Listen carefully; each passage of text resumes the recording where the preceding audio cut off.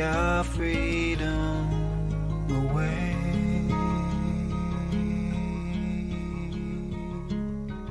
They won't take our freedom. They won't take our freedom away.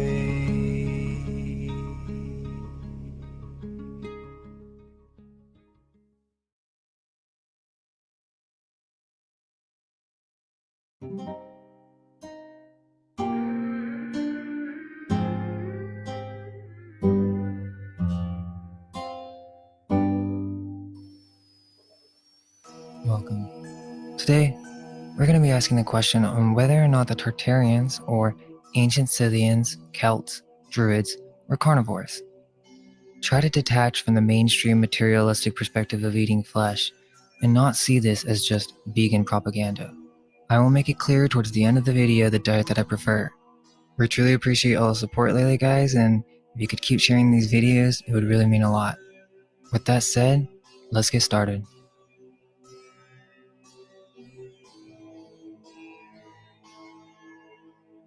First, we have to understand cosmological ideologies.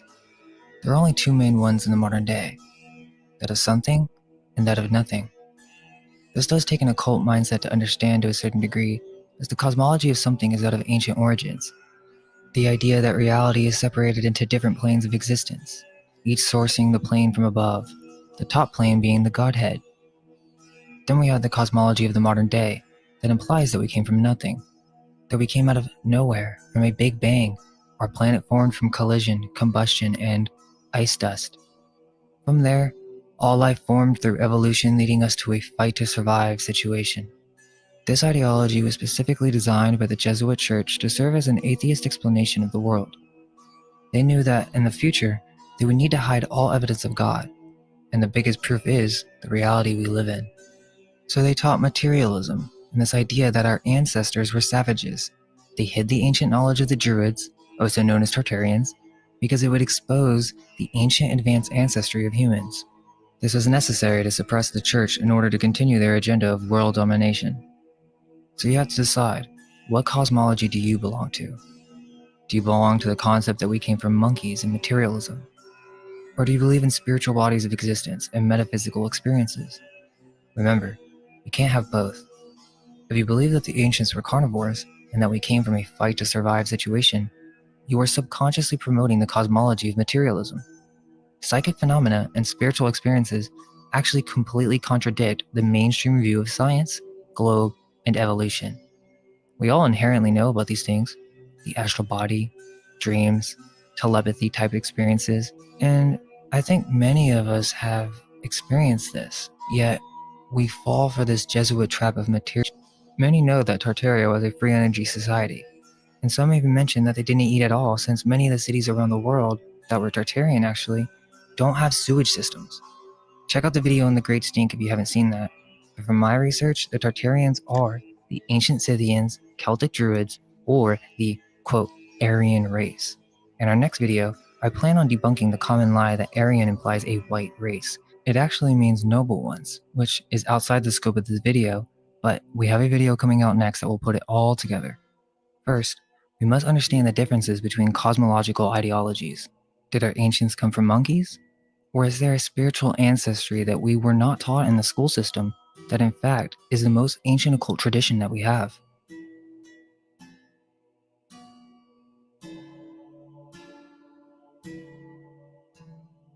A common question we get asked is, well, what about the natives around the world who hunted animals? What about all the cultures that survive on meat?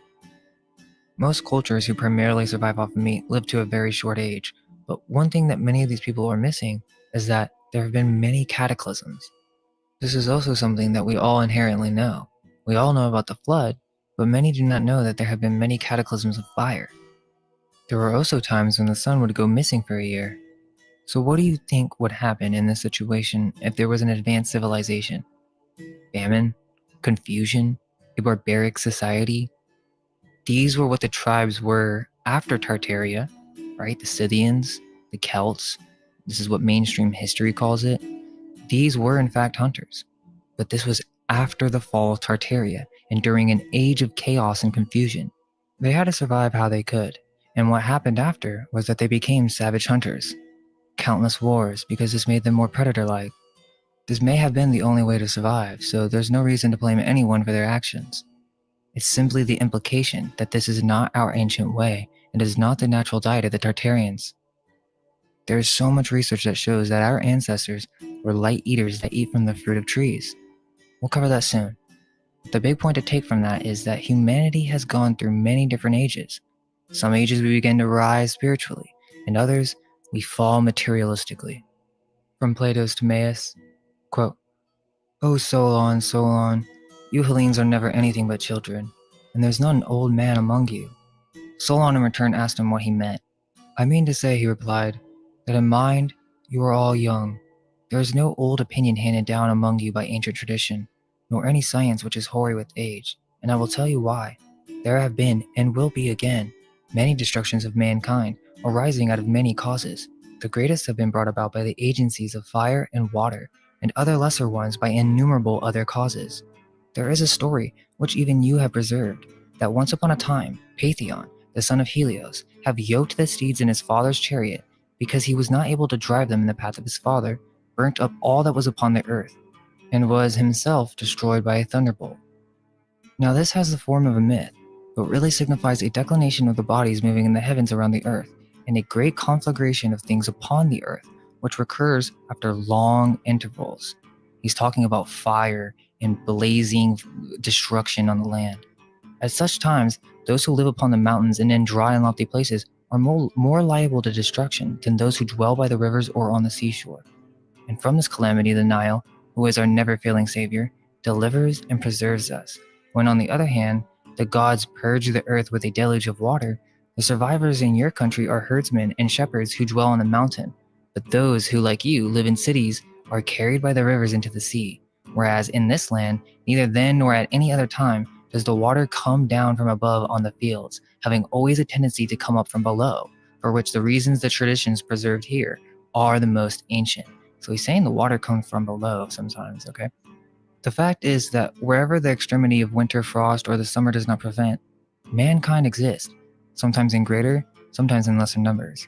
And whatever happened either in your country or ours, or in any other region of which we are informed, if there were any actions noble or great or in any other way remarkable, they have all been written down by us of old and are preserved in our temples.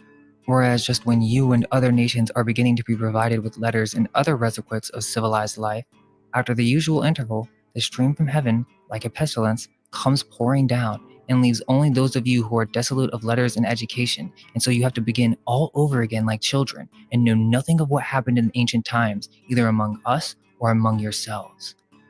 So just to break down that last part for a second, and I really recommend reading it because it paints a perfect picture about the different ages of cataclysm. He's saying that these people were basically like children. They had to start civilization all over again. This is why many cultures and many natives of many different lands basically resulted to cannibalism.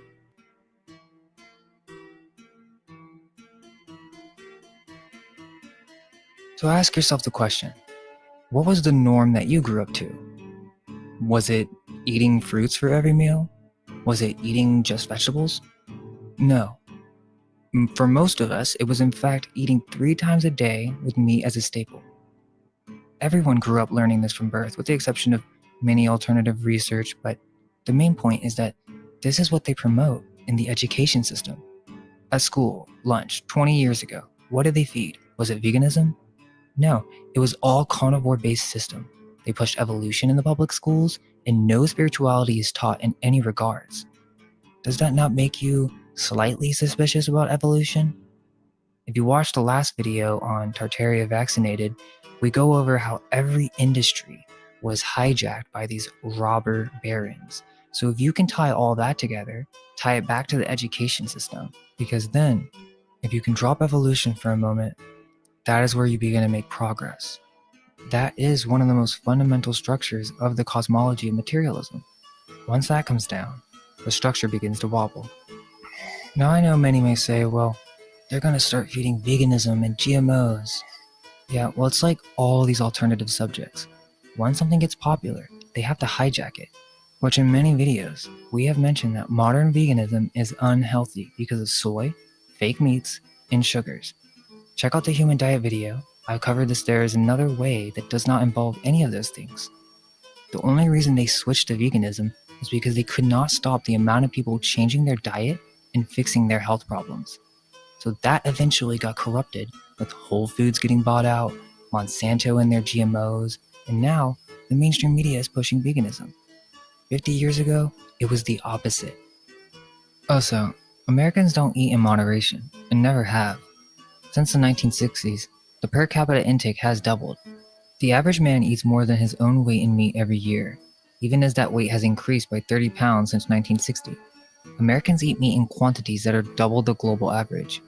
Globally, meat consumption is projected to increase by 75% over the next 3 decades. Robert Coleman Atkins was an American physician and cardiologist best known for the Atkins diet, which requires close control of carbohydrate consumption and emphasizes protein and fat as their primary sources of dietary calories, in addition to a controlled number of carbohydrates from vegetables. The commercial success of Atkins' diet plan led Time to name the doctor a Person of the Year in 2002. The Atkins diet has been described as one of the most popular fad diets in the United States. So let's be honest when we say that the mainstream promotion of diet was the Atkins diet. This only changed to veganism once people started waking up to the concept of whole organic foods. Go ahead, Dr. Ornish. Well, first of all, the last time I debated Dr. Atkins, I chided him for not publishing any research anywhere, so I think this is a good start. It's not a particularly good study, but it's a good start. I'm just glad to say that he's doing research in that there's no control group. We don't know what these patients were eating when they started. I mean, they could have been eating a diet even higher in fat when they started. There's no baseline data at all. There was no change in the LDL. And the only published study that was done of an Atkins diet was done in 1980 by John LaRosa in the Journal of the American Dietetic Association.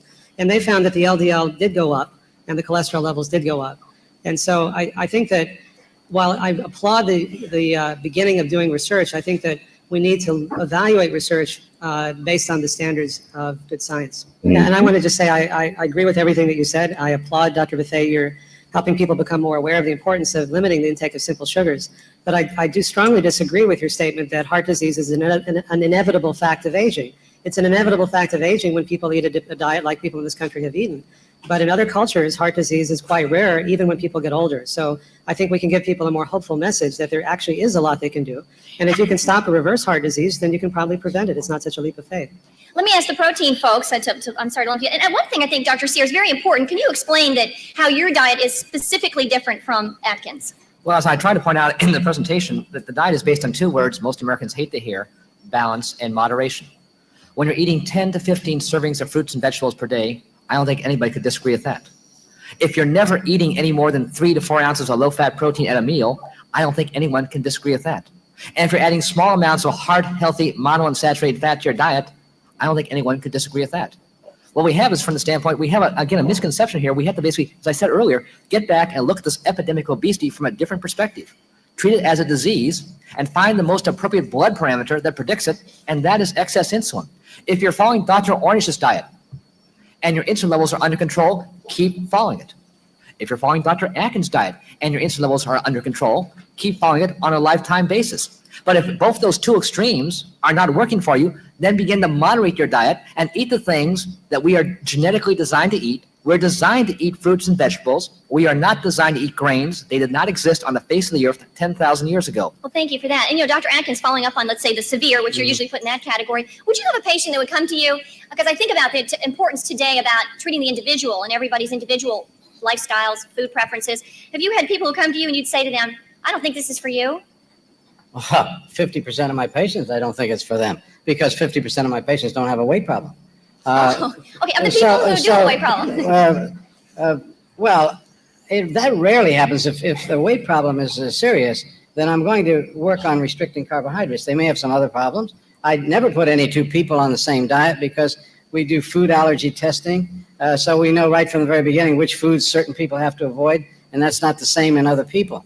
And they may come in with a different problem. I don't want people to think that most people come to me with a weight problem. Only about 10% of the people come to me. It's because I am a cardiologist. Most of the time they come to me because they were told the same thing that David Letterman heard. you got to have a bypass. Only these people weren't intimidated enough to get it right away. They came to see me, and 85% of those people didn't need a bypass after we went on our program. This is why I sort of resent the idea that people are saying that my diet is not heart healthy. If it were not heart healthy, we wouldn't be reversing heart disease and getting these people who were having chest pain on a little bit of exertion out there running and jogging a few months later.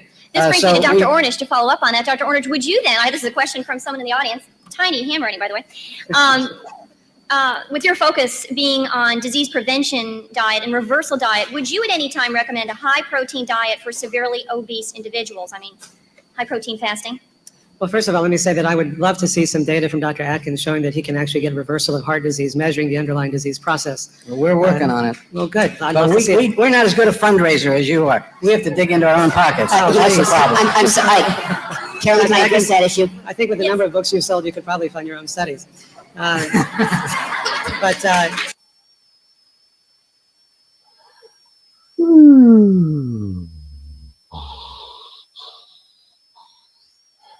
Let's see here. How's it going, everyone? Good, man. Did I miss the monologue? Nope, doing it right now. Thank you. Over the last decade, I've watched popular content creators spin in circles. Same topics, same drama, same empty dopamine hits, and somehow they call that truth. But what truth? What truth are they pointing to? What change are they inspiring?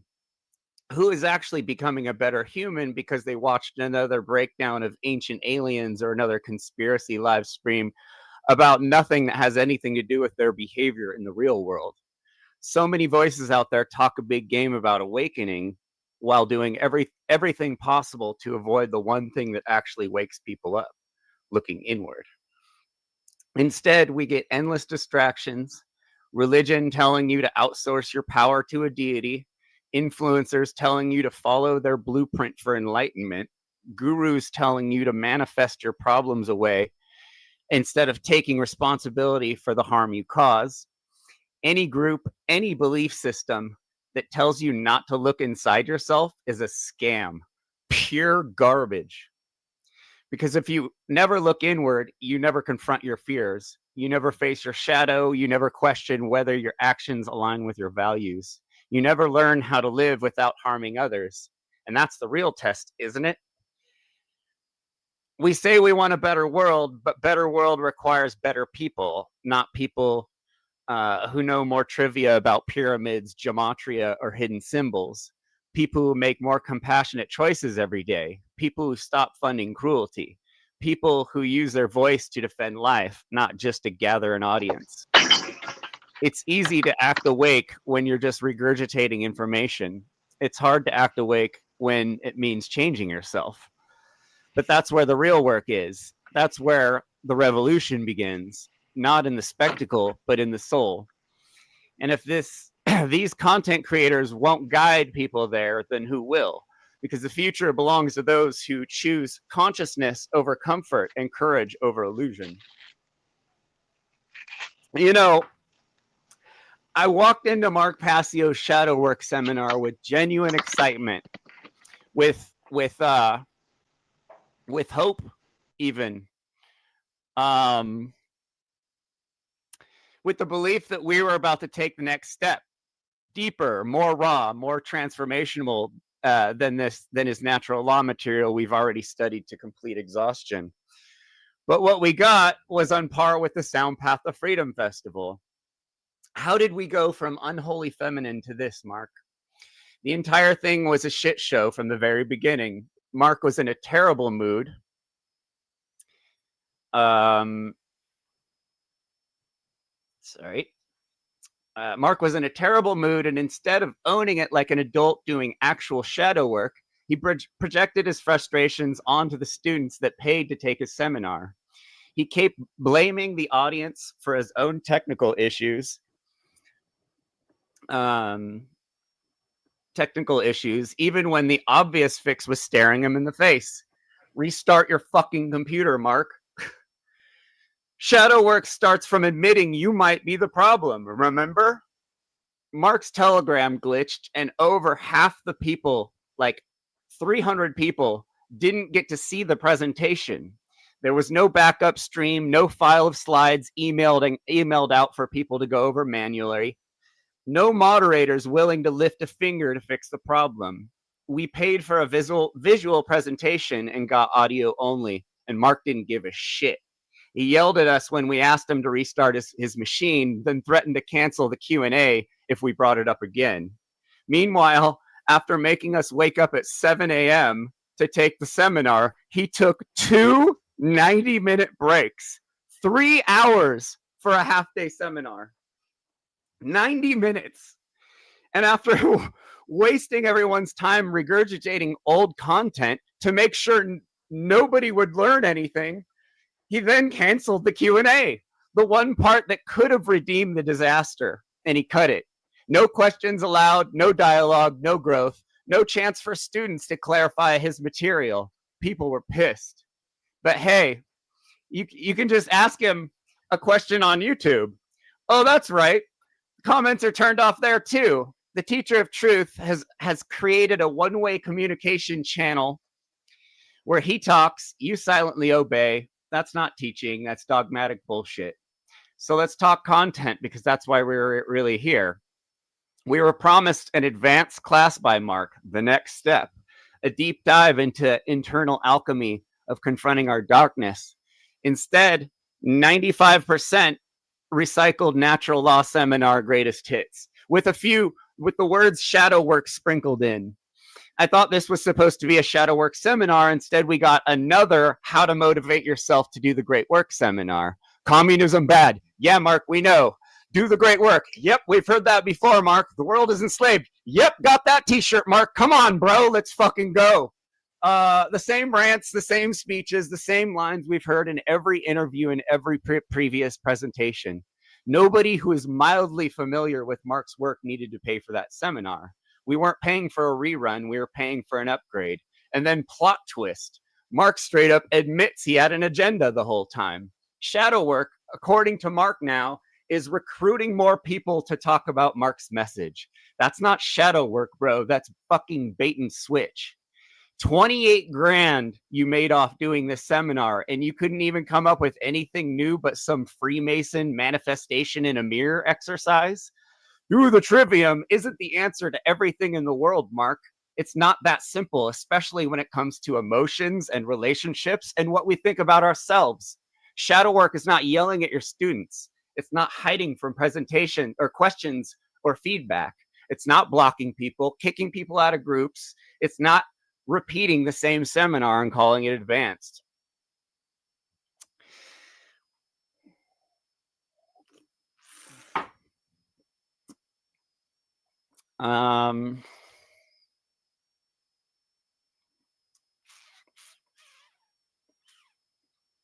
Sorry. Take a 90-minute break. I'm gonna take a 90-minute break right now. 28 grand you made off doing this seminar, and you couldn't even come up with anything new but some Freemason manifestation in a mirror exercises. Shadow work is not yelling at your students. Okay. When shadow work becomes branded requirement, a sales funnel, or a recruitment tactic for some guy's agenda, even if it's natural law, it stops being shadow work and turns into a fake ass performance. Real shadow work is messy, vulnerable, and deeply personal. It looks like admitting you don't have all your shit together. It asks you to look inward, to face your own contradictions, your fears, the parts of yourself you'd rather pretend don't exist. That kind of growth can't be outsourced to a guru or forced onto someone else's agenda without losing its effectiveness. Real shadow work is way less glamorous and way more uncomfortable. Stand still while your mind spins. When you're called out for hypocrisy and you want to attack, stand still. When you feel exposed and your brain starts blaming everyone else, stand still. When your lifestyle doesn't match your so-called morality, especially how you treat animals, and your ego starts building a legal defense in your head, stand still. Shadow work isn't about digging for exotic trauma so you can make yourself feel special. It's about noticing the violence, the cowardice, and the deception in your everyday behavior. and staying present with it long enough to change. If you won't stand still while you're, if you won't stand still while your own shadow spins, you're not doing shadow work. You're protecting your bullshit and calling it growth. We showed up ready to grow. Instead, we witnessed someone avoiding his own shadow live on stage. Mark loves to rant about people who brag that they've already done the shadow work. But the only person I've ever heard in my life who actually said that, besides Justin Padini, is Mark. And Mark, you don't want to be piled in with Justin Padini. Is this Mark projecting? Is he mad at himself because his own shadow work is collecting dust under a pile of unsold merch? Mark said this year has been the hardest of his life. I genuinely feel for him. I do. But leadership includes knowing when it's time to pause and grow, not double down and cash checks. It's becoming painfully clear that the depth of this seminar was limited to Mark's current state of mind. When someone refuses to acknowledge that others are also doing meaningful work in the world, their teachings can only ever stay stuck at the beginner level. If you're the only teacher, then no one else around you is allowed to grow. And another thing, let's be honest, Mark, you're not exactly struggling in a cardboard box like you tell everyone. These courses and seminars and whatever Manny Moneybags has given you over the last year aren't chump change. And if the goal is to push humanity towards forward, then that $200,000+ tax-free you made this year needs to translate into better delivery, not more burnout, defensiveness, and gatekeeping. A movement supposed to empower sovereign individuals should never rely on one grumpy asshole dragging the whole thing uphill alone. We don't need Papa Mark. We need a community of aligned educators, open, compassionate, honest, with the courage to grow.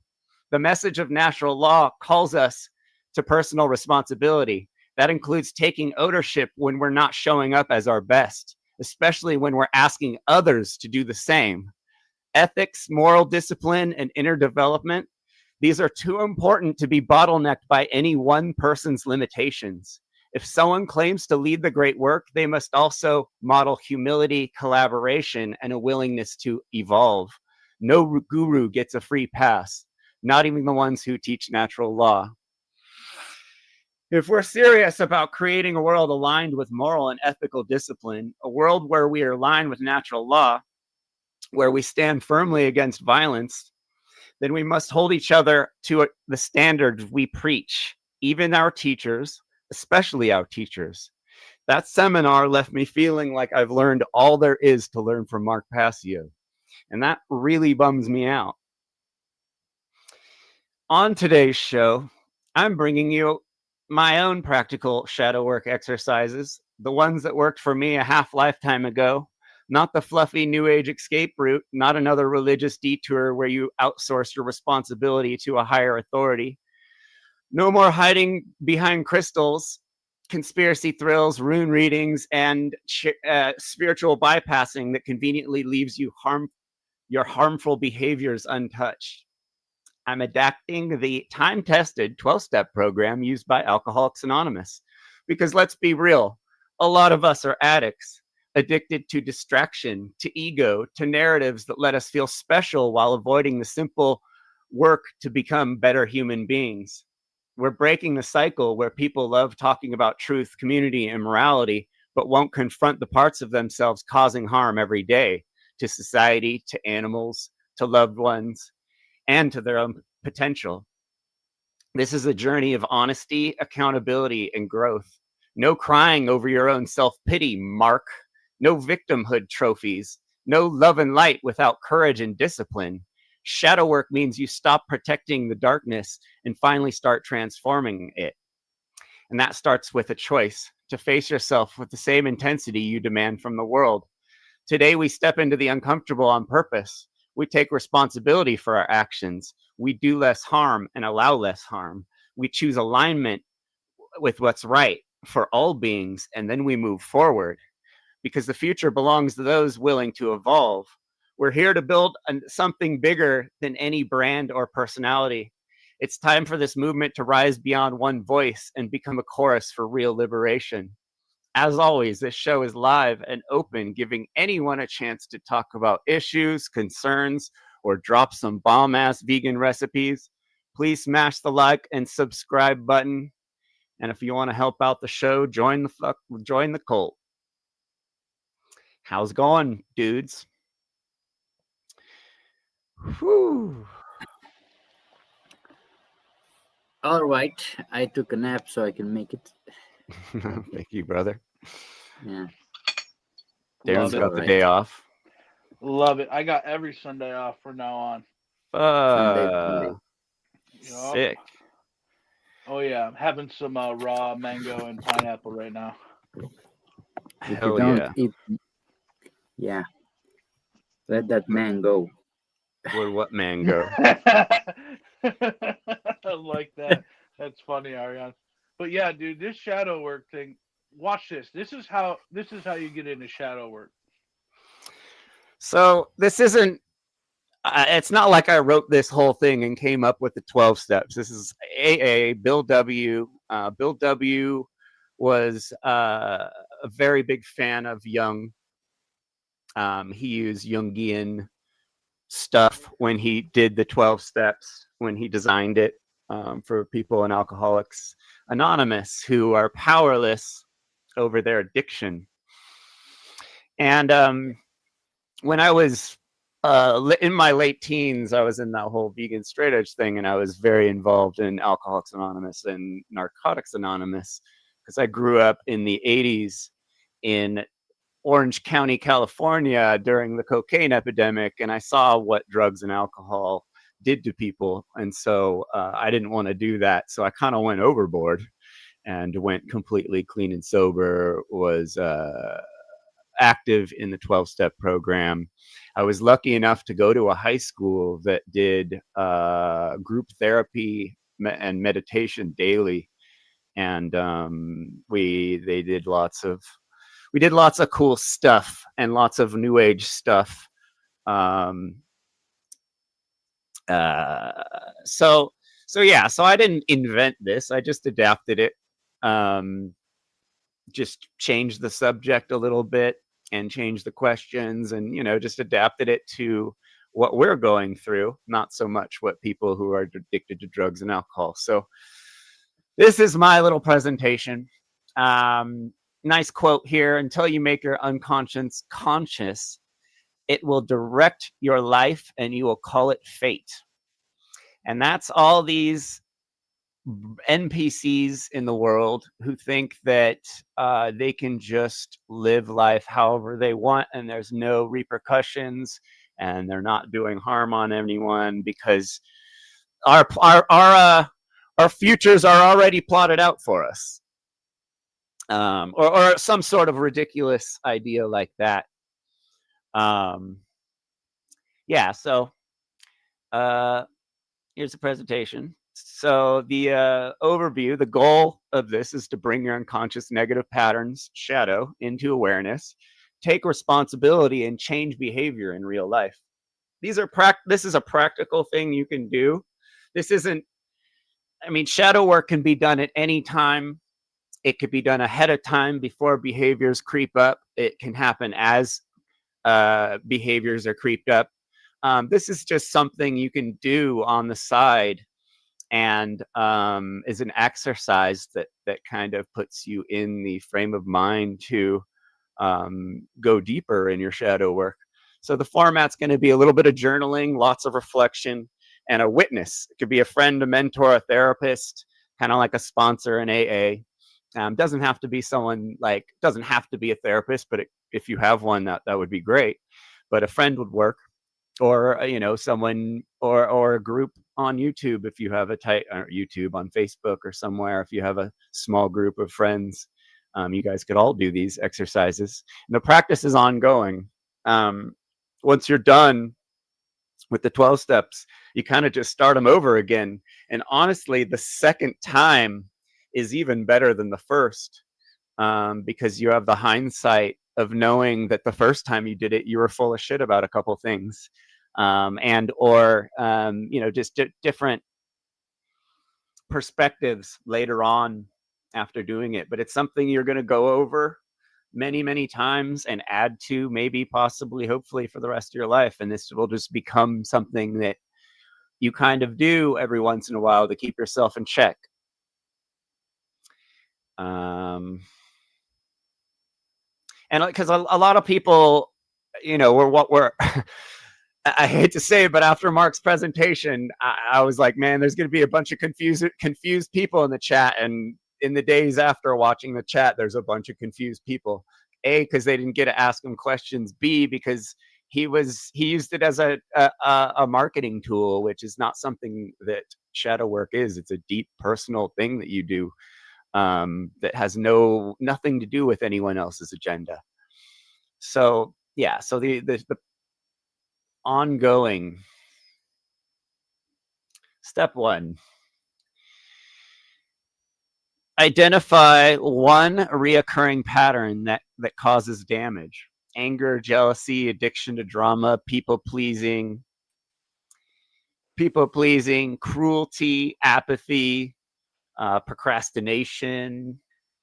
That's a big one. I probably should have added in there. You have to, and part of the step is honestly admitting that you have this problem. This is one thing that's a big hurdle for people to get over, is making excuses for themselves and their behavior and justifying it and stuff like that. What's up, guy? Hey. Hey. We're just getting into step 1. Journal entry would be, what pattern do I keep repeating even though I know it hurts me or others? And the follow-up would be, what does it cost me to keep pretending this isn't a problem? I remember in my, being so caught in bad patterns and knowing I was not getting anything good out of them, and knowing that these patterns were destroying my life, but then just continuing it to do it. So here you're mapping out, what pattern do I keep repeating even though I know it hurts me or others? What does it cost me to keep pretending this isn't a problem? What value does it give you to continue these patterns? Like, what are you getting out of it besides maybe feeling like you were right or something? Believing your own bullshit.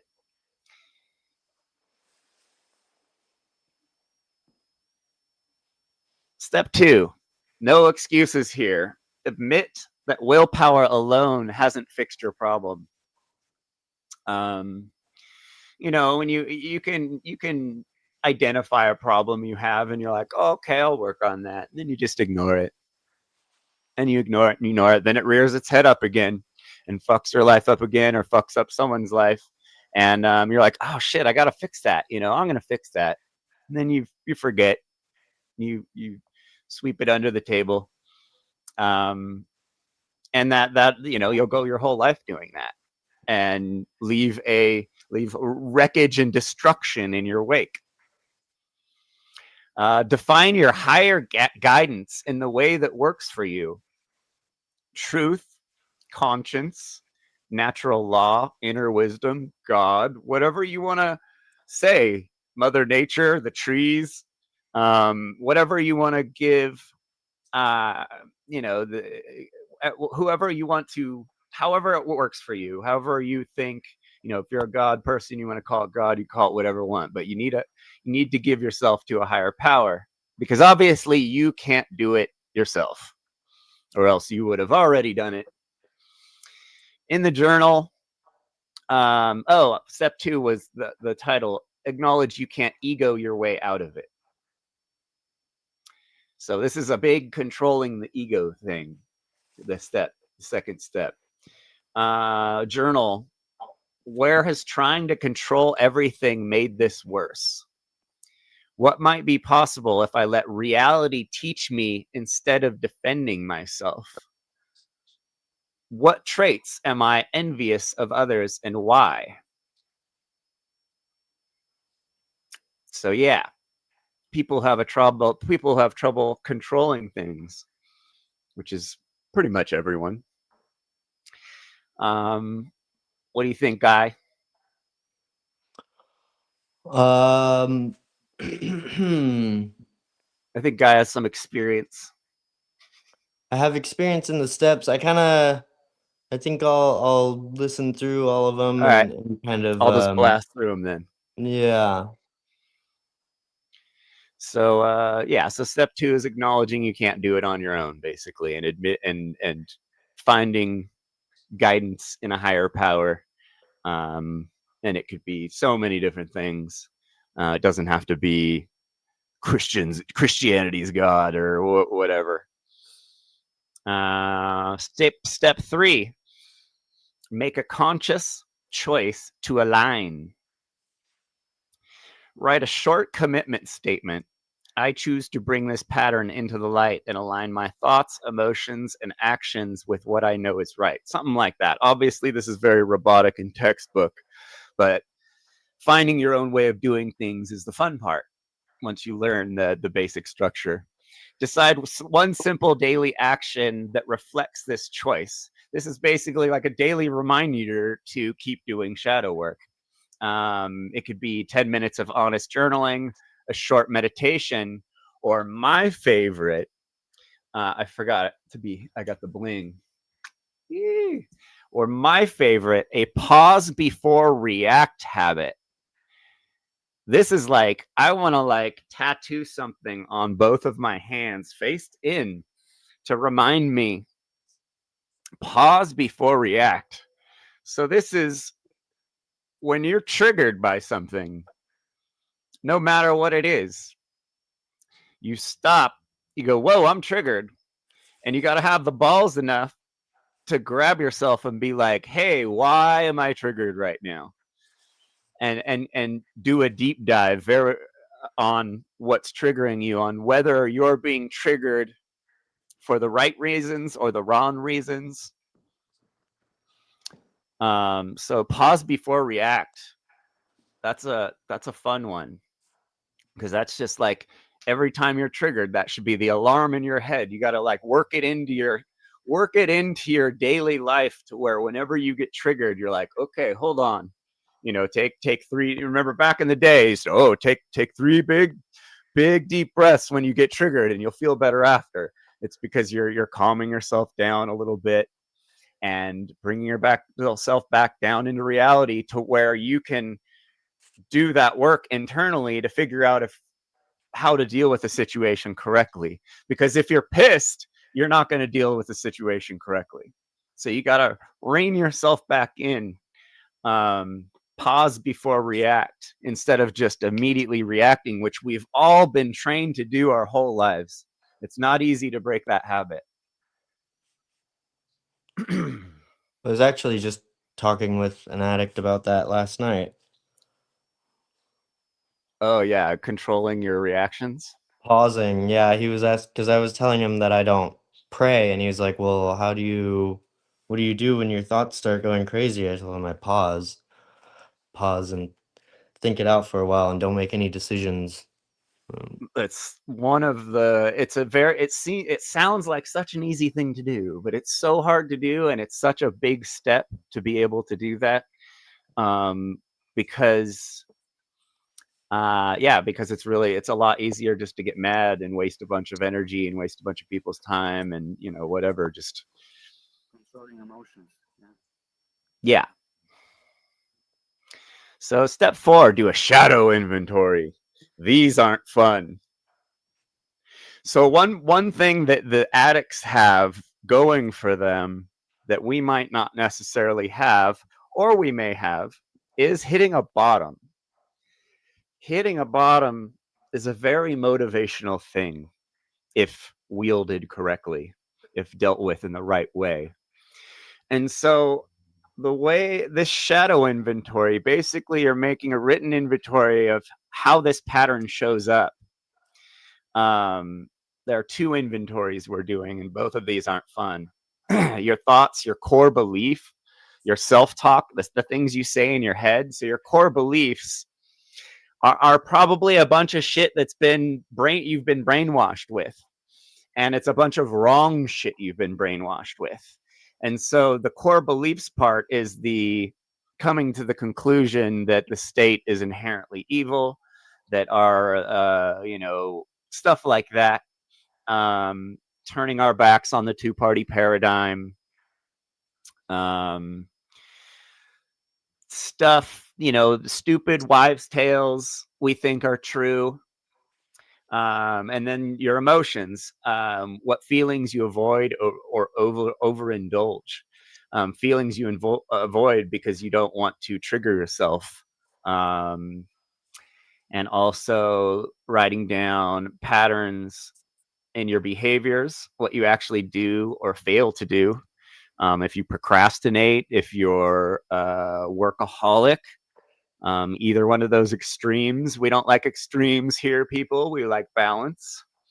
And then in relationships and how they're affected, the reoccurring themes that everyone has in relationships that are negative.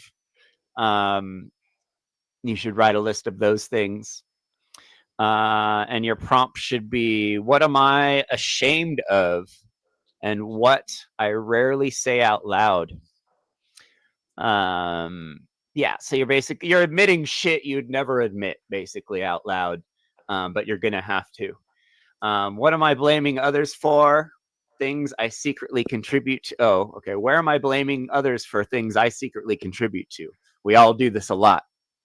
What do I accuse others of that I might be doing in subtler ways? We all do this a lot. Are you critiquing someone especially hard because that's something you do also? We do that a lot. Step 5. Share it with a trusted witness. Choose one safe, at least one grounded person or therapist, coach, close friend, and read your inventory to them. Be honest. Don't leave anything out. Resist the urge to justify. Do not fucking make excuses. In your journal, you would write, what was the hardest thing to tell this person? Or what was the hardest thing I had to admit to this person? What did I feel in my body as I shared? Did you feel icky? Or did you feel really good? What did I hear that challenged my self-image? Did you hear something that you've buried for decades or buried deep away that you've ignored forever? And is that affecting how you look at yourself?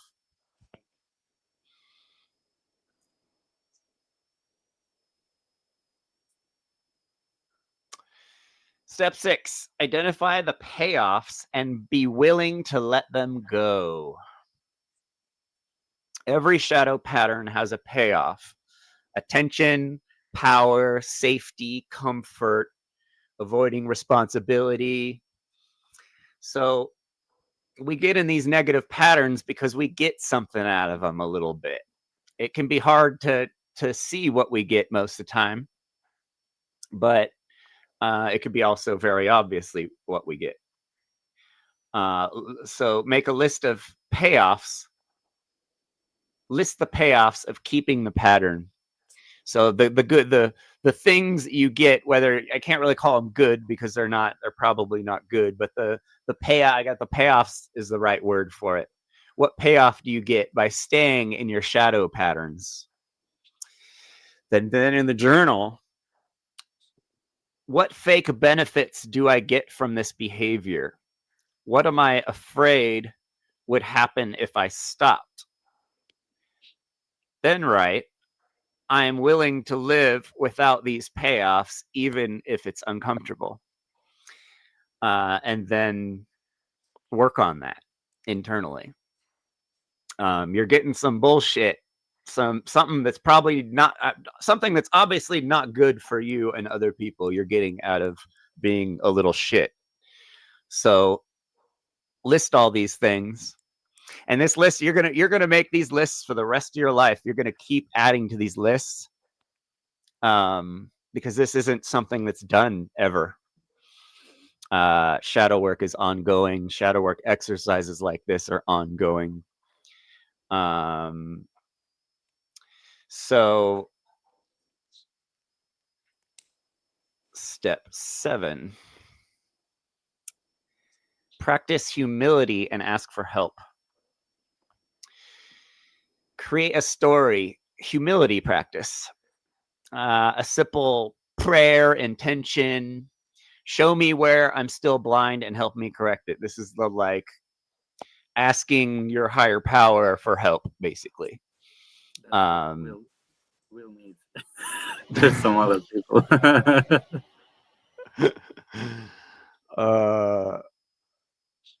Or a daily question to a trusted person. Did you notice this pattern in me today? That's like if you go through your day and you feel like a negative pattern rearing its head, and you have the balls enough to mention that to your partner, most likely, and be all, hey, did you notice I was being kind of, whatever, or did you notice I was doing this? You're basically calling yourself out, and you're calling yourself out to someone who you care about, in a good way, in a positive, healthy way. Pattern recognition, huh? Yeah. So in the journal, where do I still think I'm above criticism? Ooh, tough one. What feedback have I ignored because it hurt my ego? So we all think we're the shit, and we aren't. We're all still pieces of shit still. We're all still scum. We all still aren't ready to handle freedom if we were actually handed it.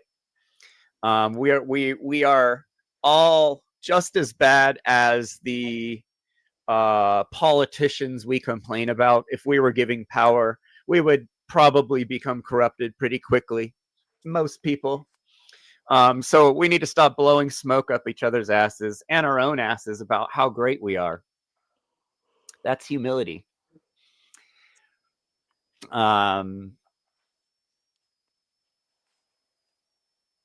Step 8. Map your harm. This is a tough one. This is the toughest one, huh, guy? This is the one. Depends on who you talk to. Yeah. Well, I suppose so. Well, This would be a tough. This is yeah. So make a list. People you've hurt. Ways you've harmed yourself. Wait. People you've hurt. Ways you've harmed yourself. Ways your pattern have contributed to harm in the wider world, in your community, to animals, the environment, culture, society.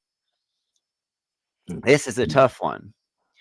For each note, what I did, how and didn't, or what I did or didn't do, how it may have impacted this person. This, I mean, for most people, I'd be surprised if people were all, oh yes, step 8's easy. Like you'd it's a lot. You've been alive a long time. Most people, I don't know. I've met a lot of people in my life. So step 8, map the harm. Step 9, design real world amends. For each person situation on your list, decide to give them direct amends, which is apologizing, which is changed behavior, but it can be a gesture of, hey, I'm going to change things.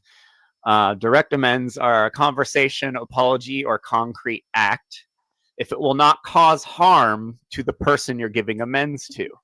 That is a rare, very important part of making amends. Some people may not want you in their lives again, and they don't want to rehash shit from the past. And you leaving them alone is more amends than selfishly. I mean, selfish in a way of you're doing your steps, and you're just like, I need to do my steps, so I'm gonna apologize to everyone and just go apologize to anyone and not think about it, you might be causing more harm to these people, bringing this shit up again. So you have to decide whether it's direct or indirect. Indirect amends, changing behavior going forward when direct content isn't possible or wise. So if it's not smart to hit someone up and apologize for some shit that happened 15 years ago, just change the behavior. Make sure you fix that. You've changed the behavior looking forward.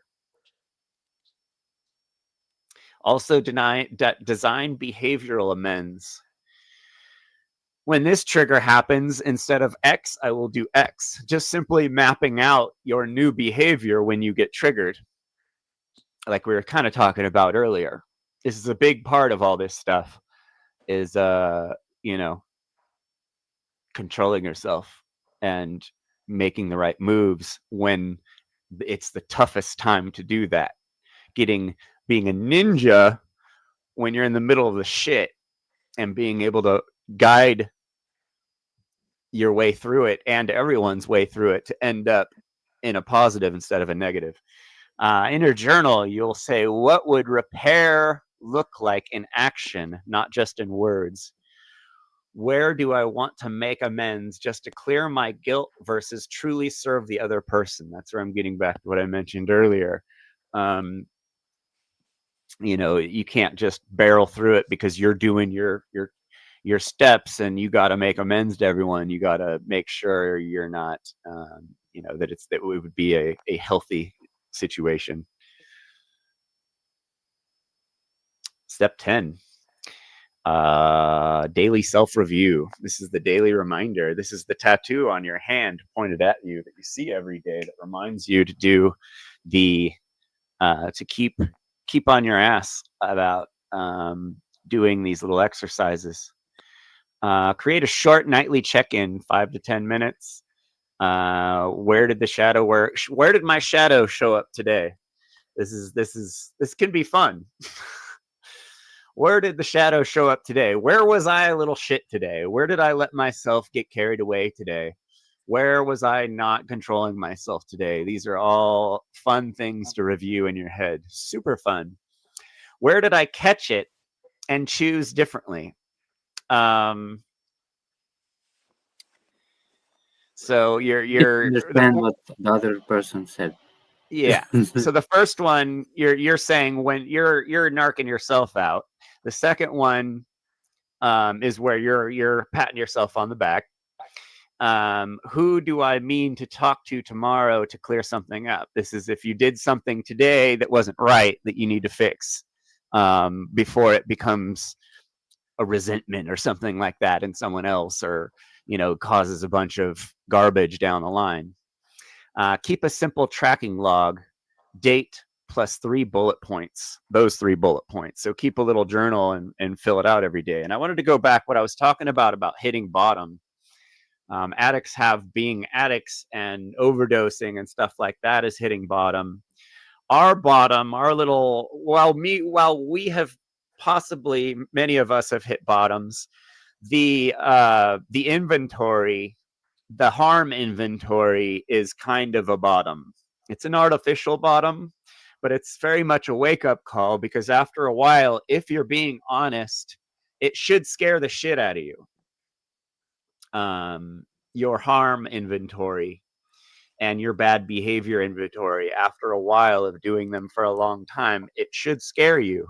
And if you think you were a great person, you know, after you're honestly doing your inventories for a while, you might be like, okay, so I need to fix some stuff, because I've blown smoke up my ass for a long time thinking I'm this great person, but historically I haven't been.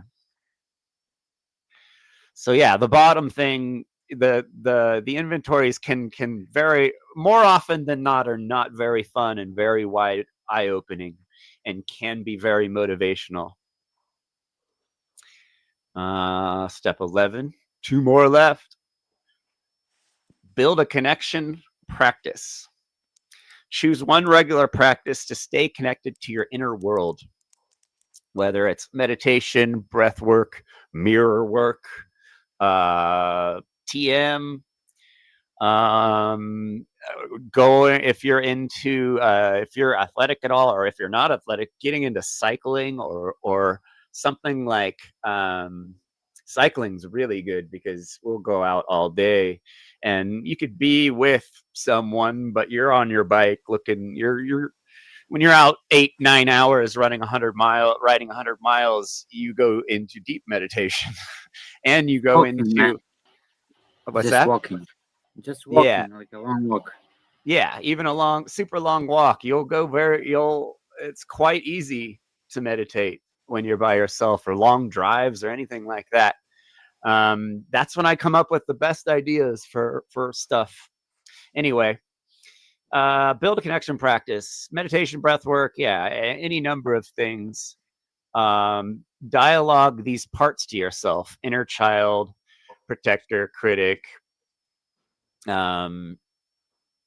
So you're basically going to be talking to yourself in your head and dealing with whatever part of yourself is rearing its head. Somatic check-ins: where does this feel like in my body? How is this making my stomach hurt? Like, is it making this feeling in my chest? Is it causing my heart to pound? Am I getting a headache? Is it stressing me out? Is it raising my anxiety? Prompts will be: what is this feeling trying to protect me from? Is this shadow could speak? What would it say it needs? Ask your shadow, what do you need, man? What's going on? Like, what's missing? So many people suppress so much stuff. We are such a suppressed species, and we do a lot of the suppressing to ourselves.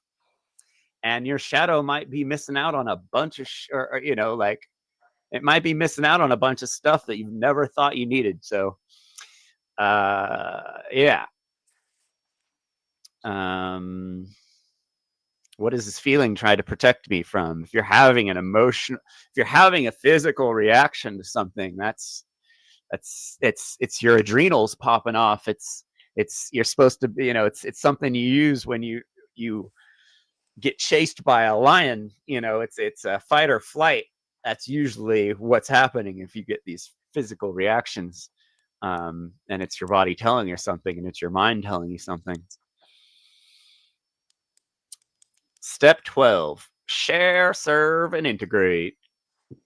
So this is obviously at the end because it's what you're supposed to do after you do all the stuff in the beginning, which is the internal stuff.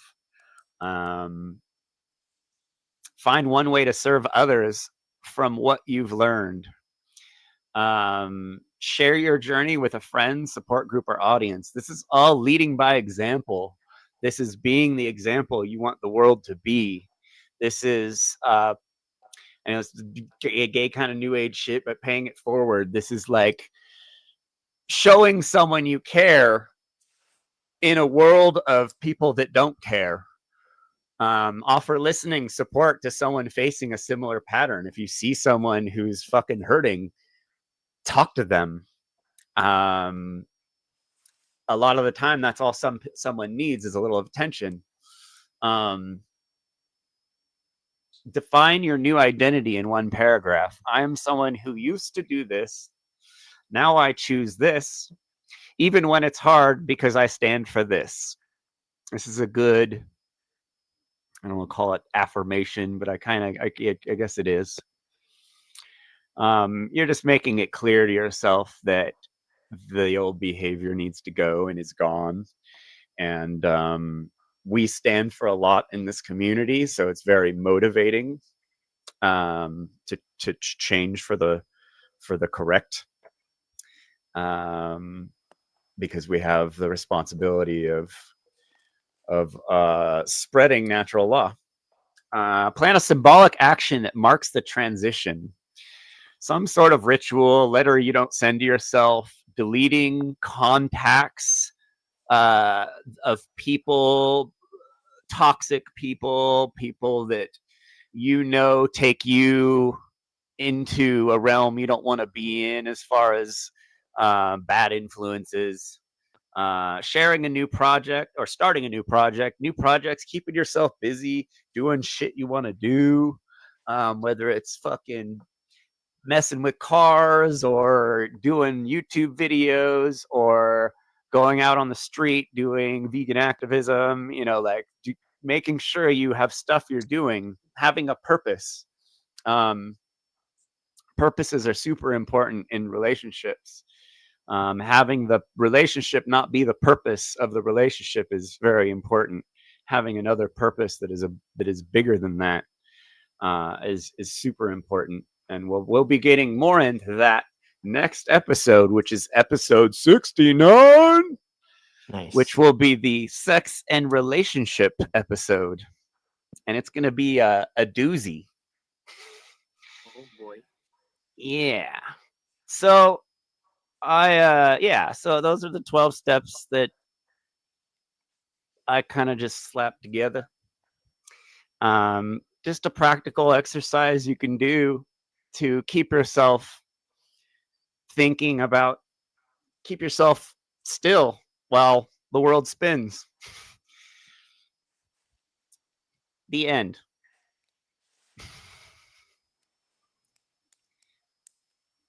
So yeah, so what's your experience, guy? I don't want to break your anonymity, but you kind of already did. Yeah, I am an addict. I've been clean for about 7.5 years. I I only have direct experience working the first 6 steps, so I want to like not be Yeah. trying to not be claiming to have any firsthand experience past that point, but I do have a lot of secondhand experience and have talked extensively with other people with more time and experience than myself beyond step 6. Um, I would say I wrote down just a couple like notes or questions. Yeah. So in Narcotics Anonymous, a lot of the first, I'd say like the first four or five steps helps you identify patterns. We would call them like character defects. Yeah. And so my question would be kind of like, how would you, since in this thing that you've written here, you're saying in step 1 to have a pattern in mind already that you're trying to apply these to. So I'd kind of just wonder how you would go about identifying that in the first place, because a lot of us are in denial. Yeah. Well, I think most people that are here now doing what we're doing, running in our circles, kind of have an idea of what's going on. But that is, but not necessarily, because there are plenty of people that are full of shit and in denial, and that's kind of a big part of this show has been dealing with the people that are full of shit and in denial. Adrian, what's up, brother? What's up? There is really no way. You'd have to just be honest with yourself. And that's where the petty tyranny and the forced shadow work, you could kind of, there's a little bit there, but not much. I know Darren doesn't like it, and I kind of understand what he's saying. But like if someone has an obvious bad pattern, you could just fucking tell them, Right. if they don't get it, you could just tell them. And whether or not they believe you is like, at least you told them and brought it up to them, and at least it bounced in their head for a second if they don't believe you. But some people are completely oblivious, and sometimes they just do need to be told, hey, you're fucking up, right? But yeah, that's the tough one, and it's holding yourself responsible. It's really wanting to do what you need to do. And a lot of us have serious fucking trauma. Holy shit. Right. And that's why we're into this shit, is because we want to figure it out. you know, and like the craziest people tend to have like the best insight. Thanks. Yeah, my issue with foreshadow work is that Mork, you're talking to an audience who is traumatized, and you are not doing forced shadow work. You're exploiting their traumas to basically force them to follow you. You know, this is like drill sergeant type shit. This isn't Pretty forced whack, growth. bro. This is he goes overboard with it. So then it becomes insulting and demeaning, and basically, like, when people already have issues they're trying to work through, maybe these are shadow work topics that they need to work through. Then you come off with more intensity than is required, and the natural tendency to defend oneself takes over. So you're even failing at the fucking trivium, Mark, by saying they need to feel so bad, they need to feel so miserable, they need to be in the valley of despair. No, Mork from Orc, incorrect.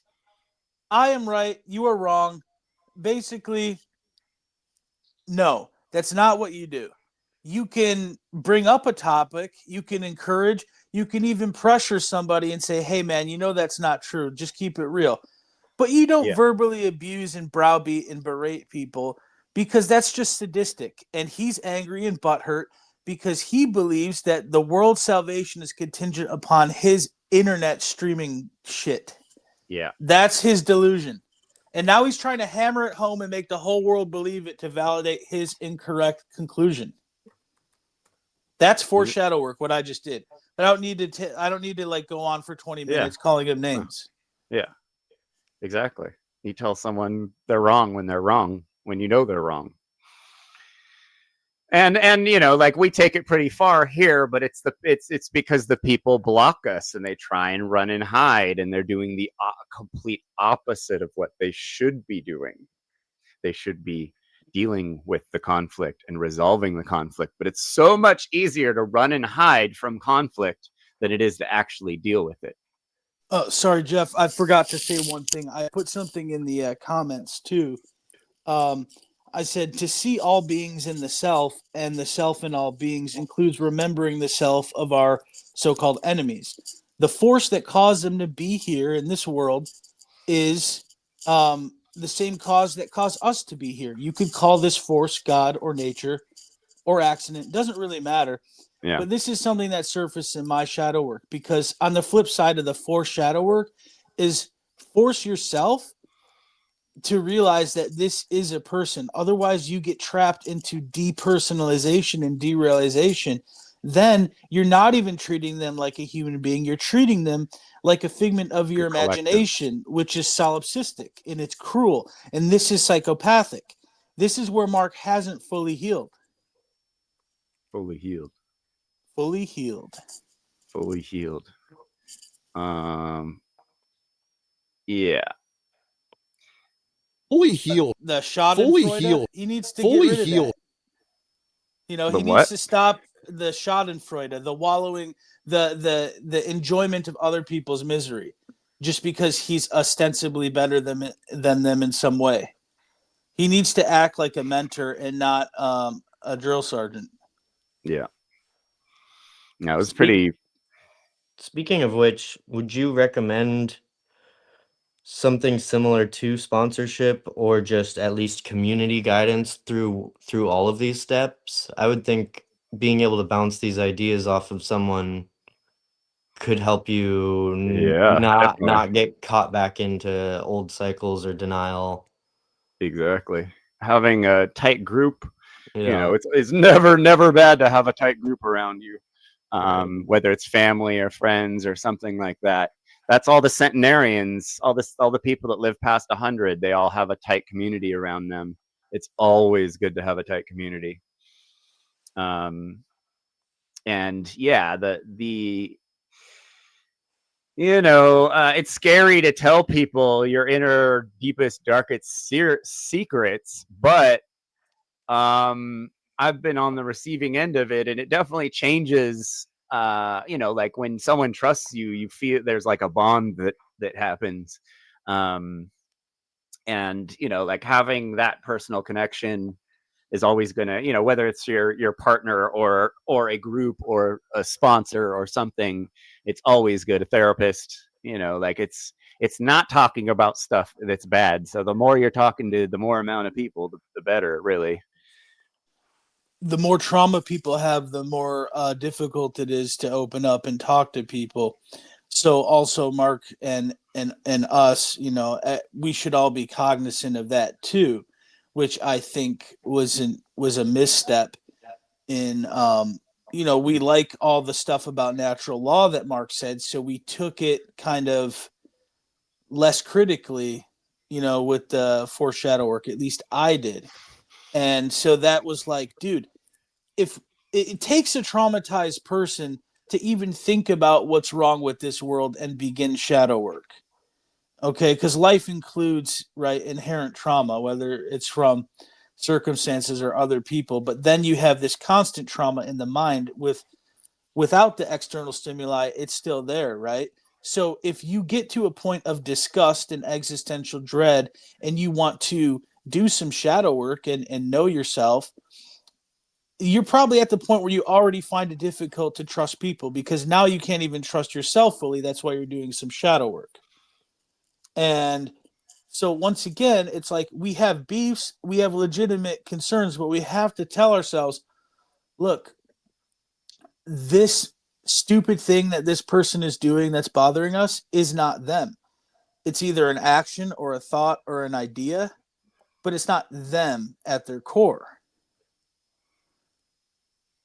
So that's where I feel like Mark has kind of just shit the bed on compassion. Yeah. I was pretty shocking the other day.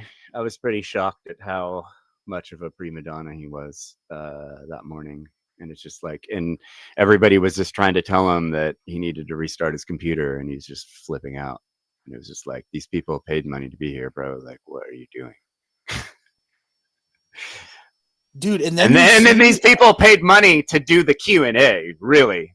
Like we'll get the course for free eventually, but like they wanted to get the Q&A and talk to Mark, and that's half the reason you do any of his courses. So he took that part away because who knows, like it was pretty wild. But that's not someone doing shadow work doesn't react that way. What he's doing is that Anton LaVey shit, where he knows what people want to hear and he's milking it. Yeah. And if he's not cognizant of that, maybe he should pull up a chair. This is vegan group therapy. He's welcome. Yeah. And it's funny because like his 3 moderators didn't have the balls to just tell him he needs to restart his computer. Like everyone around him is horrified. That's why they're his moderators. That's why they're his moderators, because they won't question him. They won't even talk to him. They'll just do nothing and just be the moderators and do it however they want. We know this. Mark doesn't pay attention to any of the personalities around him because we saw this. A perfect example of this with the whole Slav situation. Like, bro, your boy's going around town telling everyone he's best buddies with you, and he's spouting racist shit on podcasts. Like, you might want to talk to your boy. And no response. Yeah, is like racism and then there's Jerry, the worst thing happening to the fucking natural law movement right now. Jerry infiltrating everything and controlling everything with her toxic shit, and he doesn't give a shit. You know what? I'll actually just give my spin on that is that it's actually not the worst. It's somebody who really wants to be involved with things, who really needs support, and then the support network bullshitting themselves and everyone else and not reaching out to help.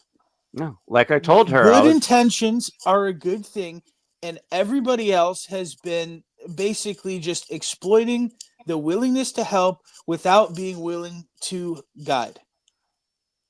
Yep. And that is a tragedy. And I decided, since Mark's not doing it, I'm going to make amends. I'm going to apologize for being a dick. And then I will patiently explain myself if it takes 10 years, because I'm not Mark and I don't have to hide from people I disagree with. Guide your students, Mark. It's just fucking whack. Exactly. It's pretty whack, bro. Like, I want us to all become our best selves. You know what I mean? Yeah, I don't want. That's why I do this. Everyone's like, "Oh, you're shitting on Mark and you're trying to destroy the network, Jeffrey." And it's like, dude, I'm trying to make y'all better. It's already destroyed. We want it to actually live. And, you know, I don't want to break anybody down. And I'm guilty of, you know, being a little fucking twisted with it and enjoying the stuff. And, like, that's why I don't agree with Mark's exact method of that. Yeah. Yep.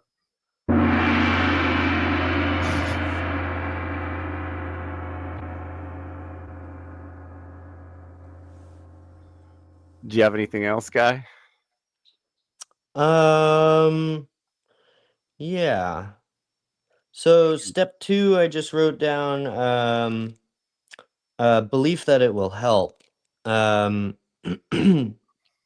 You have acknowledge you can't ego your way out and define your higher guidance. I think that that's a big part of it. I think the only other part that's really essential, at least in like the NA steps, would be coming to believe that whatever this higher guidance is that you're going to rely on can truly help.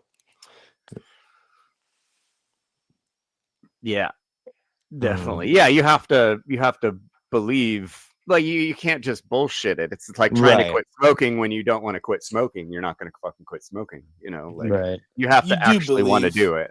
Yeah. You do believe, otherwise you wouldn't be trying to quit if you knew it was impossible. Yeah. Yeah. Well, people that like tell them, "Oh, I'm gonna quit someday," you know, and they're like, "Oh, it's too hard," or like the carnists that have the really dumb excuses. What was the guy's excuse in the chat the other day was, "Oh, it would take me so long to transition from carnivore to vegan that," and it's like, so that that's your excuse why you're not doing it, because it would take a long time, like.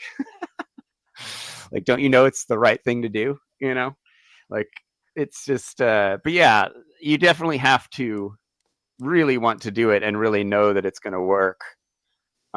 Because, and that takes humility and that takes, humble. You have to be humble. You have to be like, you know, I'm not the shit. I'm not the center of the world. I'm not the center of the universe. You know, I do need help from something, and you can't necessarily get help from another human because humans are fallible. So it needs to be a higher power, something you can't control, something that controls us. And like I said, that could be anything. Natural law, you know, that's our shit right there. We know natural law exists. We know we have no power over it. We know it doesn't give a shit about what we think about it. It's just there. And aligning yourself with it is believing that if you're in line, everything's going to be okay. If you work on it and keep working on it, it's a goal. Yeah, the first 3 steps definitely are like grouped together to almost to where they're like one, kind of the same. Yeah, they're almost, I mean, it's all part of the same process. Like, you have to admit to yourself you have a problem. You have to admit that something other than you can fix it, and then you have to dedicate toward continuing to do the work. And then if you do, like for step 3, I wrote down a part of showing that you've turned your will in your life over. A big part of that is just continue to do the work. Go to step 4. Like if you're working step 4, then you've probably successfully worked step 3. Like, yeah, the stopping of the work is the problem. Right. And when people, I've noticed with celebritarians, these guys that get famous in the libertarian movement, is that once they get enough people around them, they stop.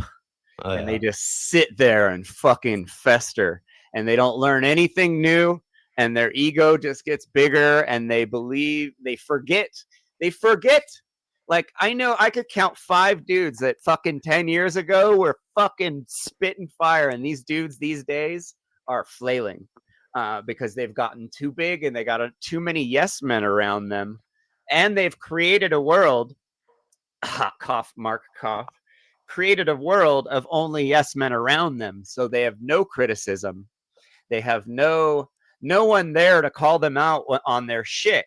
And they think their shit don't stink because they've done whatever videos that got a bunch of views, and they've had 1 million people tell them that they're awesome, and they believe that they don't have to fucking grow anymore, and they don't have to continue on and, you know, continue on into the future of continuing to grow. They just think they could just stay in this position. And that's kind of a lot of what we're dealing with these celebritarian guys, that, you know, everyone looks at these guys as leaders because people still haven't figured out that they're the leader. And so these guys get popular because they made a couple videos, and it gets to their heads, and they just stop growing, and they get grumpy. And it's like a dry drunk guy. It's like someone who goes sober that doesn't go do this. It's literally a dry drunk. Right. Literally Right. a dry drunk. Like someone Well, who does and the steps but stops drinking but doesn't do the steps, and they just fester and get fucking pissed, and they're just angry at the world. And it's like, dude, you got to do your shit. well, gotta you do see your it. shadow You work. see it too in like in the celebrity, like political commentators, people who claim to be on the libertarian side, get a certain amount of notoriety, and then all of a sudden they get people reaching out to them from an established party that has some Yeah. power and influence, and now all of a sudden, like, people Co-op. like fucking Dave Smith is indistinguishable Oh, from geez. just He's a awful. fucking MAGA retard. Yeah, I mean, it's just, yeah, Well, money corrupts everyone, and yeah. especially YouTube channels corrupt people, Mhm. because you have to pander to that group, or else they leave you and you don't have money anymore. Right. So you lose your original mission once you get this popular. And then especially the money thing. Once money's involved, it's all fucked. Like, fucking Mark only gives a shit about money right now. He's just doing nothing but this media seminar that's like horrendously outdated.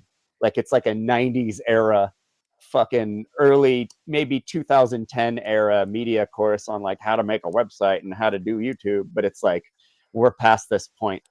And he's charging $500, and 250 people are showing up, and he's just pounding them out. And he's not doing, like, this shadow work thing he did. It's like he sold all the tickets to it, but he didn't have a presentation, and just slapped something together. And it was like such a low effort, especially like for us who are like, we've been into his shit for 10 years. Like, we need, like, if he's gonna, like, we'd like something better than this, just endlessly yelling at us for not doing great work. Like, we get it. You think we're scum. We get it. Like, can you give us something more than just this basic fucking shit over and over again?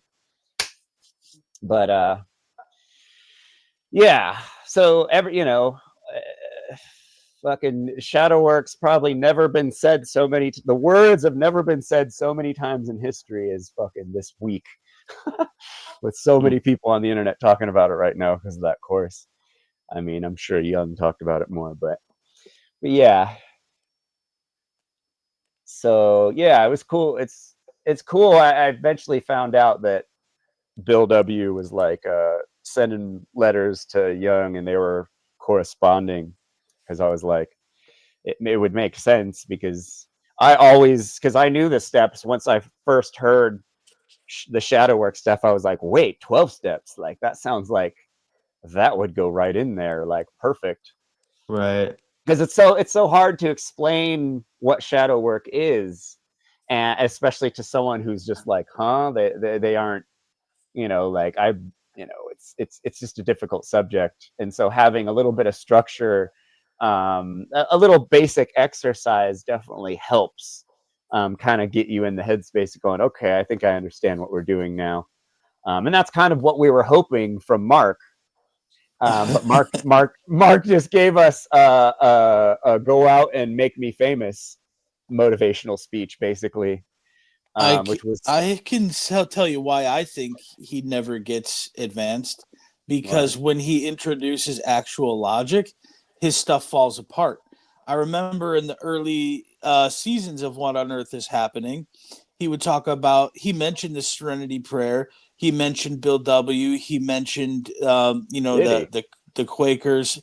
Yeah, I've listened to every episode and every presentation he's ever done, and he really grinds my gears, because when I download the books that he posts links to, and then I go through all these books, or I have been going through them since 2005, because I used to live in the metaphysical sections of the library, and I'd skip school and go to the public library so I could study what I wanted to. And Mark is flat out lying, dude, because he's either lying about mixing having read stuff. them. He's lying about having read them, or he's lying about their content, just as Punchosaurus said in the comments. He either is lying about having read them, or if he has read them, then there's no other conclusion that he's lying about the contents, because he goes, well, this means this, but people misunderstand it. No, Mork. I've read the author's words, and I've read letters from Aleister Crowley to other people clarifying what he says. The Thelema is trash. It's not the man, it is the message. The man also was trash, but regardless, the entire thing is trash. Well, it's like the eighth principle thing. Like, he wants to rewrite all this stuff as his own. He wants to mix all this shit together. Yeah, because that Michael Tessarion grift bullshit. Well, I'm going to mention some etymology. Look, government doesn't mean mind control. I can tell you this for a fact. For a fact. Gubernare in Latin, from Greek kubernos, which means to steer or pilot, and then ment from the Latin suffix meaning measurement of, or quantitative, like resentment. It doesn't mean resending your mind anywhere, dude. That's a fake ass etymology. Okay, go get an Oxford dictionary. This is a grift, a hustle. This is entrainment. This is cold reading. This is the bullshit psychics do. This is entrainment. We both agree that you're wearing a shirt, Jeffrey. And since we're on the same page, I also want to let you know that we're both we're both 7 feet tall, right? Because we're supposed to agree now, and we're gonna agree and add, like kayfabe, like world, championship wrestling. He's gold dust, dude. He just wants money. He does, especially this year, especially now. He made $500 a person. So 2 seminars, $500 a person, 200 plus people signed up. And then 70 times, and then 450 this month, 450 times 70. They all add up to $250,000. Look at that. Mark, 70 is a biblical number for a group of people, and then it adds up to 9. Look at the divisor and look at the product. The product, that number adds up to 9. It's all about Mork. It's always has been. I'm a warrior. He's crying in his videos about being broke and being a broken warrior. Crying. Yeah. Yep. That's the only thing we see. We get emotion out of Mark. That's not anger. People never do that, Mark. Cut the shit. Jesus Christ. I'm a warrior. Why? Because you left a satanic death metal band? He was you decided too cool for Satanism, and now he's a victim. Yeah. What? What did he say?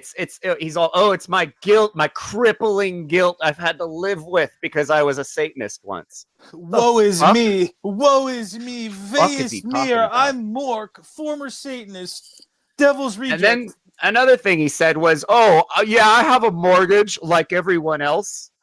What? Like everyone else? No, everyone else doesn't have a fucking mortgage, Mark. And you taught us to be anti-materialistic, and owning a home and paying taxes on a home goes against what you've taught us for 10 years. So I deserve nice stuff. I sit at my computer. No, he has convinced all his followers that he has been at war. and they all think that he's minutes from living on the streets, and it's because he's lying to them, like, and they're believing it because just like they believe that he's done all the work. Like that poor girl today said, she's like, oh well, I know where Mark's here and he's done all the. How do we know he's done all the work? From what I could tell, he hasn't done any. He's crying on his podcast and yelling at people. I've read all the shit Mark has read plus more, and he's fucking lying. Well, show the receipts. Oh wait, he'll hide and he'll hide and he'll no. Never... magic without tears. Do you want me to message you a thing where Aleister Crowley proves his eugenics? Yeah, Aleister Crowley was an outright eugenicist. Everything about Thelema is eugenics. And Mark goes, "Oh, well, be careful with that stuff, but definitely research it." You don't understand. You don't understand. You know. Aleister Crowley was a psycho. Like he died a worthless piece of shit scumbag. Like why would you even own a book from that guy? Yeah, it's some cool occult literature. Wow. Like why would you like all that dark shit at his house? Yikes. Anyway, it's all stupid shit that I've read before too, and it's beyond stupid. Like you have to take a magic wand and touch it to your gooch and go and count 1, 2, 3, and then count to 5, and then count to 3 again to make it 11. Seriously, bro, that's in Aleister Crowley stuff, like a freaking clown shoe. Yeah, we got Boza right here, little Crowleyite, little Boza face. So I don't know. We're gonna let's cool off and continue this. This gets real good, Darren. You're gonna be super stoked because this dude starts speaking your language in a little bit. Nice. Yeah. Where? I highly recommend anybody who thinks meat eating is healthy to check out that debate. Atkins didn't do too well. Just imagine this. Keto is much worse than the Atkins diet. It actually speeds up the process of toxicity. Keto is the worst fad to have ever come to the human race. It is the promotion of a strict carnivore diet. People say vegans are getting unhealthy, and most of the vegans who are getting unhealthy have no clue what they're doing, but many are getting sick on keto because they as well have no idea what they're doing. They're losing their hair, and yes, I can understand the short-term benefits of keto, but this is only because your body is so filled with mucus that it cannot absorb minerals. The only way for you to do so is by filling yourself with even more toxins. In the long run, you will begin to see different side effects from eating a keto diet. It will not heal you, it will not detoxify you, it will only fill your body with more acids and block your lymphatic system from working properly. The keto diet gives you a much higher risk of heart disease due to saturated fats. You can have kidney stones, constipation, nutrient deficiencies because of all the mucoid plaque. This whole idea that humans are made to be omnivores and that we can eat meat on a daily basis directly stems from the mainstream promoting cavemen, evolution, and a world without God. The religious meat eaters are a serious contradiction in that they belong to the cosmology of God or spiritual planes, yet they eat as if they belong to the cosmology of materialism. The Bible makes it very clear what is and not food. Let's first start off with the King James Bible. Quote, "And God said, Behold, I have given you every herb-bearing seed which is upon the face of all the earth, and every tree in which is the fruit of a tree yielding seed. To you it shall be for meat." Now I want you to notice how they include meat in this verse. This was purposely added by the Jesuit Phoenician-controlled Francis Bacon. Let's look at some older versions. Hebrew. God said, "See, I give you every seed-bearing plant that is upon the earth, and every tree that has a seed-bearing fruit. They shall be yours for food." Greek. And God said, "Behold, I have given you every seed-bearing grass, which is on the earth, to produce seed, and every tree which has in itself the fruit of the seed that it has produced, it will be food for you." So why does the King James Bible say meat? Well, it's like the priest of Egypt was trying to tell someone. This was written from the perspective of a corrupted civilization, and they wrote these translations. Think about the foundation of your ideologies. Do you believe in evolution? Do you believe that we came from cavemen and had to fight to survive? As I mentioned before, There were multiple cataclysms that caused different civilizations to fall into barbarism. But if you believe in advanced civilizations of the past, like Atlantis, that is in a complete contradiction to the mainstream timeline of evolution. Why don't you think they teach about Atlantis in the school system? They've known about it since the 1800s. It's because it would blow the theory of evolution out of the water, and the only explanation left would be that of spiritual planes, as above, so below. You also can't have spiritual carnivores on a globe that came through random coincidence. What is consciousness? What are other planes of existence? Many of these natives were shamans. This contradiction shows one's lack of knowledge of the occult. Check out the video Occult versus Globe if you haven't seen it yet.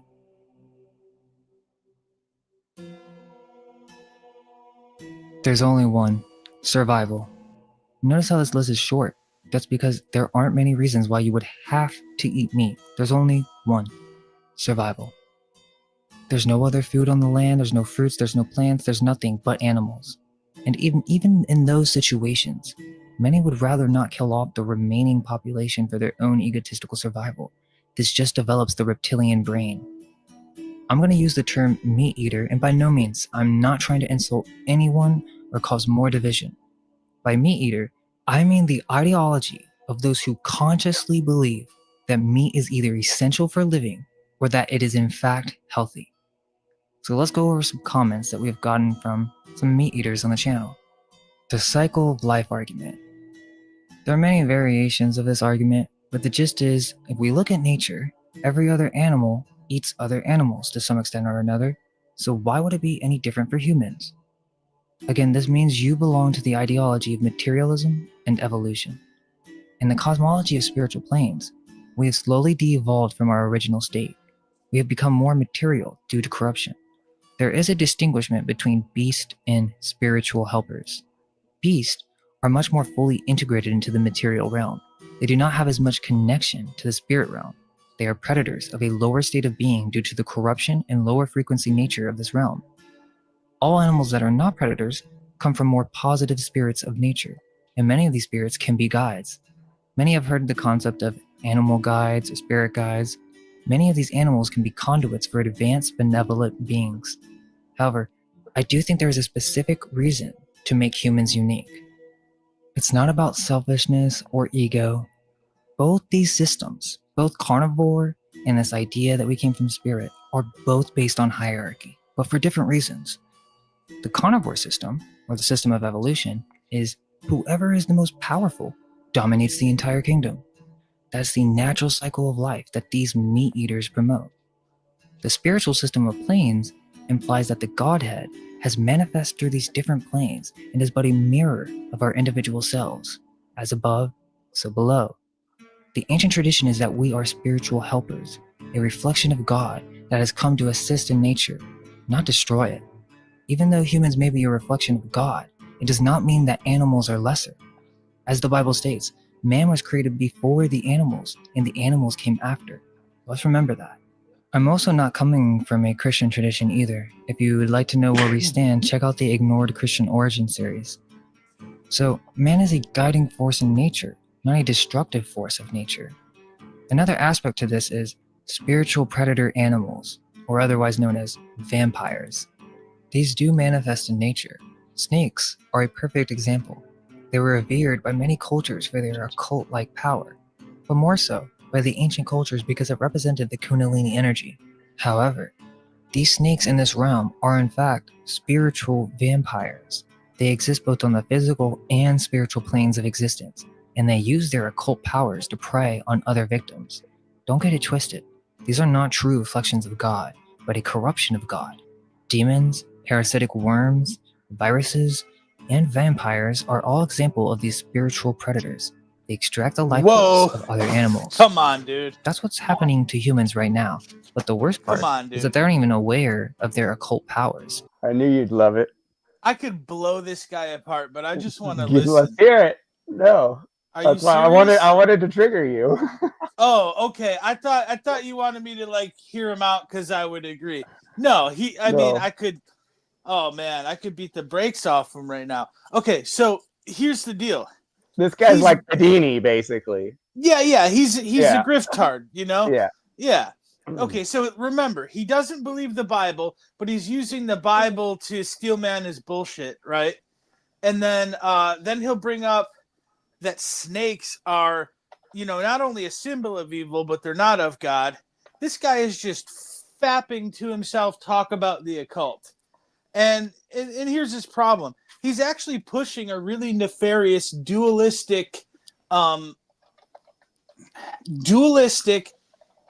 left-hand path Gnostic doctrine, which in yoga would be called Sankhya. Okay? This is it's reductionism. So there are people who believe in the existence of spirit and matter eternally, and I heard him mention some aspects of the Kabbalion. And here's the deal: the entire message is made up. Certain facts, bits and pieces, he might be citing different sources, but this is a buzzword salad bar. And all he's doing is milking the stuff, just like Jordan Maxwell and Michael Tessarion. Those dudes are mental midgets, and I'm irate that I didn't listen to them 5 years ago when I first started listening to Mark Passio again, because they are like mentally deficient, feeble-minded, drooling shit in the pants, like. Tessarion doesn't even know what anarchism is. Tessarion is a scammer, but if you were really to just like grill him on it, dude, like, bro, he couldn't get himself out of waterboarding with his knowledge of the occult, dude. If I told him, you better tell me the truth about the occult or you're going to get waterboarded, he's getting waterboarded, dude. You can't, because these guys are grimy. All they do is just mention stupid bullshit. Like, what the fuck kind of, like, hypothetical, imaginary fantasy realm does this chode live in that he's, like, sitting there and telling you all about God, but then, like, dude, all he's doing is he's being paid by some fucking occult organization to pitch veganism so they can have a metaphysical vegan expo so they can recruit some more fucking Satanists for the Great White Brotherhood to go up there to the WEF and tell you it's Meatless Monday and suck George Soros's balls and tell your country to fucking, tax you some more. He's a fucking clown. What if someone listens to it and becomes vegan though? That's consequentialism, and you don't have to lie to people and sell them on occult fantasies. I would say that once they find out that it's wrong, they should still be vegan. Arian, tell guy why that is not right. Okay, so yeah, Arian was vegan, and then he learned why. Yeah. So I just lost it. So okay, so the consequentialism thing. We want it's a moral issue, flat out. It's not a health issue. So all these health issues are, oh, God said it was okay, or the Bible said it was okay. They're all garbage. It's a moral issue overall. Like, that's the most important thing. Veganism is a moral thing. It's not about health or even the environment to a certain point. Like, obviously it is, but the real argument is moral. So anyone sitting here making, oh, well, God, the Bible said it was okay and fucking blah, blah, blah, blah, blah, or the Bible didn't say it was okay or whatever. It's all bullshit compared to the moral argument. And Arian's usually he's our voice of reason over here when it comes to that stuff. I think I can't hear you. There you muted. Go. Yeah, we can't hear you, Arian. It says you're not muted, but we can't hear you still. You might have to plug in your mic or something. But these videos are fun. I like watching his videos, but there's a bunch of it's 3/4 of it is Padini bullshit. But later on, he gets into some really funny, like he gets into some good Buddhist shit, Hindu shit, and about veganism. I love when people fucking just misquote dharmic stuff, and then then I know like the sources, and I'm like, yeah. So does it actually say that in the you know Yeah. like, and then I'll mention the text, and they're like, what's that? And it's like, yeah, you've never read it, have you? What about your guru? Yeah. What did your guru say about this text? And they're like, he didn't mention it. And I'm like, but he's quoting from it right now, and you're thinking it's original. This is 2,400 years old. Yeah. Yeah, they don't get it. So, guys, so there's like in the vegan scene, there's like the consequentialist liberal vegans that are like, oh, I'm vegan for the environment. And those people tend to not stay vegan very long. The people that morally, you know, like the moral argument should keep you locked into it for life. But it's the people that make it into like a fad or like a trend. The plant-based movement is like really half-assed. They're not strict. They still wear, most of those people still wear leather and wool and stuff like that. It goes beyond just eating. It's more of a lifelong commitment to real vegans than the plant-based movement that happened in like 2016. And 75% of those people are eating meat right now, probably on the carnivore diet, because they were just fad dieters. The moral argument should be all you need. Basically is what that all means. The consequentialist thing is like doing it for the greater good of the society, which is like not the right way of doing things. You need to look at things morally. Is this moral or not? Because consequentialism, you know, allows a lot of bullshit because some group is gonna get special treatment because of that, what happened to this group or whatever. Like, Sure. I guess the hypothetical that I would pose then would be if you have like 100 people who become vegan or plant-based for the wrong reasons, and then another 100 people who attempt to approach it from a moral perspective, and only half of them succeed, which one would you prefer? This argument's kind of a first world. I don't want to call it first world, but it's like a nerd argument. Right. It's also like the same way you would justify eugenics, because it's good for the overall human race. So think about it. It's just psychopathic. Crack a few eggs to make a vegan omelet, you know? So you would literally not want like the entire world. It's not that we don't want people seeing this. It's just we're snobs, and this isn't the way we would go about it. So we're criticizing it. Gotcha. We would, if we were the ones pitching this and we found out it was wrong, we would no longer use this methodology to pitch veganism. Yeah, but these guys do. You wouldn't have an issue if someone became like more aware from that starting point and then like proceeded to how many times do we have to say it? We don't have a problem with people doing the right thing for the wrong reasons. Right. We have a problem with intentionally misrepresenting things. Right. Therefore, the entire Bible goes in the trash. Never happened. Sure. It's not true. This dude's grifting.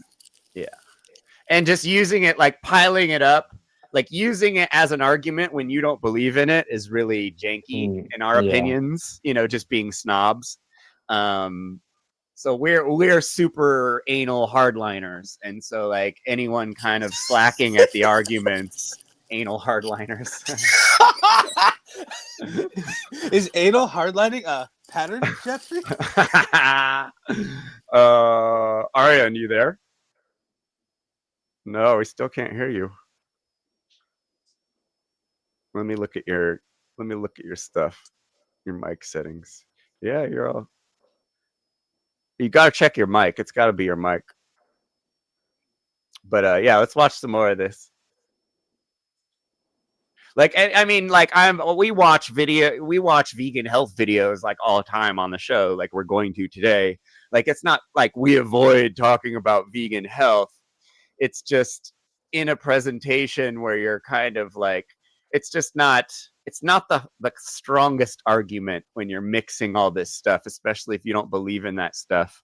But we all engage in conversation, this kind of conversation and stuff. Like in the real world, we're always talking to fucking dumb people using their interpretation of the Bible against us and having to correct them. But it's still, we're talking about fucking fairy tales. It's superstition.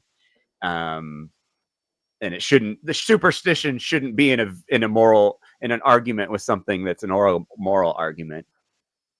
Yep. Superstition ain't the way. This was, yeah. So it makes it lesser than a vampire. Humans are becoming materialistic beasts within the carnivore-based system. Like all this stuff is cute, but it's not very like concrete. He's using the NPR voice too, like a creep. Yeah, and the music. No, it gets way worse, dude. You're gonna die. It's Oh my god, dude! I feel like I'm in Willy Wonka's The freaking vegans tour. are weak argument. This is said many times and shows how integrated many are into the carnivore-based system and all the biased studies that were paid off to promote it. Just type in vegan bodybuilder. Are you saying these people are all fake? There's countless ways to get protein on a vegan diet. A common thing meat eaters say is cholesterol equals testosterone. That's just a flat out lie. Post hoc ergo First off, your propter body hoc creates its own fallacy. cholesterol, and if your After, body was in therefore, harmony, because you would of. produce all the testosterone. Wait, what? That's the post hoc ergo propter hoc fallacy. After, therefore, because of. There's a vegan bodybuilder, therefore veganism is healthy. Affirming Yeah, the no, consequence. it's not a good argument, but in response to the carnists saying that no one can have muscles on a vegan diet, it's a pretty good. Oh, it's a comeback. Pretty good sure. exit. It's pretty good evidence. You there, Arian? Yeah, can you hear me? There we go. Yeah. I don't know. It's lagging sometimes. Did you have anything you wanted to say?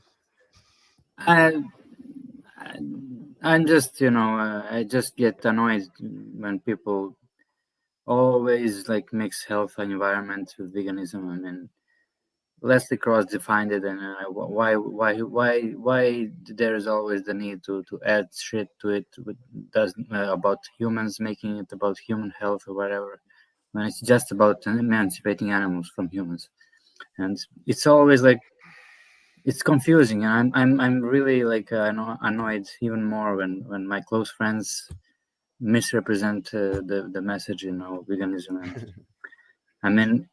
Because if anyone finds out that doing the wrong thing is a little better in some way, then that justifies doing the wrong thing, right? What if veganism won't make you as strong as carnism? That means then, therefore, the ends justify the means, and might equals right. Exactly. That's the better way of explaining it, guy. Is these? I mean, veganism has nothing to do about muscles and everything. I'm trying to understand, like. Many so-called vegans flex their muscles and say, "Oh, look how strong I am." Okay, man, that's your preference. You're gonna be strong. Okay, if you're weak vegan, you're still right, because if you're vegan for the justice of, you're vegan for the animal liberation. So yeah, you're a bad example of not like a strong, like a weak man. And not very functional. You don't have functional strength, but it has nothing to do with veganism. It's about like you're not exercising, and people who flex their muscles to make other people vegans. I mean, I haven't become vegan because of the muscles of somebody, or it's crazy, Like, we know Durian Ryer. Muscle in the brain, Yeah, Durian Ryder. I think he's more plant-based than vegan, but I don't know, like. Vegan Gains. Yeah, Vegan Gains isn't vegan. He's utilitarian.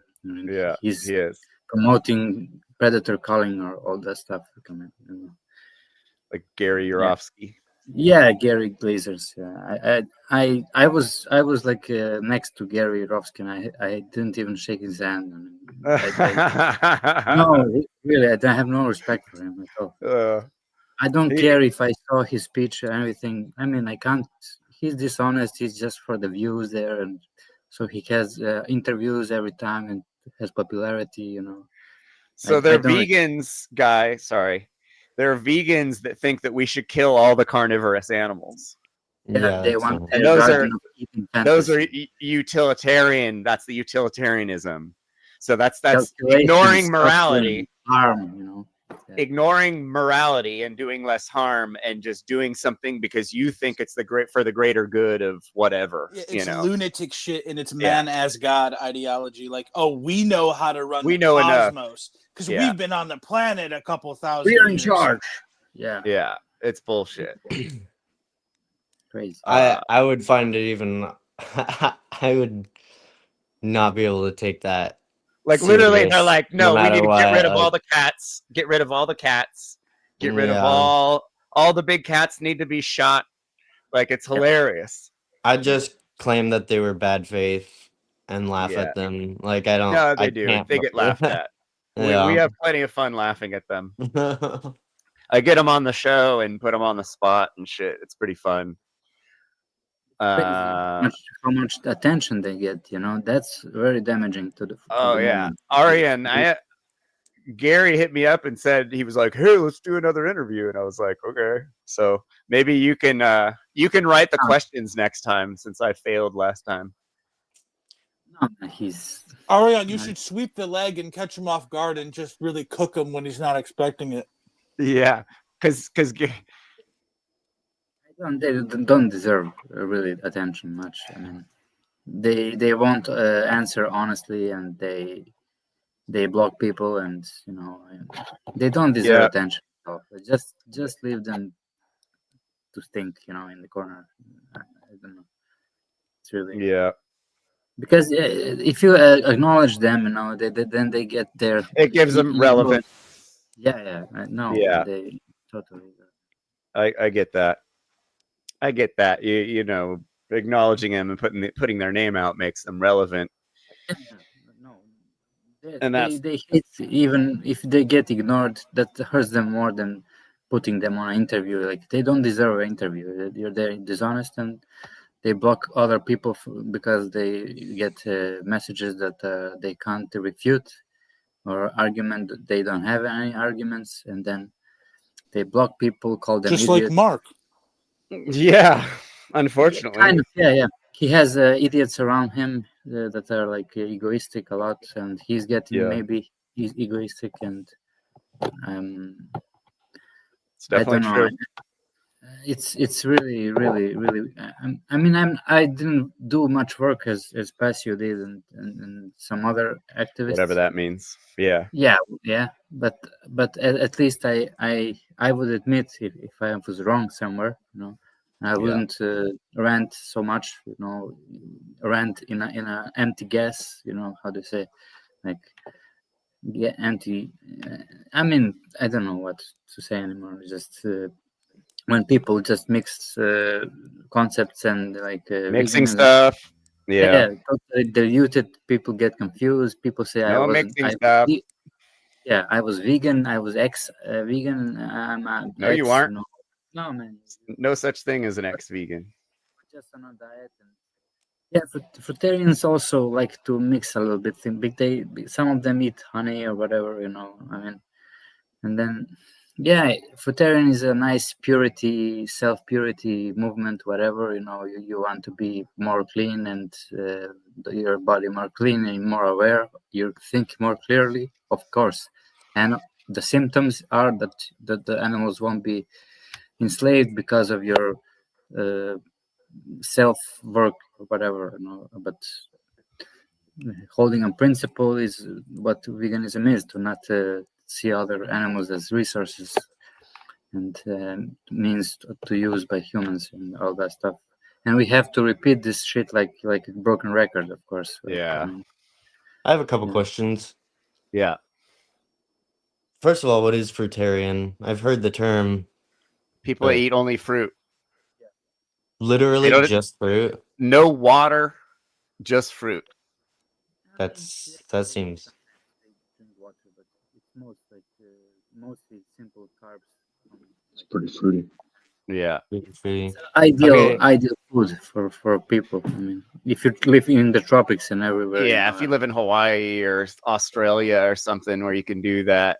We know a lot of them. We had a frugivore on the show for a long time. Fucking, they survive, They like John Bob's ripped. We had John Bob. John Bob's fucking ripped. Like he's frugivore. He's About functioning. the numbers. If you eat enough calories and you work out, progressive Yeah. overload, you're not gonna be weak. Yeah. 20 pull-ups, whatever, So you just eat enough carbs and exercise. Well, there's also the false male body stereotype bullshit. Everyone wants to get giant, and that's pretty unethical. That's totally toxic. Yeah. Unrealistic, totally. They take Steroids and supplements. shit. This stuff. Yeah. Yeah, I mean, it's I don't know if the porn industry is the blame or whatever, but like crazy. Porn industry. UFC, professional cycling, all the I don't steroid know about users. bodybuilding. What's the point of bodybuilding? Like, you want It's to be a freak? ridiculous, bro. They want to look good for their boyfriends. Dude, you know the guy from Ancient Aliens was a judge at the bodybuilding No competitions? fucking way. Giorgio Tsoukalos. Yeah. He The checks dude out with the dudes crazy in hair? That's makes- Panini. That's Yeah, Panini's best yeah. friend. I know, dude, because it's like Gay. fake and gay. Fake and gay. I gotta put it up. Oh, I don't have any of my banners up. What the fuck? Do you know this one? Do you know this one, Darren? Which one? What's rolling right now? Look. Abstention from cruelty what is the am I greatest seeing? self-restraint. Abstention from cruelty is the highest gift. Abstention from cruelty is the highest penance. Attention from It's your bullshit. shit, bro. I don't It's know if Vedic. it said it. It's Vedic. It's your Vedic shit. I probably Right, bro. recognize the Sanskrit, but yeah. Maybe not the It's, translation. Yeah. Buddha, Bunzi or something. Buns something. What's his name? Can you Anyway, spell it? I don't have it. I don't have the source up anymore. But whatever. Oh, It but it's comes up in basically, this. yeah. It comes up in this video. Oh, okay. There is some cool shit at the end of this video, and then there's some funny shit that's gonna trigger you. So Yeah, but we'll, the non-harming is the ethos, It's not about whether you get something good out of it, whether you go to heaven or whether you get strong. I mean, you start with a premise, I don't want to cause harm, and then you force your life to conform with that. That's the only thing we're forcing. Yeah. I don't want Not to force steal. yourself to be Cause harm. healthy or live a long time. Force yourself to not do harm within the confines of your human ability. Yeah. Take That's what's not yours. Don't take what's not yours. Don't steal. It's Yeah. simple. But yeah, so like all the other all the health stuff is just, oh, it's excuse for people not to do it. Oh, I believe it's not healthy, so I'm not going to do it. And then if we're entertaining their arguments, we're validating their arguments. So as snobs, it's not the way we would go about it, but we still do, like watch videos about, Mike the Vegan videos about studies on vegan To stuff. educate about nutrition and all that stuff. Yeah, man. Yeah, Okay. but it That's shouldn't be the reason why, health shouldn't be the reason why you do it, because it's like- because it's- you love it's like because you love fucking- animals and you don't want to steal from animals anymore. You don't necessarily have to love them. I think like you don't have to love black people not to be like True. how to True. say, True. slave owner or whatever. Whoa, Aryan, chill. So I mean, even black people had slaves. So Yeah. Yeah, it's whoa, a whoa, meta- whoa, whoa, whoa! You guys are gonna get my fucking channel taken down. Jesus.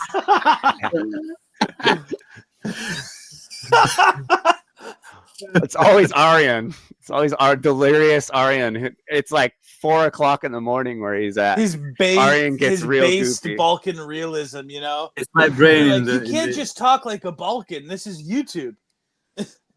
Oh, so there are rules, right? I always forget. Yeah. Okay. There are rules. And you need. But furthermore, we aren't even promoting veganism. Many ancient cultures use probiotic cultures to have much longer lifespans. You can also do this without milk and yogurts by simply having a very rich soil, and this would spread to all your foods. It's about facilitating an environment in which everything is benefiting each other. These probiotics can increase testosterone, and there is scientific evidence for this. Simply changing your will and focus can change testosterone levels as well. Taking cold showers can increase testosterone. Animal cholesterol does not equal strength. What it really means is that you get your sustenance from another being, and that you may be suffering from atherosclerosis. When you eat animal fats on a daily basis, you're actually building up so much plaque in your arteries that you begin to slow circulation. This is scientific fact. Watch the nutrition debate if you aren't satisfied. The how do you get certain nutrients argument. Well, once you look into this, you find out that you can get everything you need from plants. Even if what he's saying is true, even if what this dude's saying is true, this is also how Mark is incorrect about it's not about the man, it's about the message or the information. Yeah, exactly. No more. Wrong. No. Wrong, Mark. Yeah, that's one of the biggest things I have a disagreement with Mark so you're on. saying, just be gullible and think that you're getting the information, and they give you 99 facts and one lie, and then you get got. And that's how Mark got. And that's how we got until we figured them out. Guide your students, Mark. Not in your fucking meat industry propaganda cult. You're gonna find out that you fucked with the wrong one, boy! Mark's pissed. We pissed him off. We're talking shit about him, so he's pissed. He's like, oh no, I can't let them out. You're in a fucking cult. I'm not in that your I'm not cult. vegan. That I'm just using it as a fucking virtue grift. Yeah, he just wants a goofy yes men community around him, and that's what he got. I would rather chill with somebody eating a Fucking steak losers! than somebody who claims to be a vegan but is just a grifter out to make money. Yeah, Will Keller. No, Will Keller's Can't be vegan overnight. You know, it's pretty Yeah, whack, dude. bro. No, if someone's like, yeah, I eat meat versus I don't eat meat and I'm a good person and I don't need to work on myself because I've done a lifetime of that and I'm done and I shouldn't have to lift a finger for the rest of my life and everybody should just kiss my ass and baby powder it and pay me money. Wow, that's the best description of Mark Passio right now that I've heard. That's literally what he's doing, quite figuratively and literally what he's doing, and he's being dishonest about it. On shadow work state. Fool made $250,000. I was just paraphrasing the shit he said. It's pretty whack, bro. Yeah, no, it's stuff he said. It's just fucking whack. Fuck you, pay me. I'm Mark Passio from Passion. Yeah, fuck you, pay me. Passion. Rumble in the Passion. It's just fucking whack. With the bullshit. Is blocking people It means I'm a pattern? warrior. Will? This is from Jeffrey Phillips. How do we hold I have a bad question. actors in our community accountable if the social ahead, hierarchy guy. of the community? It's gonna sound like I'm being like a shit, but it's actually a good faith question. Has anyone what happens when someone turns the name the trait argument around on vegans? Like what would if I ask you name the trait that makes something deserving of my moral concern, because like I like that. yeast is a little tiny animal, right? Yeast is bacteria. Okay. I like where he's going. Like he's like, how insane with the logic do we get? Well, it would be sentience would be the answer. Sentience. Well, but even insentience, like, is there a reason to bust a stone for no reason other than you want to see a stone be broken in two pieces? Yeah. No, but that's, Dude, because that's the really, argument. like, think about it. Owning something like I want a television, but no televisions have been invented yet. So I need to fuck up the earth so I can have this idea in my head that I can live without but choose to do. I mean, that's an argument for reducing suffering or whatever, but that's utilitarian, not veganism. No. Well, yeah, so, even the lab grown stuff, it's bullshit because you still objectify animals to use their artificially grown flesh. So, I'm saying doing things that aren't necessary they do cause suffering because owning 6 pairs of shoes when you can get along fine with 2 really does short the world of resources and create artificial. You sound scarcity. like a commie. I'm an anarcho-primitivist. So lab-grown meat is, well, it's not vegan for one because they're doing animal testing to get the whole thing going. And we already have pretty good meat substitutes. So I don't really see a point of it. It sounds pretty gross. Gross people are involved in it from what I've seen so far, like Bill Gates and shit like that. It's just another not healthy processed fake food that we don't need to be eating. We need to eat whole plant-based foods, whole food plant-based diet, not these weird gelatinous things that they make in labs. It's just not necessary. It's probably going to happen. Huh?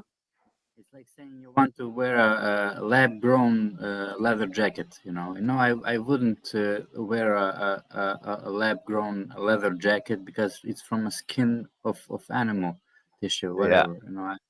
I will You're wear a promoting fungus jacket from fungi. Maybe okay, but Oh, I just saw a thing in the comments, and my answer to that is, okay, so plants that release chemicals. We've heard that one before, and I want to say my take on it. If you could survive on eating nothing, then you shouldn't kill anything to eat at all, not even a fucking yeast cell. Yeah. Okay? But you have to eat food of some kind, so you choose this way. And if you can choose to eat a certain way, then you should choose within that ethos. Remember, your existence causes harm no matter what, dude. Yeah. Okay? So basically, incidental harm. This is not a logic exercise of a zero-sum game, and that's where game theory circle jerks don't work. Yeah. Okay? So basically, I mean, if I could live without eating, then I would be an asshole to pick a fruit that I don't need to eat.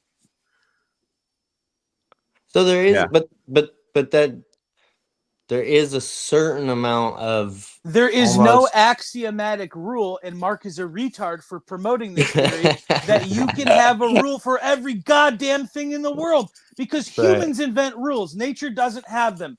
Nature has processes that people observe, and then they assign a name to the phenomenon, which is not the noumenon. Do you know Immanuel Kant, the Critique of Pure Reason? The phenomenon is something perceived through our senses and not the thing in and of itself. In the original German, das Ding an sich, the thing in and of itself. So our concept of something is not the thing. So Mark has this idea that the universe is a fucking Cartesian plane and that the all is mental, and that's how these goddamn sorcerers get you. Because they tell you everything's in your head. Mark's a solipsist. Fuck him. Wow. When you say it as far as the if we could all survive off of nothing, then we should, it does kind of then say that you're drawing a utilitarian distinction, right? Like I can't prevent all microbes from being harmed, but I'm doing my best by not harming insects. Well, continuing to find reasons to label it harm reduction is as a form of suffering because it's an addiction to thinking. And so with meditation, you learn to shut off the mind and realize that the mind is a tool to be exercised for survival. And when you don't need it, then you should put it away like the video games. Very back, bro.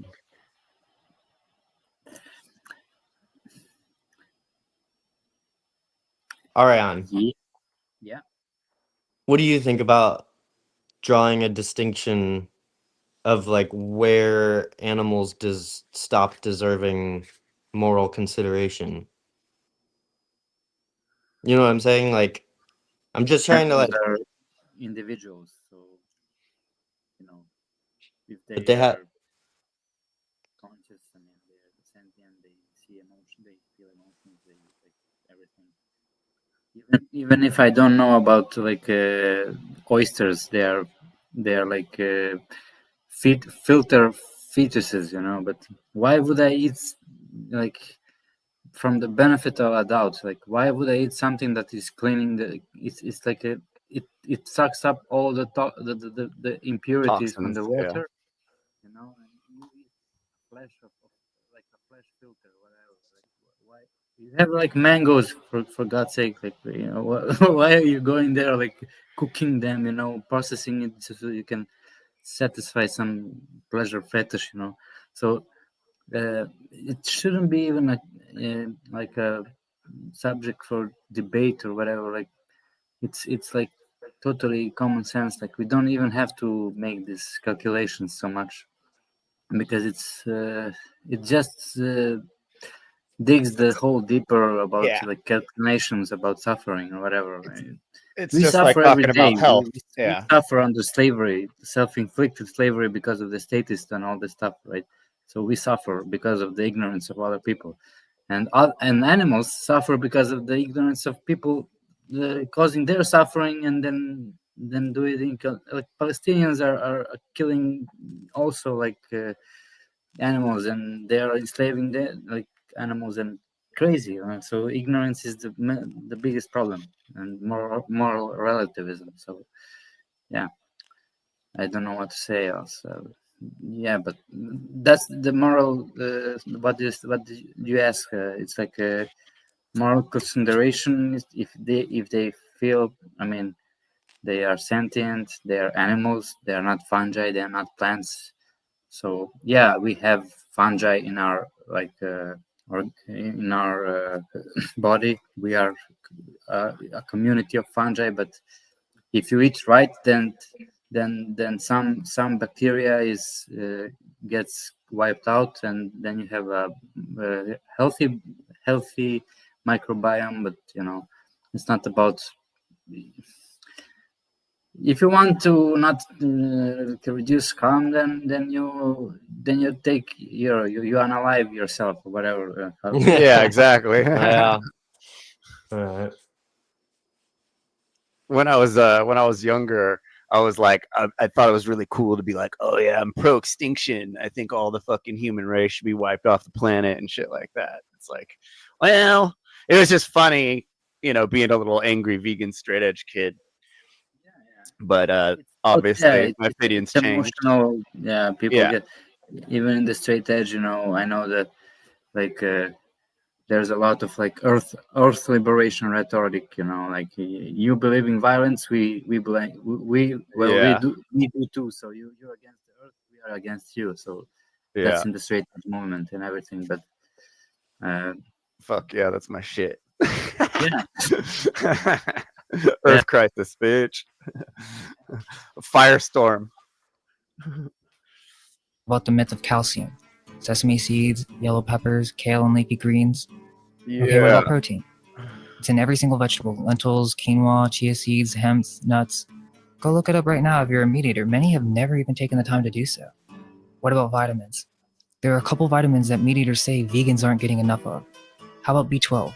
Many vegans who start out end up getting sick because they're not getting all the nutrients they need. You can't just go and start veganism by buying packaged vegan goods and eat the exact same way you've always have, but just swap it for vegan. The other thing, we get a lot of shit. Vegans get a lot of shit because these products exist, and we didn't make these products. Food companies made these products to try and market to us. So everyone and their mother loves talking about, oh, you eat fucking Beyond Burgers all day, and it's just like, because they don't think.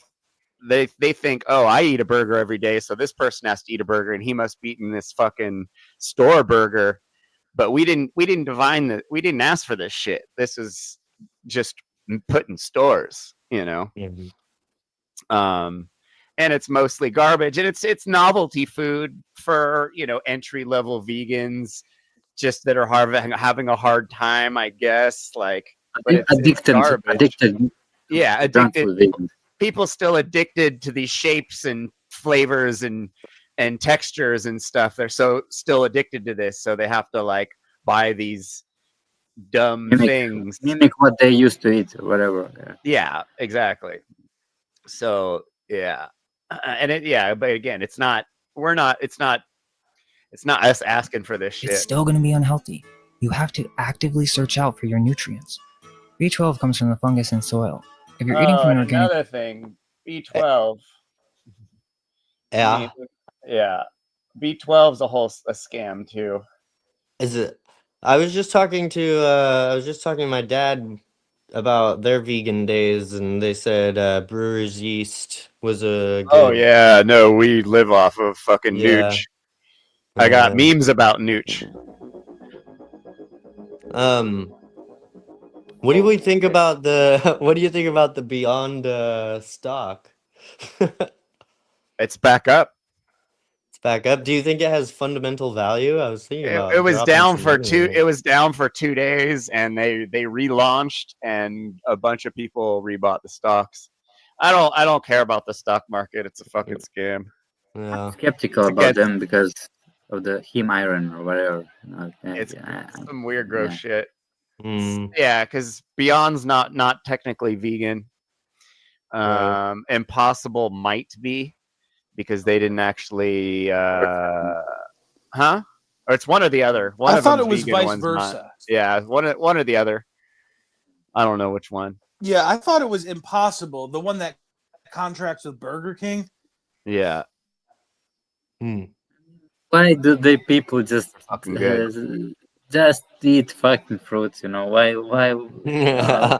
Yeah. It's about really Any so fruits, addictive. Ariane, or are there safe fruits and unsafe fruits? No such thing as There unsafe are fruit. good. There are ripe fruits and there are unripe fruits. You know, if you want to eat fruits, eat them ripe and eat seasonally if you can. If like stock up on bananas, buy more volume of food so you can always have them around in your home. Buying So bulk. you Big won't bags of undereat. rice. Big bags of rice. Fucking big bags of fruit and vegetables. Big Haters cases gonna of take. stuff. Yeah, tape bags. So yeah, B12, we've gone over this before, but this was a new video. End of this, cyanide in small doses can actually be good for you. So, you can't get too crazy. You still have to have your discernment when it comes to videos like this. Because this is a little bit sensationalist because there's cyanide in apples, there's trace cyanide in a lot of stuff, and it's actually kind of good for you. It's obviously in the highly what else has concentrated a methyl molecule? Methamphetamine. There's Oh, plenty of Has the heroin. well, the difference between medicine and poison is in the dose. Yeah. Poppy plants, poppy flower have heroin, right? Yeah. Poppy seeds, you get heroin bagels.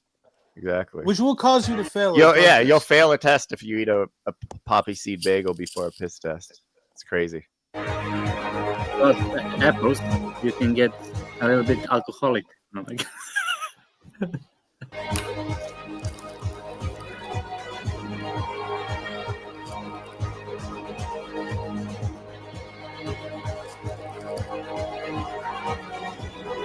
We had, who was it that came on that who had to get off? They were taking B12 and they got poisoned by it. Dude, He that went can in give and got you his cancer. He got his blood done, and they were like, "Fuck, dude! Like, lay off the B12." Because he was taking it. He wasn't even taking it as directed. He was just spotty this here and there taking it, and he got too much, and it made him sick. Doesn't it F up your liver and give you jaundice or something? It's fucking bullshit. That's fucking bullshit. It's another bullshit anti-vegan He was fucking nonsense. taking like 400,000 times the dose though. Yeah. Like something you couldn't physically get from food. So that's another bullshit supplement thing. You can kill your liver with turmeric because they're taking concentrates. No, Yeah, Mark exactly. in his documentary, Mark fucking eating all those pills, like, bro, that's what killed my grandma. She got stomach cancer from over supplementation. Mark was diabetic, I think. She's taking fucking handfuls of vitamins because she thought, they were all fixing all these things in her that weren't even fucking there. It's hypochondria. Like, dude, that's a huge thing. It's your guilty conscience knowing that you have a bad diet also. So they try and make up for it by over supplementing. Oh, yep, that is what it is, dude. And like Punchosaurus said in the comments, he considers sitting in an office that's climate controlled, working on a computer, to be torture. Yeah. Okay, well, stop being a tortured warrior and ride a fucking bike. Yeah. Go do something else. Like Mark always team. crying about, I could have been a bowler. Go be a fucking bowler, dude.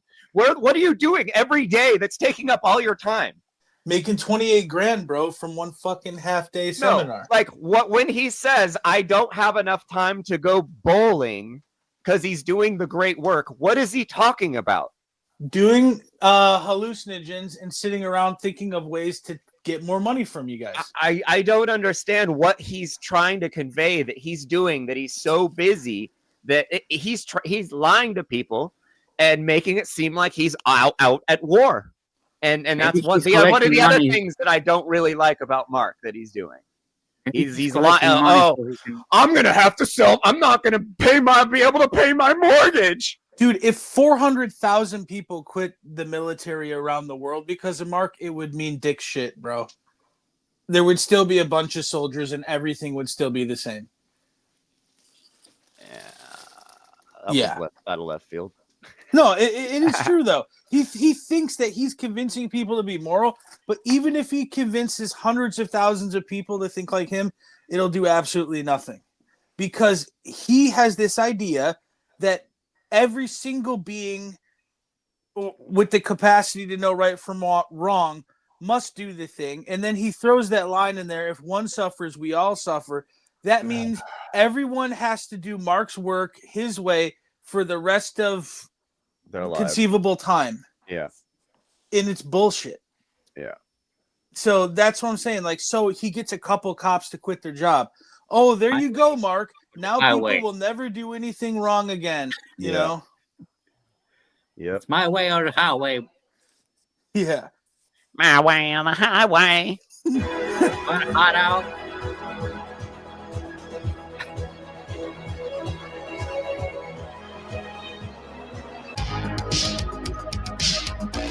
Okay. It's pretty whack, bro. It's just fucking whack. It's pretty whack, bro. It's pretty whack, bro.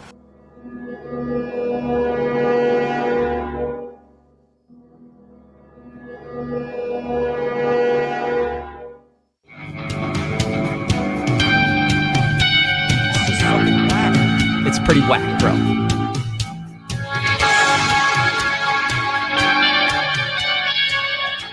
What? Why? B12 is an essential nutrient, we're told by doctors, and if we don't get it, either through eating animal products or taking supplements, we will suffer dire consequences. But last time I checked, both cyanide and cobalt metal were associated with poisoning. So you've got to wonder why the hell they're being sold in a health product. It's supposedly preventing you from being sick. In fact, when you think of the word poison, cyanide is the first element that comes to mind, the very embodiment of poison. There's even a term for cobalt poisoning, cobaltism, which occurs when excessive levels of cobalt accumulate in the body. According to the World Health Organization in 2011, the common toxic heavy metals that can be of public health concerns include cobalt. In fact, cobalt metal is listed as a carcinogen in the CDC's 2024 Tox Guide. It confirms that the Department of Health and Human Services has classified cobalt as reasonably anticipated to be a human carcinogen based on evidence from human studies. The report considers cobalt as an element, which means it cannot be metabolized. And when something is ingested that can't be metabolized, it winds up in the liver, which will not be able to excrete it. It's pretty whack, It will then bro. accumulate in the body, causing toxicity and other health issues. Cobalt is also found in complex with arsenic, another popular poison. Now, the alleged safer form of B12, methylcobalamin, uses the exact same formula base as that used in the cyano version, except with two additional ingredients, sodium borohydride and methyl iodide. Gross. The material safety data Gross. sheet of sodium borohydride Jesus. warns that it's toxic if swallowed, causes severe skin burns and eye damage, it's considered hazardous by OSHA, and it's advised against using it in any food or drug. Methyl iodide is a dense volatile liquid related to methane. Its material safety data sheet warns that it causes acute oral toxicity and advises against using it in any food or drug. It's listed as a Category 2 carcinogen, meaning it's a suspected human carcinogen which affects the respiratory system and central nervous system.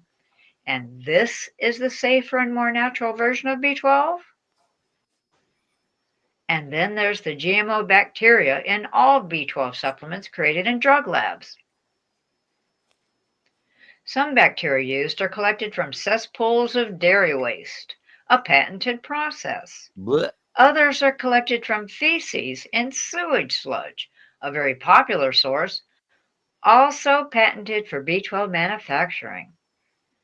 Then there's bacteria like Pseudomonas. Injections. Yeah, so you get it. And also, the B12 isn't naturally like with the carnists are like, oh, you got to take B12. Well, you guys do too. And the cows that you eat Magnesium. get the You need B12 magnesium. from supplements. The cows get it from supplements. So why not take the cow out of the equation if you really need B12? I have my blood work done, and my B12 is great. I don't take any supplements, never have. Maybe taken B12 a few times, you know, like maybe a bottle total in my life. But my B12's above average. Just eating normal food. But taking it as supplement is nasty as fuck. If you and just the lore about it being such a necessary thing that you need to supplement is horseshit, in my opinion. But back to the Tartarian.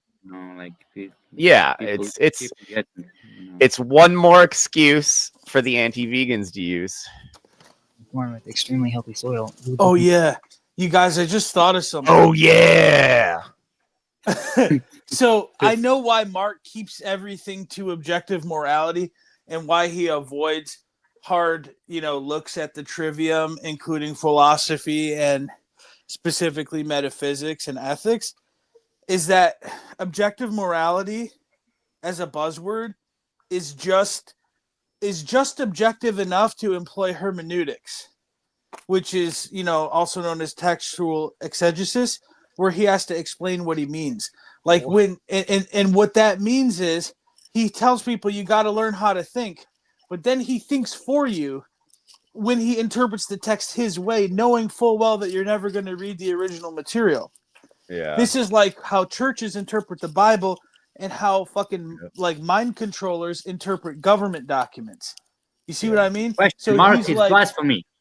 Yeah, exactly. So he says objective morality, and then he wants to avoid the ontological fact that you cannot moralize your way to freedom. Do you see what I mean? You can moralize your way to a much better society with more freedom. But he has this idea that all evil can go away, and and that's why that this is a theodicy. The dealing with the philosophical problem of evil. Okay. Yeah. So he's unbalanced. Like, human existence will stamp out evil as if humans created evil in the first place. That's an assumption, bro. So wait, humans didn't create evil? So humans created the idea of evil. Passio's whole thing is his goal is to change the world, change the masses, right? And he completely ignores the people around him and surrounds himself with immoral people and scumbags that are that are bearing false witness and shit like that, like fucked up shit. Scammers and even stuff. If people do evil, we didn't create our bodies and our minds to create evil. That's why he brings in fake and gay alien theories. So hold on. So Mark so he in order to change the world, he's fine with surrounding himself with scumbags as long as they're reciting his bullshit, his stuff to everyone. That's why he whacks off to the founding fathers. Yeah, it's true. Mark's pretty not based for how based he is. Like he's pretty far off on a few things, but you know what we say about people like that in Narcotics Anonymous? Yeah. we say that they're members of Sounds Good Anonymous. Sounds Good Anonymous. Yeah, that's a good one. But yeah, there's Yeah. My Sam All that Adams, my beer. My beer. My Sam Adams, my justice. Yeah, why do you got a beer in your hand every other video, Mark? Jeez. That's a good Because he example thinks you're he's setting. fucking Mel Gibson from The Patriot, dude. Oh, it is glass. But he's a fucking total wankster. And he's never shot nothing. Oh, come on. Man. You're You on want one to come tonight, at me? Darren. Come on, Dude, come I'm on that tip, bro. Yeah, I've been you're on one right now. Because I'm like, you know what? Because after this, if someone asks me if Mark Passio fucking exists, I'll just be like, doesn't ring a bell. No, That's I mean, why. no, after that seminar, me and Allie were like, I don't even know if, like, this shit sucked. Like, I don't even the know if whole he's a real- experience sucked. Yeah. Your mic just went By out. that. Because I don't know who the fuck he is. I know who he presents himself as. Yeah. But he's been presenting himself like a fucking person that's not doing shadow work and a giant hypocrite for quite a while now, and it's hard to not. I don't know that person. Like I still am thinking, you know, like what I said in the monologue. Like, how'd we go from unholy feminine to this? Like, this presentation is garbage compared to that one, and that was the last one he did. But he did unholy feminine several years ago, and then revamped it. A few years, or he did unholy feminine a long time ago, and then revamped it for that. And then ever since then, he's just been doing the fucking outdated media seminar, and he hasn't been actually flexing his fucking noodle and shit and staying in the practice. He's just fallen out of practice chasing money doing those seminars, and drives him crazy doing the seminars. They're fucking like 9 weeks. Yeah, and They're he's long as never fuck. once flexed his noodle, dude. He's talked about flexing his noodle. Yeah. He's flexing his noodle about flexing you his made noodle. a good point the other day when you were like, Mark always like shows us a little bit, but then is like, oh wait, I'm gonna tell you later on the rest of this. And it's like that grifty Right. thing where it's like they want to keep you around and get your money for a long time, so they gatekeep on stuff, and it's just like, dude, just fucking tell everyone, put it out for fucking free, tell everyone everything. Do activism from your heart instead of for money. Like, if you make money on the side, that's fucking great. But like, he's doing it just for money right now. Yeah, like he's making fucking bank right now, and that's all I mean, he's he'll doing say is doing dumb seminars. shit like, "Oh, well, the Entered Apprentice tracing board." Okay, Mark. Then why do you always just repeat word salad that I could find off the History Channel? Yeah. Like, dude, and then say Dude. there's nothing new under the sun, so we can justify. Dude, Darren, yeah. Padini was one of the first guys on the network. Logan because Hart was Padini's one of the he's first a guys trust on fund the baby network. that Mark can I freaking know. manipulate. Exactly. But he's one of the least fucking intelligent people that I know. But he doesn't want to be intelligent. He wants to be juiced because he's a gorilla. Yeah. Jeff, do you have any news about that your friend after buying the hydrogen machine? Oh, he should be here. Where the hell is that guy? We saw what's his name? Aaron or no? What's his name? He was in there was a Aaron or something like that, no? Yeah, Jordan was his name. No. He said he said he stopped using it because he watched our video. Oh my god, dude. Because the stuff about the raising the alkaline and adding the heavy metals to it, that's fucking gross. Like, he should fill up a bottle with it, a plastic one, and see if it actually ignites to see if he's even getting hydrogen. No, or if not, it's even not worse. Enough. It's not. It's a joke, dude. Yeah. The second the hydrogen hits the top of the water, it's gone. You have What to an idiot. and then when you're drinking the water, the bubbles are coming out of it as it's going down your throat. Correct. Like, They don't really it's saturate. complete fucking bullshit. Yeah. Because, And dude, they're you take a car battery, you can electrolyze water. Yeah. And that's it's not a 50-50. filter. It's not a filter. So you're putting in fucking tap water. It raises the acidity of the water and adds heavy metal to the water. What the fuck are you paying to have that happen? to your Dude, water. literal Are you out of your oxidative fucking stress. mind? Buy a Berkey Oxidative water stress. filter. Buy a Berkey water filter or $100 reverse osmosis machine. Like, hey, wow, this is disgusting. But yeah, so there's people selling these hydrogen water. Mark is allowing people to sell hydrogen water machines and do MLMs and $700. How much? multi-level 700. marketing tactics and shit, and he just doesn't care because these guys recite his shit every once in a while in a video, and they kiss his ass, and yeah, they kiss his ass and donate to him and shit like that. So back to this video. Still going to be unhealthy. You have to actively search out for your nutrients. B12 comes from the fungus in soil. If you're eating from an organic farm with extremely healthy soil, you would be completely fine. Imagine if we actually started looking into this and tried to increase the B12 within all of our food products naturally. Don't even need it. B12 also comes from sea plants, which is pretty easy to find nowadays. Have some vegan sushi every once in a while. How about vitamin D? Just get in the sun, mushrooms. Vitamin K? Brussels sprouts, cabbage, kale, spinach, kiwis. How about long chain omega-3s? We really don't need that much. Meat eaters oversaturate, but you can get these from walnuts, flax seeds, chia seeds, hemp seeds, edamame, seaweed, and algae. It's the same thing with iodine. You can get it from greens and sea plants. What about iron? Lentils, beans, grains, nuts, seeds, many different vegetables. Then we have calcium, which we already mentioned. You can get it from seeds and vegetables.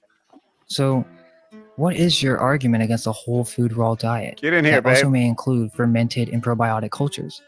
There is proof that it reverses heart disease. No other diet can completely reverse heart disease. There are no scientific studies that shows keto actually reverses atherosclerosis. It doesn't exist.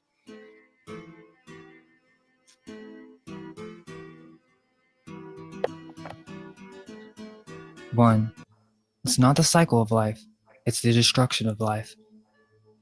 2. Nature is medicine, and there is food provided by nature. The simple godlike design of nature and plants is proof within itself that these foods were designed to be eaten. 3.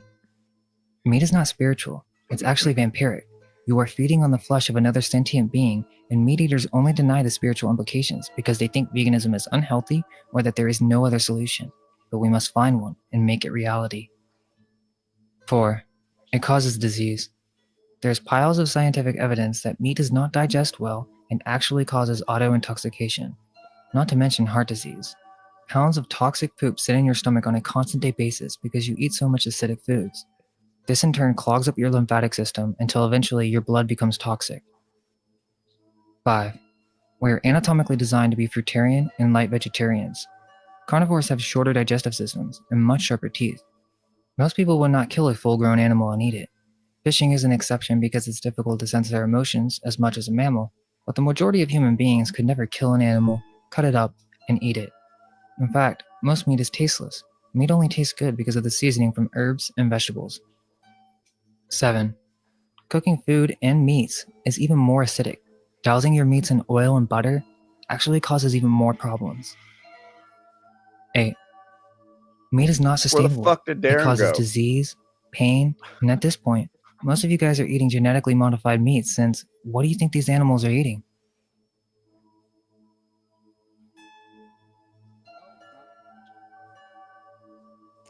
Death is not The quick answer is spiritual. no.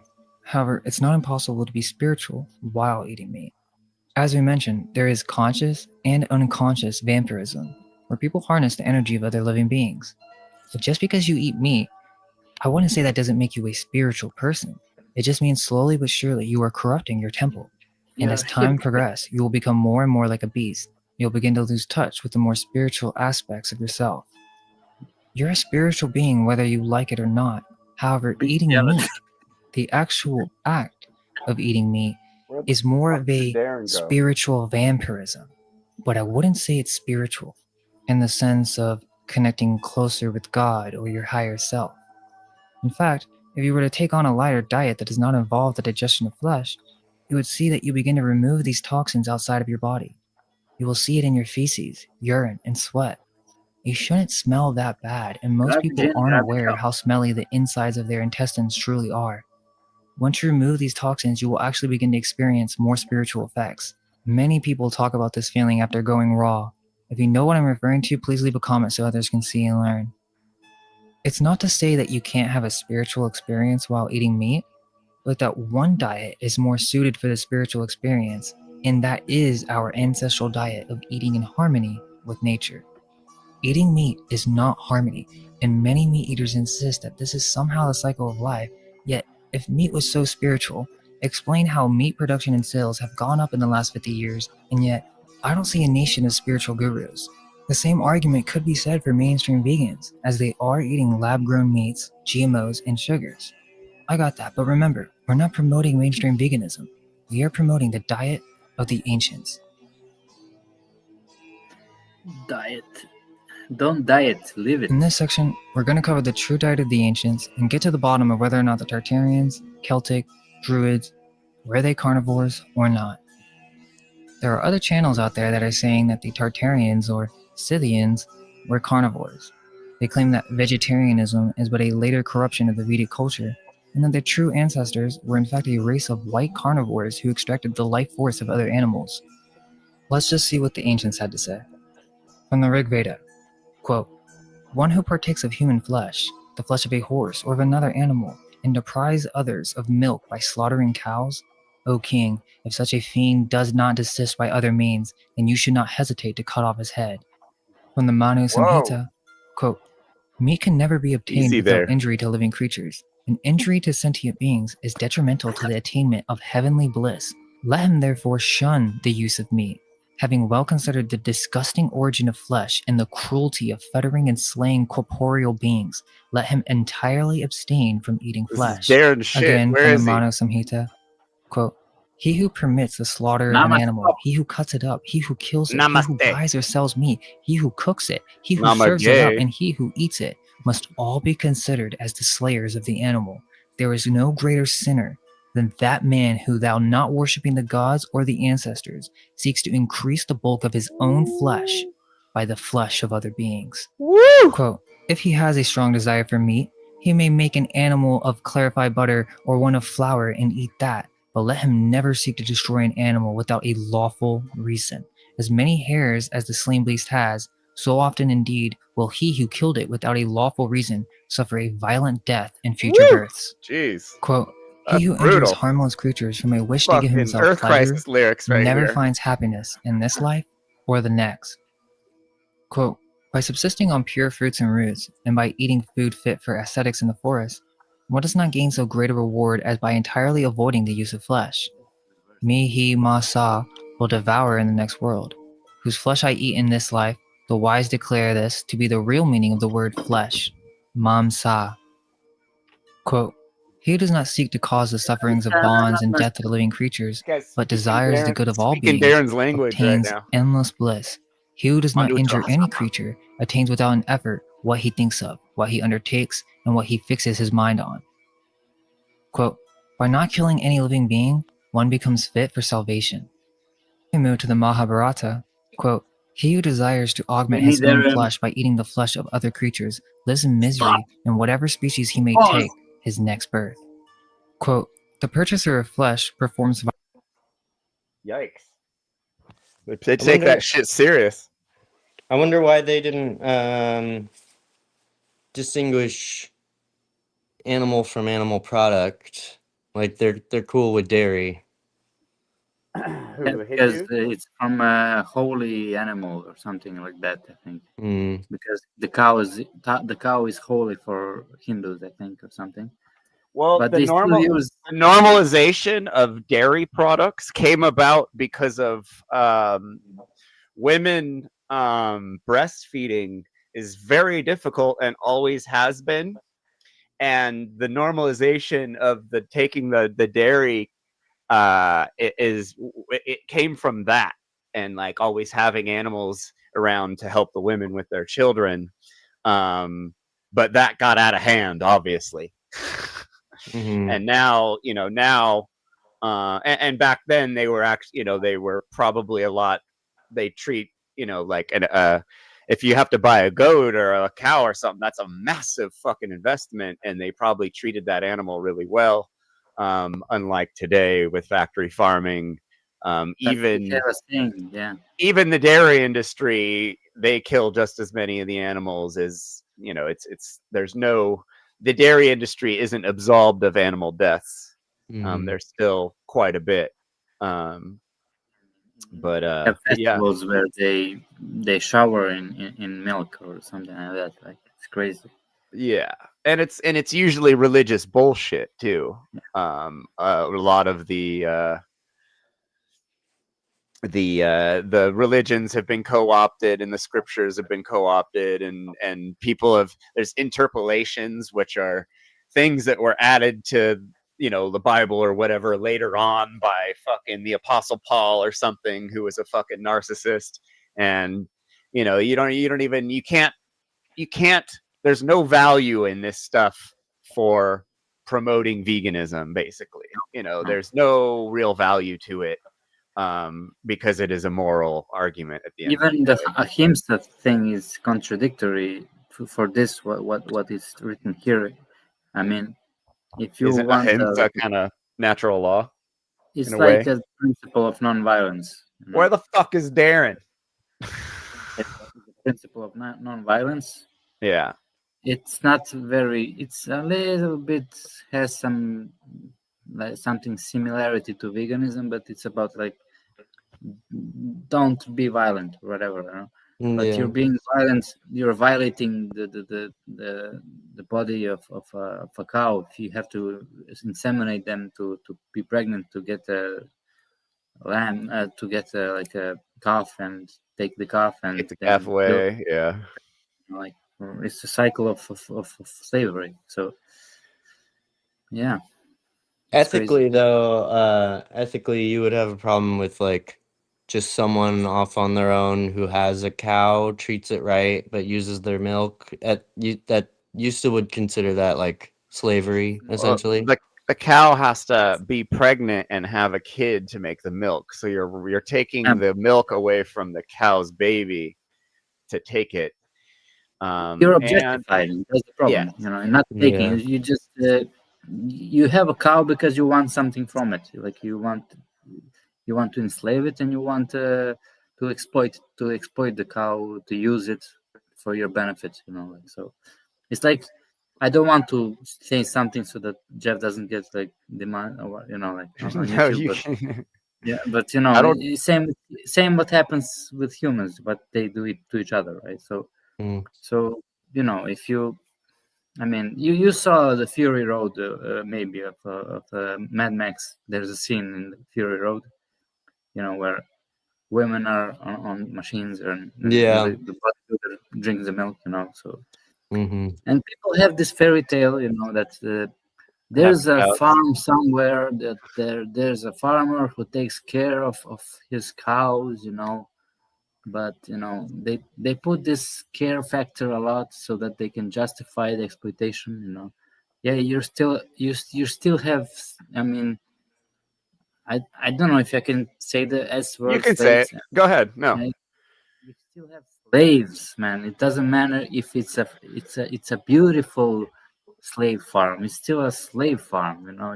You are still profiting out of somebody's, you know, like lives, and it's crazy that you want to make it like a beautiful and fairy tale, like, you know, you care about them until you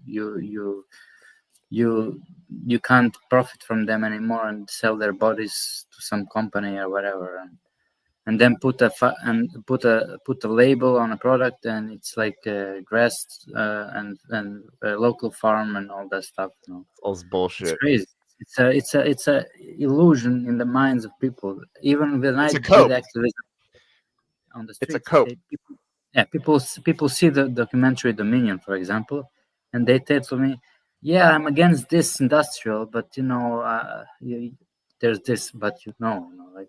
But California, what? my friend has a farm in California, and they treat their animals really well. You know, so yeah, it's like, you buy from him every day, right? Yeah. Yeah, exactly. I mean, It's even if it's he has a farm, he has a slave farm. So if he has a fungi farm, different story. If he has a permaculture, you know, garden, different story. No, but It There's no doesn't. sentience there. Yeah. Yeah. I mean, you're using other sentient beings. You have no right to use somebody's. It's not And your life. It's there. anything with a central nervous system is going to be affected by theft and slavery in a negative way. And you know, these animals, the more you're around animals, you can tell they go through the same emotions we do. They feel the same way. You know, like we had our cat Steve pass away, and our dog cried for a solid day the next day because I think he smelled the cat, you know, buried, and he could tell that it was dead, and he was like sad. Like, and he only knew the cat for like a couple months. Like it wasn't even like a cat he fucking grew up with, but he was like bummed. Did your dog see the cat dead? Because it's important. If they don't see it and think, they're still gonna think it's alive. No, he saw him and he smelled him, and then we buried him. You know, like we're, you know, on the property here, and I think, you know, dogs could smell through several feet of ground, and I think he smelled that the cat was dead, and he cried for a whole day. We were like, what is going on with this dog? Is he in pain? No, like he was sad. Yeah. And so anything with a brain and a central nervous system that's conscious, you know, they're gonna go through the same thing we would go through if we were put in those positions. And that's just, it's not justifiable for a simple taste or a tradition or you know, not wanting to change your life a little bit and eat different things. It's not a fair trade. Humans basically judge other animals based on our criteria or our ability to understand them, you know. So even if you don't understand an animal, I mean, you still see that they want to be left alone. So leave them alone. A fish swims away from you, so clearly it's want to be left alone. No? Yeah. It comes maybe a little bit of curiosity, but if you want to pull it out of the water, you kind of you're a bad person. That fish swims away, but if you hung out around that fish long enough and you were nice to it, it wouldn't. That's something. Someone came up and told a story about this guy who was living out in the forest, and he was like living out in the forest, and he had a guest come out, and the guest had like a bow and arrow, and they were like, oh, and they ran out in the forest and they were going to shoot a bird, and the guy stopped him, and he was like, you know, dude, what the fuck are you doing? Like, these are my friends. And like the dude had like a relationship with all the animals in his area, and like he helped them, they helped him. After a while, you can create these amazingly close relationships with animals once they get to know you, and once they see that you're a compassionate person. And I think when you're vegan too, they can tell if you eat animals by smelling you also. So, you know, they'll be like, Don't smell like rotten flesh, right? Yeah, exactly.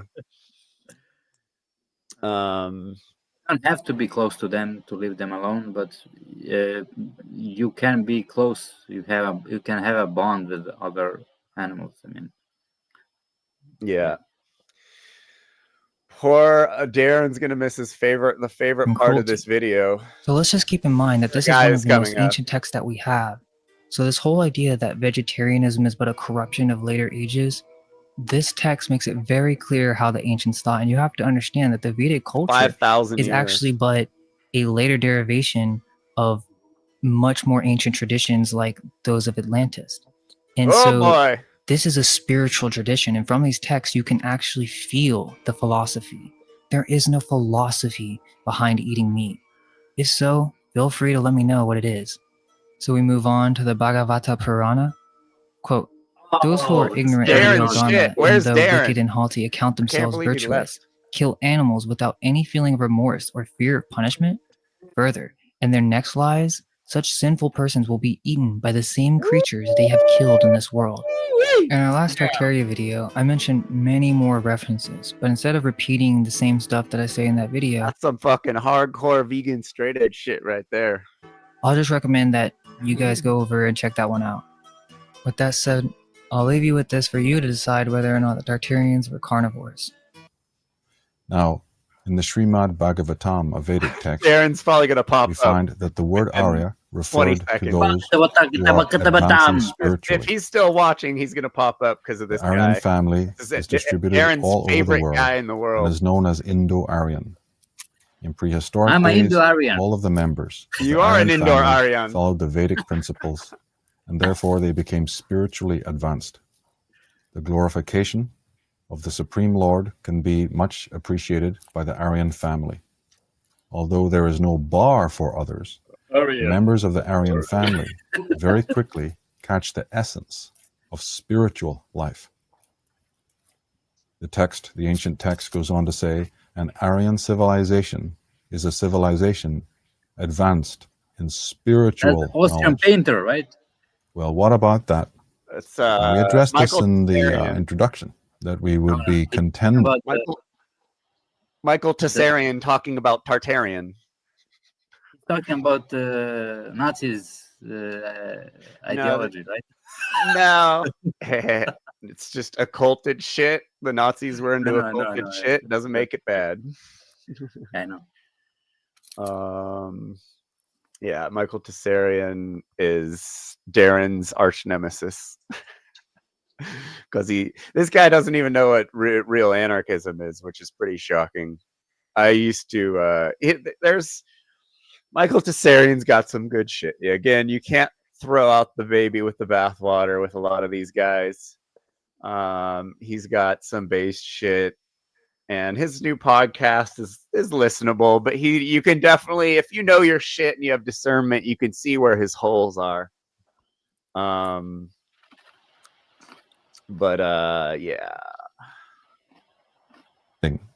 We would be restoring this term, this terribly abused and misused term.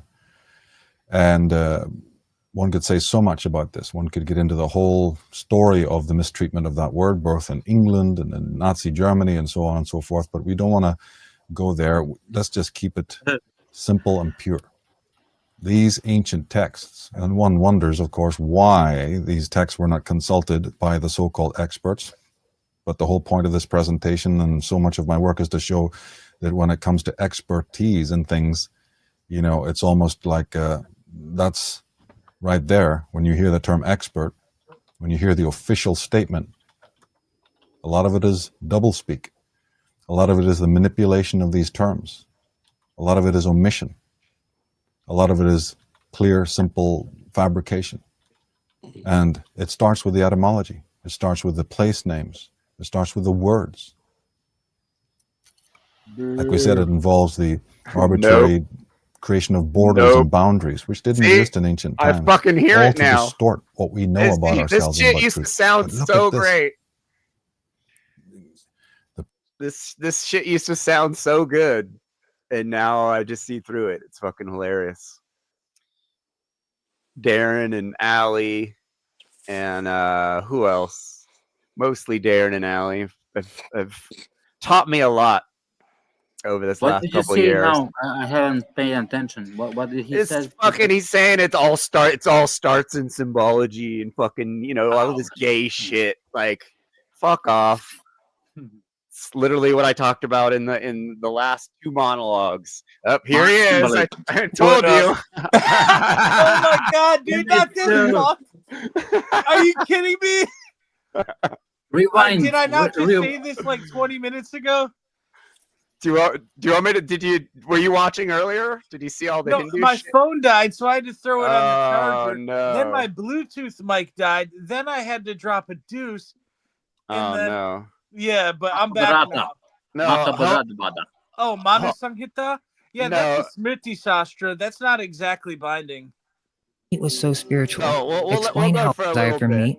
He may make an animal of clarified butter or one of flour and eat that, but let him never seek to destroy an animal without a lawful reason. As many hairs as the slain beast has, so often indeed will he who killed it without a lawful reason suffer a perpetrator. There's like Therefore, 25 even of those these. who are anxious for their own welfare should abstain from meat eating. Mahabharata is considered Bhishma stated, numberless discourses took place between. Manu Smriti is a Smriti Shastra, which is, yeah, I mean, they're good points. Still, Bhishma is this. Who's Bhishma? Bhishma is the grandfather of Arjuna. That dude's a fucking G. Yeah, he is an OG, and he's Yeah. considered a Mahajan, which means he has like universal knowledge. And he actually was on the opposite side of Arjuna and Krishna, but he achieved liberation because he basically just kept his vow, you know. But yeah, so these things, yeah, these are like harm reduction things, and a lot of them are correct. The thing that Mark would have issue with is that these guys have kings. Remember, scion means a prince, but the thing is, unless you are a sage that dedicates your life entirely to the pursuit of liberation, as in like renunciation, which means usually someone celibate, but not always. Liberation has to be the goal of your life. Then there's no other way to run a society that is completely free from harm. So what they did not do was they did not let morons run the show because other morons elected them. They had people that ideally should have self-realization as the highest goal and to be advised by sages. So this and anarchy are incompatible, but if your authority comes from your knowledge of natural law, which is Rita in the Veda, then, you know, it kind of works. But that's the difference between Mark's hypothetical, all is mind vagary and a society that actually sustained itself for thousands of years. Well, Dharma is natural law, right? Yeah, and Dharma can change, but there's different Dharma. So the Mahabharata is stories to teach morals to the public. So this is the most basic teaching right here, and it's great. Yeah. More advanced teachings. So this is called. So this Okay, is so Itihasa. hold on. Is this is Buddhist or Hindu? No, this is Hindu. Okay, And that's what I thought. this is good advice for people. This is what the kids used to listen to, like instead of like watching movies, they would watch plays of people talking all this stuff. This was like this was their series. This is what they did. They got together and they acted out these stories to teach people morality. And then the Bhagavad Gita and so the Manusmriti is like it's considered art. It's a morality. It's a Dharma Shastra, and then you have Artha Shastra, which are like how to manage like a kingdom or a society. The Vedas themselves are a Shruti, which is like what a sage actually, I guess, channeled or was not channeled, but revealed to the sage. And then, so all the Vedic rituals that they did, because they were not a vegan society, but the rituals promised the best possible outcome for people who desire material rewards for their good deeds. But beyond that, they would even tell you that's called Purva Mimamsa, like the initial teachings of like building good qualities. And then beyond that, you had Uttara Mimamsa, which is the final teachings, and that's why they call it Vedanta, the end of the Vedas or the conclusion of the Vedas, which is no matter how many good things you do, none of these things leads to liberation other than detachment or renunciation. Most people don't want that, so the next best thing is harm reduction, because if you really get down to it, reducing harm but desiring to have an eternal existence are incompatible. Unless that eternal existence is the dissolution of the false ego and merger with Brahman. It takes multiple lifetimes for that usually, so most people don't want it. I wish I understood half the shit you say.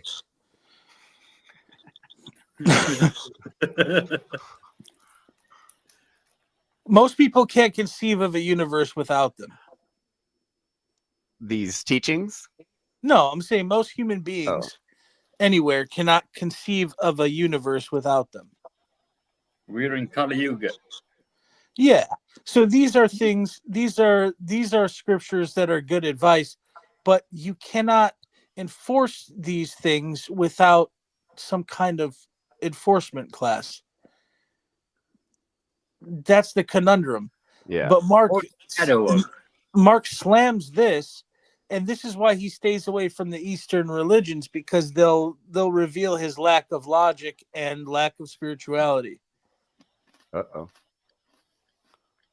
Yeah, I mean, these are the things that I believe in, dude. You know, Yeah, I know. but I can't. I was like, this is your shit. Where'd you fucking go? Yeah, like, I had to drop some warriors off. Did you know about all of these that are here before you went vegan? Yeah. Yeah, they're pretty That's gnarly. why I was a piece of shit. This is like Earth Crisis lyrics. No, I mean, bro, I lived in ashrams and stuff, bro. Like I I was know. celibate and vegetarian for years. This is But that I one got disillusioned with the whole. It was still a system, because it really just, it was more about being labeled, you know, a religion, as opposed to, I don't know, man, dude. Basically, they were still all about order following and not about like whatever. But that's okay, dude. This is the highest knowledge that humanity can come across, and I might have been a little immature, dude, because to be honest with you, like if I knew that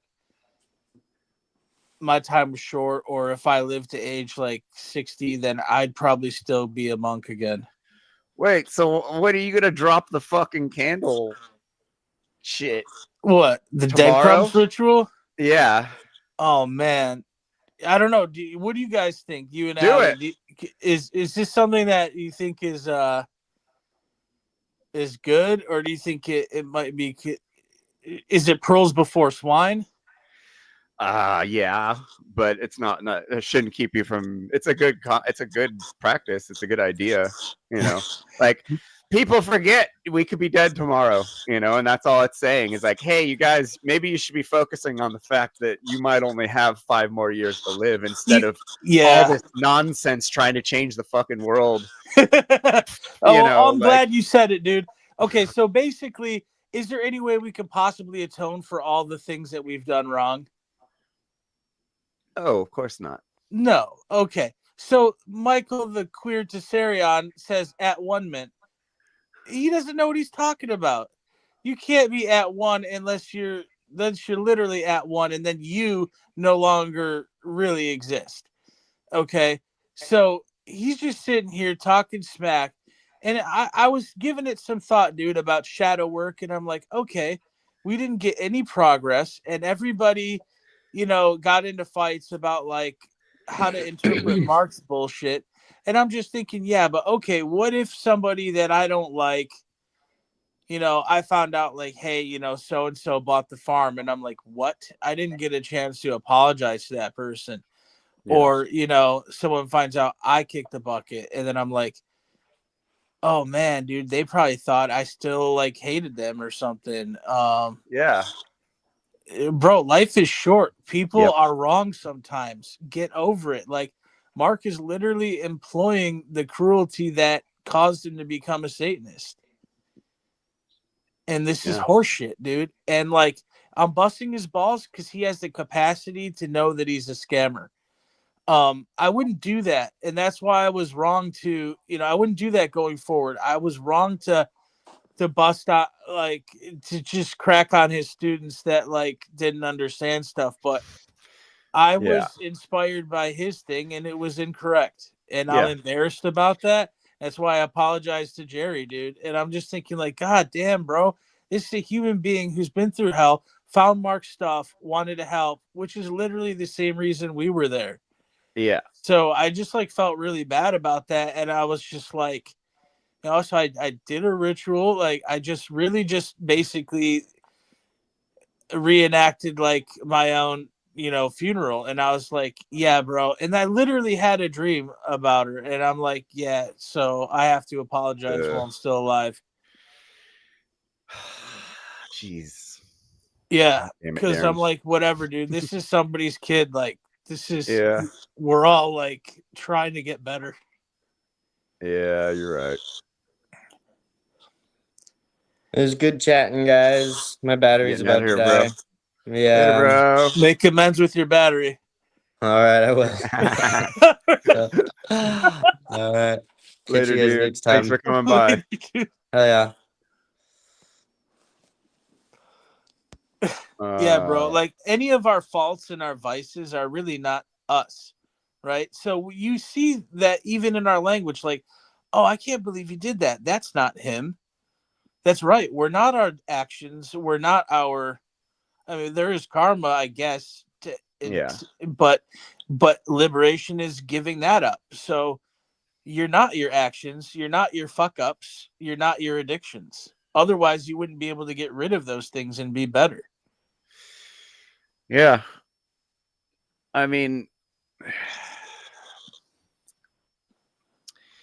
if the fuck, you know, and like if you take out of the equation, like I'm starting to not even like we're talking to you yesterday. Like I don't even know if this world is fucked up. Like it's probably It's reflecting quite what we do. That's it. yeah, and it's probably quite balanced, and that kind of takes the whole changing the world mission away from Mark Passio. Is what does it need to be changed? If we're in heaven right now and we're supposed to either we're supposed to either create heaven or create hell while we're here, you know, why are we? So you want us to go be distracted by something that's never going to make a difference, and then you know, like it just doesn't add up. Yeah, exactly. It's like I think this fucking world is amazing. Yeah, there's fucked up shit If in you it, and there's choose to great look shit. at it as It's not crappy, all you're gonna see fucked up. crappy. If you're a fucking emo, you know, doomer, you're gonna think everything about the world is fucked up, but that's not true. That's how Michael Tessarion makes money. Yeah, and that's how Mark makes money. Yep. And it's sad because like this group, there's all these people that are like wanted to do learn psychology about their brains, and that's not what they got out of that seminar. Yeah, and then like because I was, you know, hypnotized kind of by Mark's stuff. Like Yeah. I missed an opportunity to build like good connections with human beings because I put Mark's fake and gay mission above, you know, my moral principles. Fucking goddamn it, Darren! Everybody You're can get taking all the fun out of this, dude. I know, but no foreshadow work. We had so much fun doing foreshadow work all year. I know, dude. I had to hit the block button on myself. You know, I'm like, dude. Fuck. No, you're right. You're in a cult. I'm not in your cult. In a cult. Yeah. Yeah, exactly. Yo, Adrian, we did it. We admitted to ourselves and to another human being we were in a cult. Yeah. I'm fully healed. Fucking cult. It was fully healed. One day at a time. You're gonna find out that you fucked with the wrong one, boy. We were in a cult. You're in a fucking You know why cult. we were in a cult? I'm not in your fucking trash apes. You fucking losers. Find the fuck out, boy. There's a song for you. QuitYourCult.com goes to Mark Passio's website. We're not in your fucking meat industry propaganda cult. You want to try that out? If you don't believe me, QuitYourCult.com is a redirect link to One Great Work Network. Weird. QuitYourCult.com. Like he bought that? Like someone bought it? Here, Google it. Someone Mark probably bought it. That's Mark weird. bought it. He told it in an episode of his podcast, and like, well, that's the biggest fault. That's the cultiest thing he Mark has. is the cul-de-sac before the gold mine because he's intentionally a setup, dude. And we were in that cult. Call it a sack of shit. So what kind of satanic hubris do you got to have to purchase the domain name QuitYourCult.com and then create a cult? And then gatekeep, basically create a cult. Yeah, it's the One Great Work Grotto. Kurt and I talked about it on our show. Yeah, we got, but then we also had the balls to escape and then also admit it on YouTube for the world. Thank you, Adrian. We were in a cult. Oh, well, but you know what's not fake? That we actually do care. Yeah. Yeah. Yeah, no, we can't. Obviously. So so what we get out of it? We got something you can't put a dollar amount on. We got like 4, 5, 12 friends that we never knew before. Who makes 12 friends in 1 year? Who makes 4 friends in 1 year? Nobody. No, not me.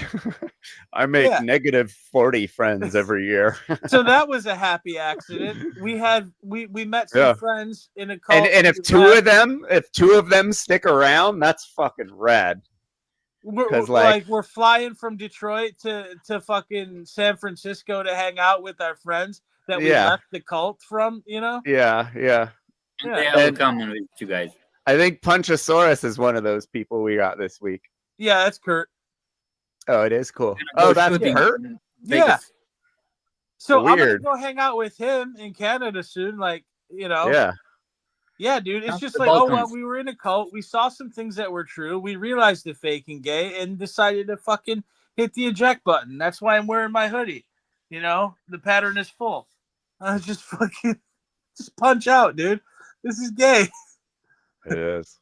Yeah. It is. I think even Adrian did the same thing. He was like, he Hell got to yeah, the same bro. conclusion where he's like, I'm out of here. Like, these people are fucking lame. Yeah, I mean, like, hey, Yeah, speaking for myself, I mean, like, I was drawn into like doing the right thing, and like I actually care about like morality and stuff. I guess maybe he calls out every other you know, cult in the world except his own. That's why he's the ultimate Thelemite. a Finish lame. what you're saying, Adrian? Yeah, pretty much. I just like thought about my life like so far. Just I'm young.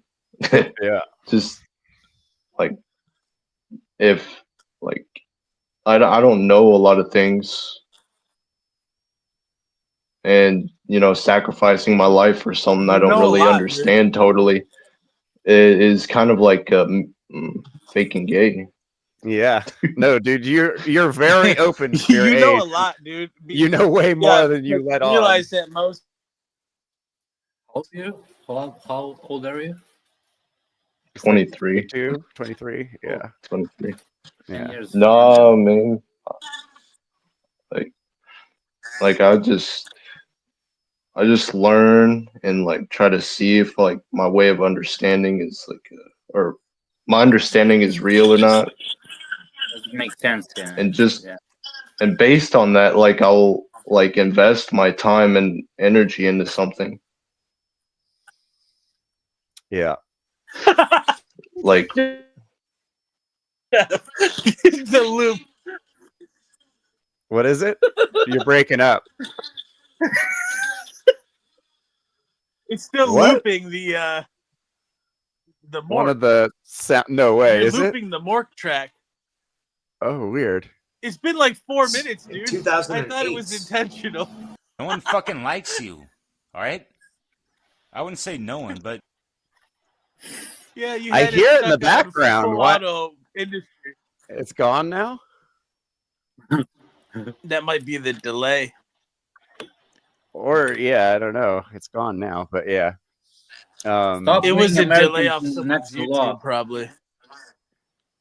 So yeah, you've adjudicated Adrian, basically. You took some time to Hey, what up, adjudicate. dude? How do we all become pretty much friends what I after we left the what cult, I you know? did Hold on, was just Kurt get it out. I mean, let Adrian. yeah, pretty much what I did was just extricate myself and try to like look at it from all kinds of angles to try to like grok and understand it. And right now I'm just like I'm unsure really where I'm at, and I'm just you know, attempting to learn and grow. Yeah. You should be unsure for everything that you don't know is for sure the truth, you know, like especially when it's groups and communities and gurus and shit like that. You should be very wary of all that kind of shit. How's it going, Kurt? How you been, man? Hey, I've been doing all right. Yeah, I saw you in the after class chat from the seminar. It was interesting to see. I lasted a total of 24 hours longer than you did in that group. Yeah. Well, I have a habit of making enemies. Adrian, Yeah. you're the Adrian from last year's class, right? Yeah. Okay. I was a little bit harsh with you last year. Aw. Yeah. He's Well, just a don't worry baby. about it. he was I repeating a was lot of the fake ass symbolism teleology nonsense that Mark and his other pundits push. And I mean, I was making fun of him for what he was posting, but it was very directed. Wow, what a dick. Yeah, where my which I've mind done was for you, at. and Where it's my like, mind was at. I really do like honestly regret some of the stuff I posted because I was just trying to like come out of my like thrall. I guess I was like under like some sort of like fucking spell, and you I had to left the get out. military, right? Yeah, I did. Yeah, man. Wow. See, Mark likes So- to take people who are traumatized and re-traumatize them. We're both ex-military. Yeah. But Yeah. yeah, and that's with a lot of these things, whether it's Mark or the other people he pushes, like Tsarion. Well, this symbol means this, and this symbol means that. Darren brought up Kant earlier and the difference between the object and the observer. It's important to remember meanings don't exist inside of inanimate objects, ever. Like, right. Think about something that less symbolic, like not a cross or a pentagram, but like a building, like a boxing gym. You could have a bunch of different people witness the same building.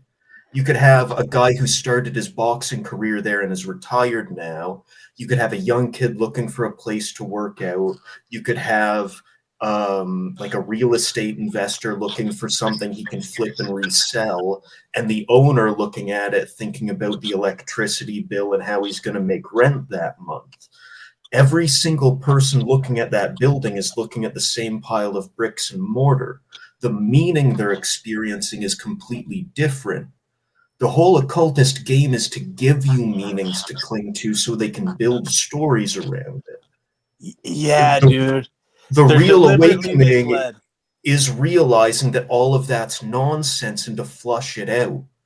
Enlightenment is realizing that that stuff's crap and getting rid of it, not digging yourself further down that hole. Yep. Not making an 18-year career out of it either.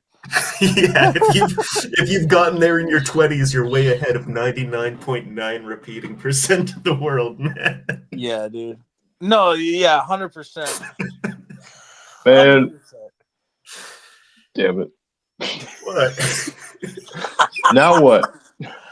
Well, that is a serious problem, isn't it? Oh, just Then this you little have to- thing called being happy. Well, and also that All whole right. point about meaning doesn't exist in external things. Then it becomes the question, what do you care about? What do you want and what are you willing to work Truth and for? justice. And then live your life and be happy. Yeah. Yeah. And then do that. All right. And the problem is no one else can give you that. Like No one whatever else you can want tell to you do, what's bro. going to You know make right you from wrong. happy. Just do man. whatever you want because you're a good dude. Yeah. You know what's right. That means you're sovereign, Yeah. technically. It doesn't mean you're God on earth, but you're sovereign. You know, you know what Anyway. things you ought to do and what things you ought not to do.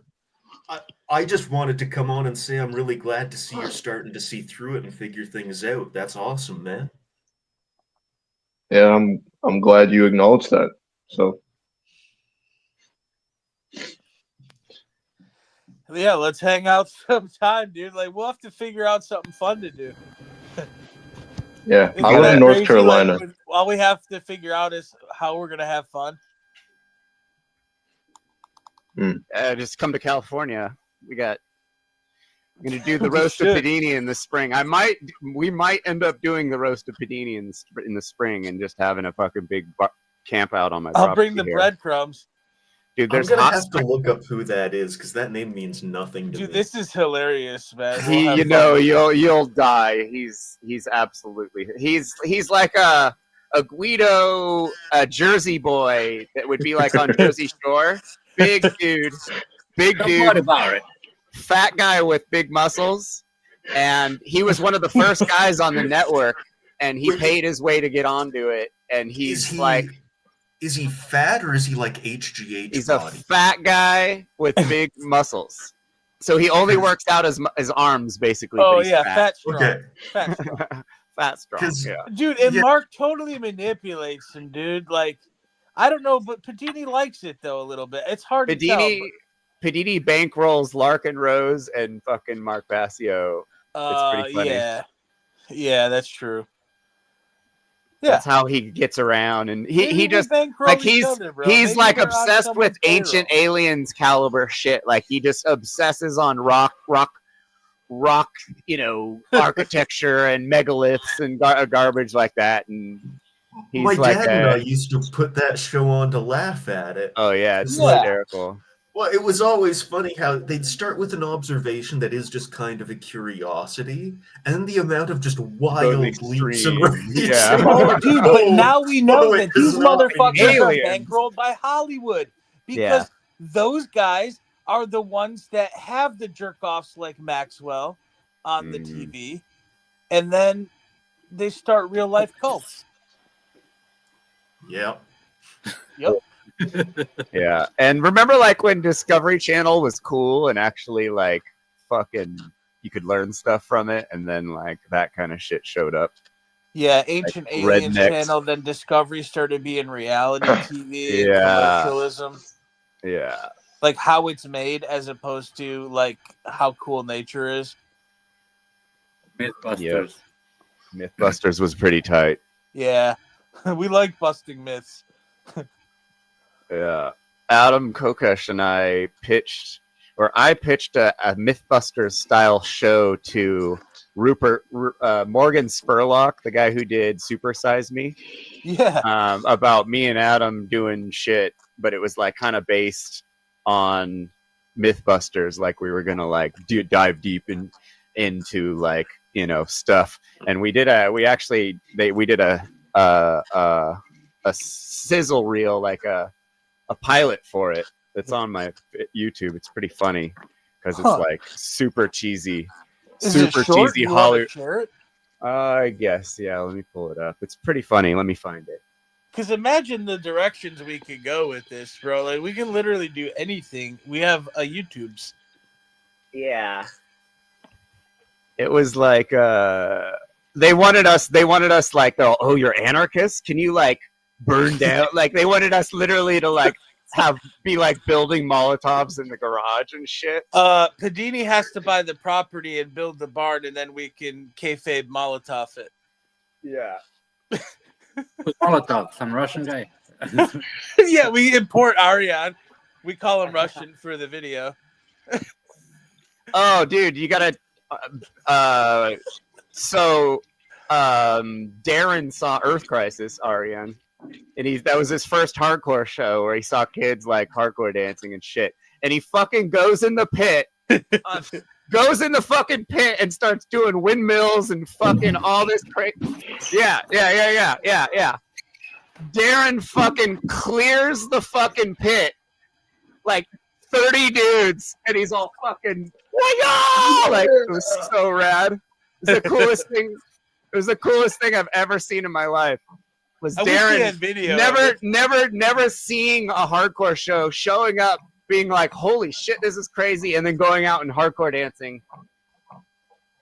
It was fucking hilarious, dude. There's zero videos from that show. There's no one filmed it. No one put it on YouTube.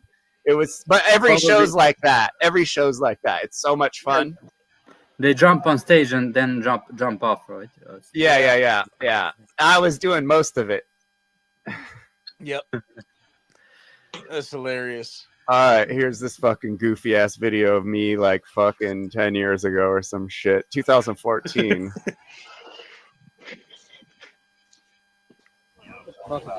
Standing on the bucket. On the sidewalk. Yep. Oh god, this guy fucking gives me the creeps. Unless you count the First Amendment. If you count the First Amendment. What's up, Austin Murphy? My name is Adam Coker. Which What's up, one, dude? the cop or the other guy? Looking for ways to empower themselves, and maybe just don't know how yet. You mind shutting the camera, please? Why is that? So that you're just not filming. That's all I'm talking. That's my right to, sir. Do you mind rolling down the window, please? Well, that's as much as I feel like rolling it down, sir. I fight for freedom. I fight for individual human rights.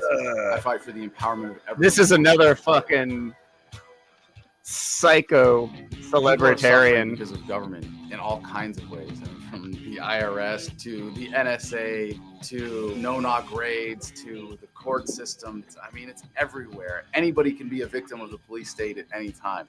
This is at the University of California at Oh. Davis. Some of the protesters sitting on the ground, but then being pepper sprayed by Remember police this? officers. Instructing how Yeah. wants to stand up for themselves by educating them about how to deal with the police, how to interact with government in general. I want you to put a No thanks. Correct me if I'm wrong. Did I stumble into Mexico or is it still United States?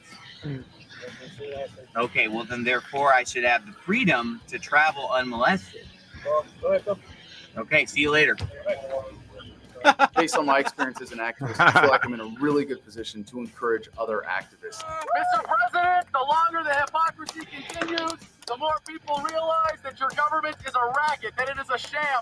Over my career, I've been arrested about 36 times. No freedom, no crime, no freedom. Been roughed up by the police about 6 times. This is your last warning. Did 4 months in jail, 2 months in solitary confinement. Since July 9th, 31-year-old Adam Kokish has been incarcerated in a cell at the Fairfax County Jail, which measures 7 by 7.5 feet. When they raided my home, they sent more men after me than Bin Laden. Officials are here to serve a search warrant at the home of Adam Kokish, a political activist. The government likes to exercise control and keep people afraid and beaten down. So not only does it depend on the enforcement of criminalizing normal behavior. Give you your warnings. If you come out here and you demonstrate by dancing, you will be placed under arrest. But they also want to keep us threw him on the ground empowering for before dancing. authority. When we go get arrested, the point is not It's to like get arrested. Flashdance, bro. The point is to reveal the nature of government or to show people where the line is and how you. If you go to Washington, D.C., you can't dance at any of the monuments. We can It's dance illegal. if we want to. As a United States Marine, I did a combat tour in Fallujah. in Blah, blah, 2004, blah. when things were really nasty. Yeah, It you're rains fucking- and a lot of Well, it's not trouble like in going to the DC. beach fun or making out with your sister fun. It's more like shoving shards of broken glass up your ass and taking a bath in Tabasco sauce fun. From the horrors that I experienced and seeing how government can really bring out the worst in people, I've taken as my mission now, not just for myself to live a different way, but to do the opposite and try to bring out the best in people. And that's why I'm running for president in 2020 on the platform. Oh, okay. That's not. Yeah, exactly. What did you say? Okay, so he's the anti-cult leader. Okay, cool. Yeah, exactly. Another one. I mean, Hey, Dad, how's it I'm a going? cult leader in Pretty a good, dude. spiritual What you cult. doing? Well, I was just calling to get an update on the ammo company. It's really exciting to see that my dad Boring. is starting a ammo business, Watchdog Ammo. Boring. You know, one of my biggest fears about family business is Promoting whether or not himself your or brothers what? really take the job seriously. And I have to say, What's I've been with people one of the coming things that from I'm worried money about and is then being if this part really of takes a off, grift? We're gonna need some more help. You want them work? Yeah, we can get my felonies fun. Nothing but grifts, bro. I got arrested Because for all other this shotgun is a incidents grift, being dude. Plaza last Independence Day. Nothing but We a are. grift. Yep. Look at the theatrics. The final. Oh yeah, bro. I American orchestrated this. I'm Detective John Kimball. Oh shit, I missed that bike. That's pretty cool. Jeffrey is my right-hand man, my best friend, and when I was saved my ass when people worked. He's for me seated at the were right trying to hand sabotage of my the operation, father. and if it wasn't for him, I wouldn't be here today. We're roommates here in the house. Oh, this is weird. This is super weird. Ah! I kind of bring him lots of broken. weird. Jeff, So I weird remember watching this. seeing you on Gonna CNN when I was eat at like 2 in o'clock. middle school or high school. With the biodiesel thing? Yeah. No My way. dad and I were like, "That's pretty cool." That's hilarious. Yeah, I remember Yeah, that. that was fucking everyone and their mother saw that fucking shit. It was huge. Absolutely. I got 0 customers from that. Isn't that crazy? Well, they shut you down. Not They're not like, not a single person called me and were like, "I want to get a car from you because I saw you on CNN." It was crazy. dude, they made it as one of those feel-good optimism stories. No, it was 2008. Also, the economy tanked. But it was licensing though and EPA stuff. Yeah, right? yeah, exactly. Yeah. Yeah, but they put it out there so people could not be doomers. You know, it was like a hopium story they made it out of.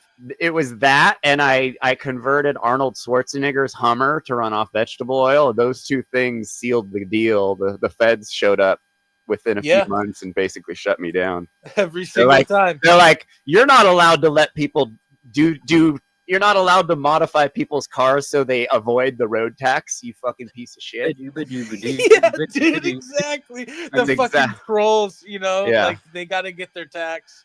Dude, they get $2 a gallon off that fucking shit. That's I a was lot telling of fucking Kurt, money. like if he was telling me that Black Friday was a flop and people didn't go to stores, and I said, No. if that happens a couple more holidays in a row, they'll ban flea markets and swap meets. This was This was Jeff on keto. Okay. This was primal diet, Jeff. Do I look weird? A little bit. Fuck yeah. I don't even recognize myself. Feed at 2 o'clock. A lot of people feel alone when they get Say, victimized if the by troops government in some defend way. freedom- So people email Adam because he has a perspective on things that if the fulfill troops a lot of defended people's freedom. needs. Yeah, he's Yeah, gonna but defend and- it by blowing up Venezuela, right? Yeah. Check this out. Hey, Adam, my name is Steven Anderson, and I live in Arizona, They where I've need had the oil. horrible experiences with checkpoints. In April 2009, I was beaten and tasered by the U.S. Border Patrol for refusing a warrantless search of my vehicle. I wasn't carrying anything So illegal, funny. but was standing up for the principle of the Fourth Amendment. I was then arrested, but was later declared not guilty on all charges in a full jury trial. Dude, I got to see this footage. Let me ask you, are you placing me under arrest? You are under arrest. And what crime am I being charged with? What are you placing me under arrest for? Prepare to obey me right now. So I have to obey you? This is where things are about to get ugly, and this is where Yeah. it's like, it doesn't matter what you say, dude. You're going to get screwed if they want to screw with you. Oh, he tased him. Just through the hole in the window. That's scary. Standing up to checkpoints is no Scary. joke. You are up That's against scary. the whole muscle of the Scary. United States law enforcement. That's Well, scary. we got a Skype name. Should we call him up? All right, let's do it. Wow. Hey, Pastor Anderson, are you there? Hey, how you doing, Adam? Hey, thanks so much for joining us. We got your email. It's just a crazy story. How do you keep going after something like that? I've been going through these things for years, and for the first few hundred times, I just went along with it. But finally, I started to think about it and say, wait a minute, this is an infringement of my rights. So I basically just stopped answering their questions. And on that one eventful night, they ended up bashing my windows in, tasering me, arresting me, and everything else. You must have known that something like this was a possibility, right? I knew I was taking a risk, but to me, it was worth it. Hey, thank you so much for your time. Appreciate it. Thanks. Thanks, Bye. So it's Saturday night in LA. There are going to be some checkpoints, right? Definitely. So what are the actual legal lines that you cross or don't? If you're driving and you're asked by any police officer for proof of insurance and your ID, that's something you have to give to them. Beyond giving them your paperwork, you should only, say 3 statements in that. And that's, am I free to go? Am I being detained? And no, sir, I don't answer questions. These checkpoints have nothing to do with their stated purpose. Like the vast majority of tickets at drunk driving checkpoints are for fix-it tickets and registration. The fuck was that shot? Hundreds of thousands of people. Looked like for a no good goober. reason. What was that?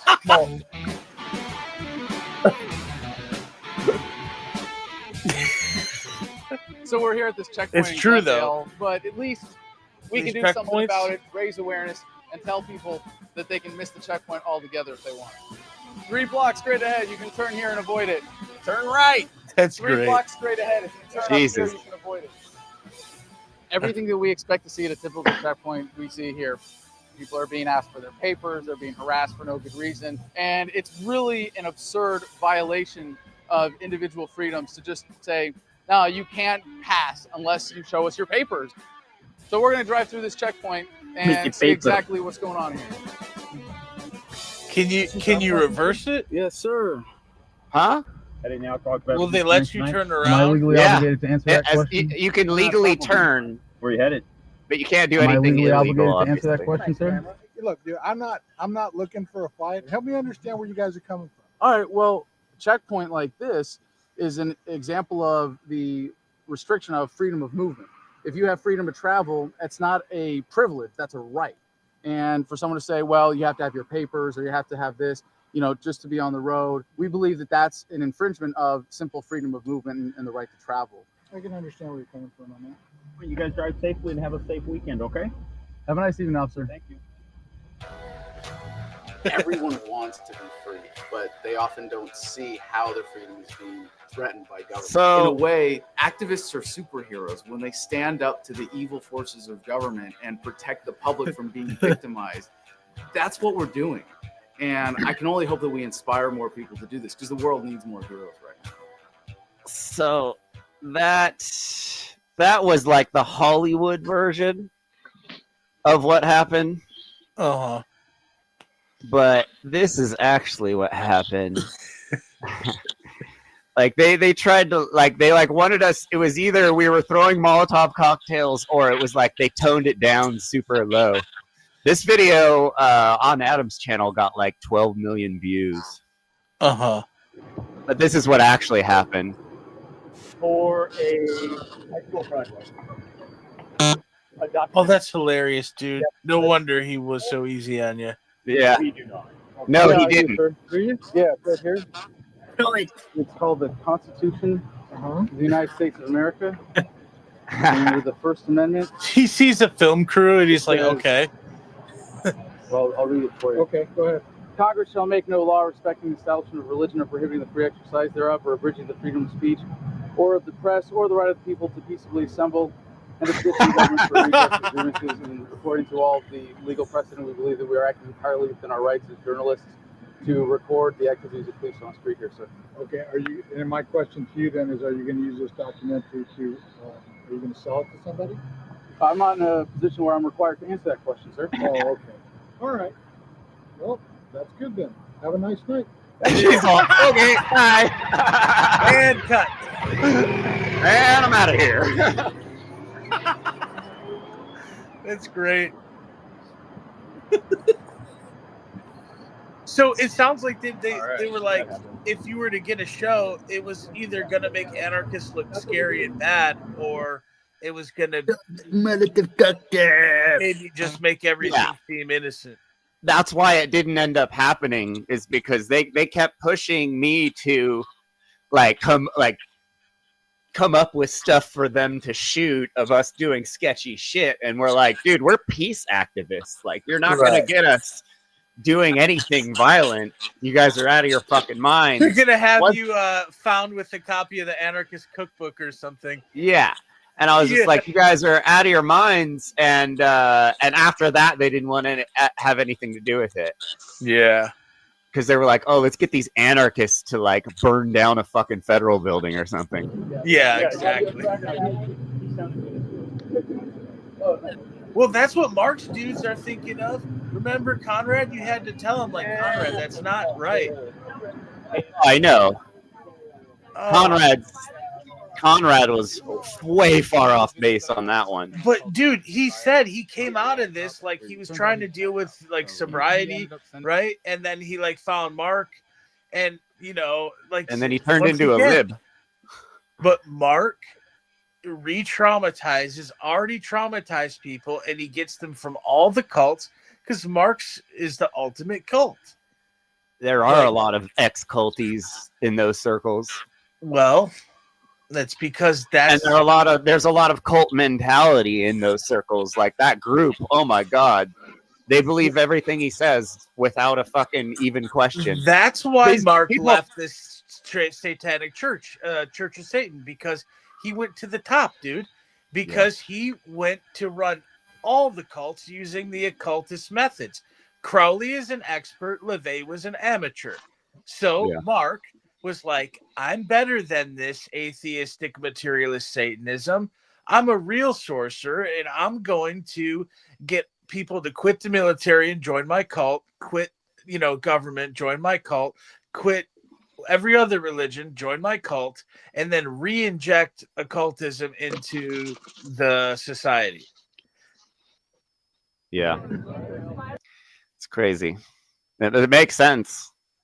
It can't be anything else because nothing else stands to reason. Damn. Do you know the video that I have on my channel called "Is Lieutenant The One Great Work Grotto? Turns out he's a bad cop. Oh, really? He ended up sending me a letter that says the actions of our officers are entirely. Is there anybody out there that's legit, like not doing it for money? Nope. They're all about money. Yeah, just assume everything's fake until proven gay. This guy was all about money. This Adam guy here, he was all about money. Chris is good, no? They all are. Chris that has a kid. So this is the real interaction we had with it. So the same cop that we were talking to earlier pulled us over once he saw us driving. Evening, officer. Any alcoholic beverages to drink tonight? Am I legally obligated to answer that question? Probably not. Can I see your driver's license? Saw a big old camera in his face. The camera I was using was huge. Am I legally obligated to answer that question? None of It's these like on cops- your lap, like a big Yeah, ass camera. pointed right at him. Yeah, big ass production camera. Live in New Mexico? A little bit. That camera commanded so much respect. It was crazy. You guys drive safely and have a safe weekend. Dude, if you have a ladder and a reflective vest, you can literally walk into a movie theater and watch a movie for free. Yeah. Just look People like you're just doing believe work. you. Get out of Yeah. Yeah. Well, the guy So working after- minimum wage doesn't care. Yeah, exactly, dude. He looks like he's supposed to be here. You know, gives a shit. Am I gonna get off my ass and ask the manager if there's actually anything scheduled for today? Hell no. Hell no. So after we got through the checkpoint, that cop pulled us over. That comes a little bit later. Okay. We were trying to ask the watch commander guy for some information, and he was just like, "Nah." Nah. Okay. Well, thank you, sir. Appreciate that. That's all we need tonight. Sure. Have a good night. You too. Right. So they detain you, and then they smell alcohol in your breath. It's like, wait a minute, you detained me for no reason, or in order to find a Exactly. reason. Exactly. Yeah. And they have tow trucks just sitting there waiting. It's And a it's racket, all dude. It's all registration tickets, and you know. This is what happens when you get squeezed by the wise guys. Yeah. You see how we just walked? I walked right into their fucking their camp with that camera. They all were so worried. Can I interview you about that real quick? Wow. Okay. Well, hey, I'm really sorry to hear that. They took this family's car. That sucks, dude. Exactly. Good luck. Wow.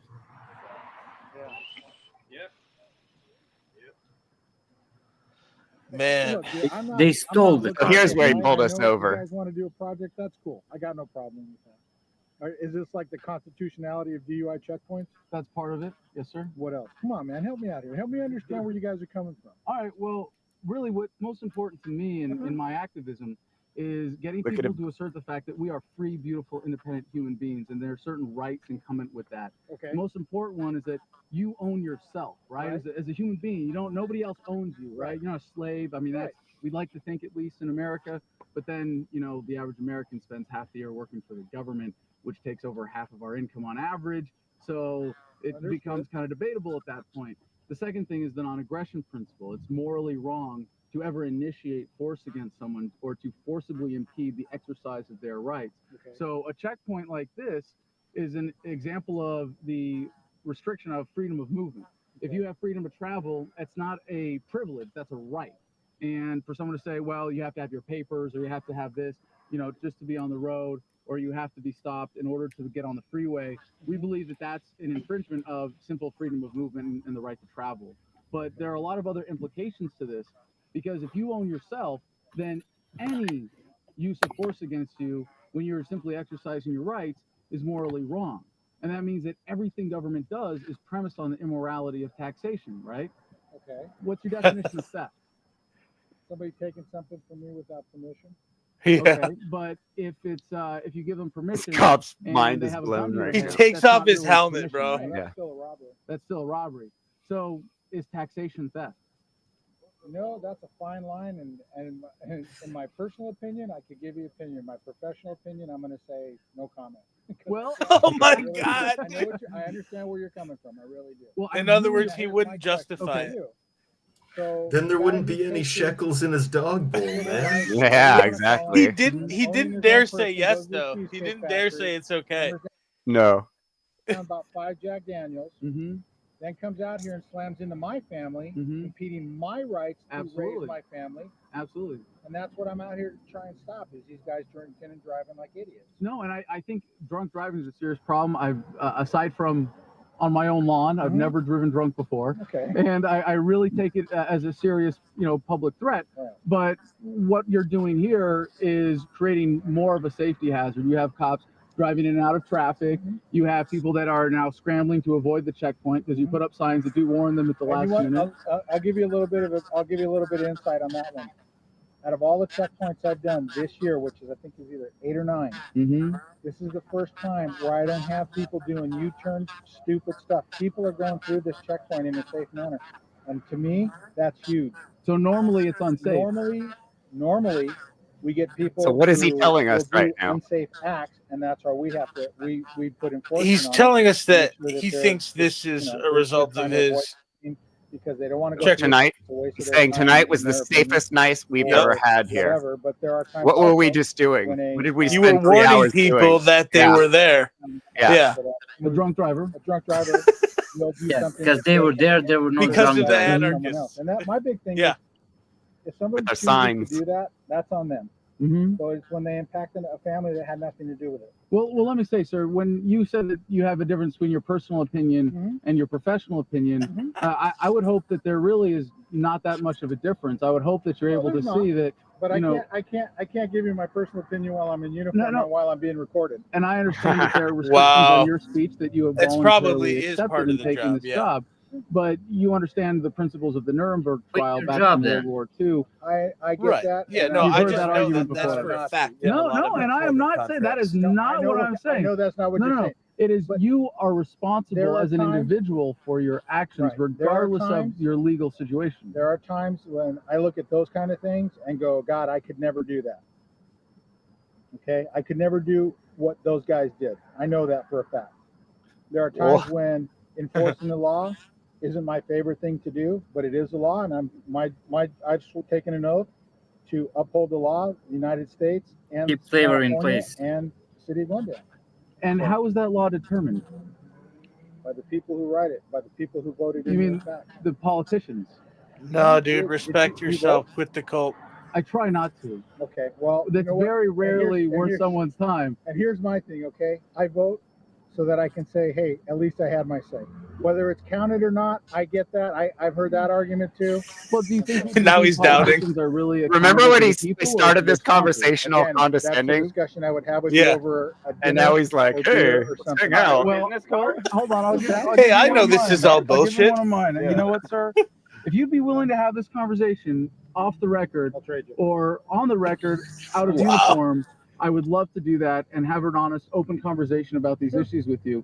And I think there are a lot of cops that wouldn't even have the courage to have this kind of exchange. And that's a big part of That's the true. problem. And you might be a well-intentioned cop, but when there are so many police officers that when they commit horrendous crimes in uniform, and you know this happens, and you know because it makes Yep. your job worse, it makes your job more Is with- dangerous when people don't trust the police, Paved with good because intentions. there is a system that protects them from liability, and you're a part of that system. So it's hard to Hey say man, that even there a are well-intentioned actually cop people is a who good drink the cop Kool-Aid when you're part of that a hard. system that protects Yeah. bad cops. Like the I can yeah, understand man. where you're coming You hear that? Well, He I just hope- told I him hope we he's can a have this part. conversation really. He's If a you wanna part give of me the a call system anytime. My that name's protects Larry, bad Larry, cops, and I and will he's give you a all, call. Nice to okay, meet you. I'm out of here. Right, the, right.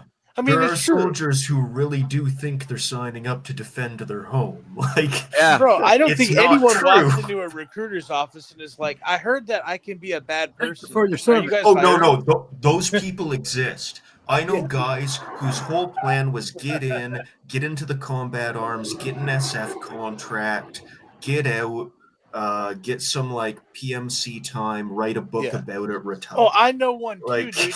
He got through the first half of SEAL training, and then he flunked out, and then he went to dive school, and then he got kicked out for drinking and using tobacco during the time where he wasn't supposed to. And so he didn't lack he lacked the discipline. His physical fitness was good.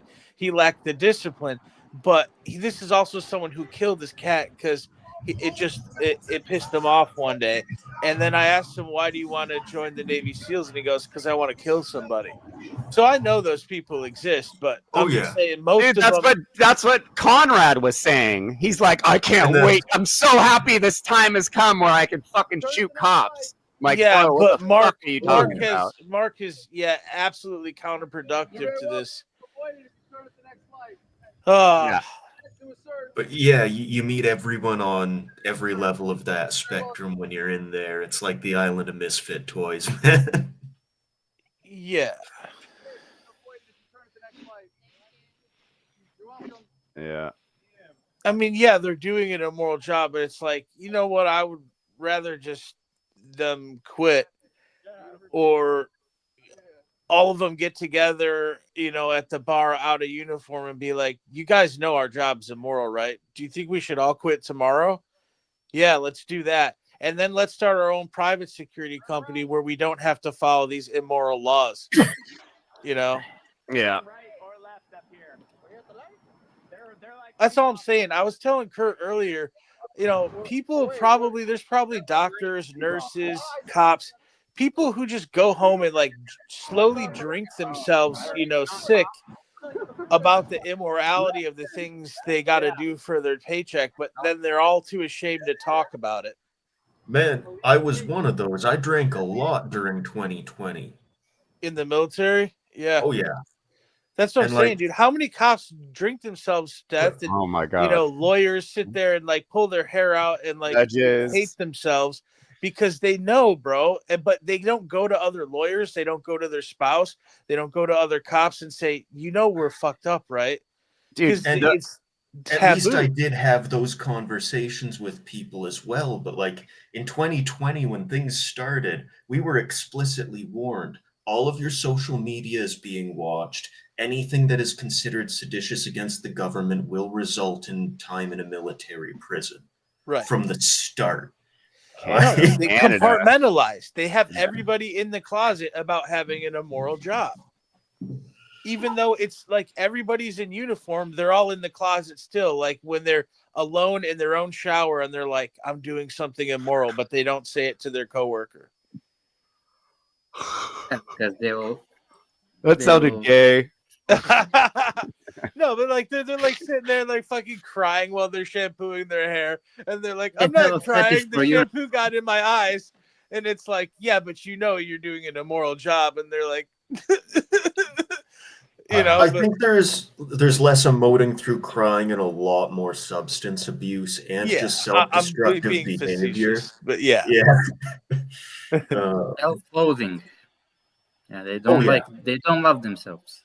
The amount of like alcohol, coke, and every other substance you can imagine, from my experience, is way higher in the military than anywhere else that I've and seen. everything that happened to them before that, to get them to the point where they prefer this life over what was going on before.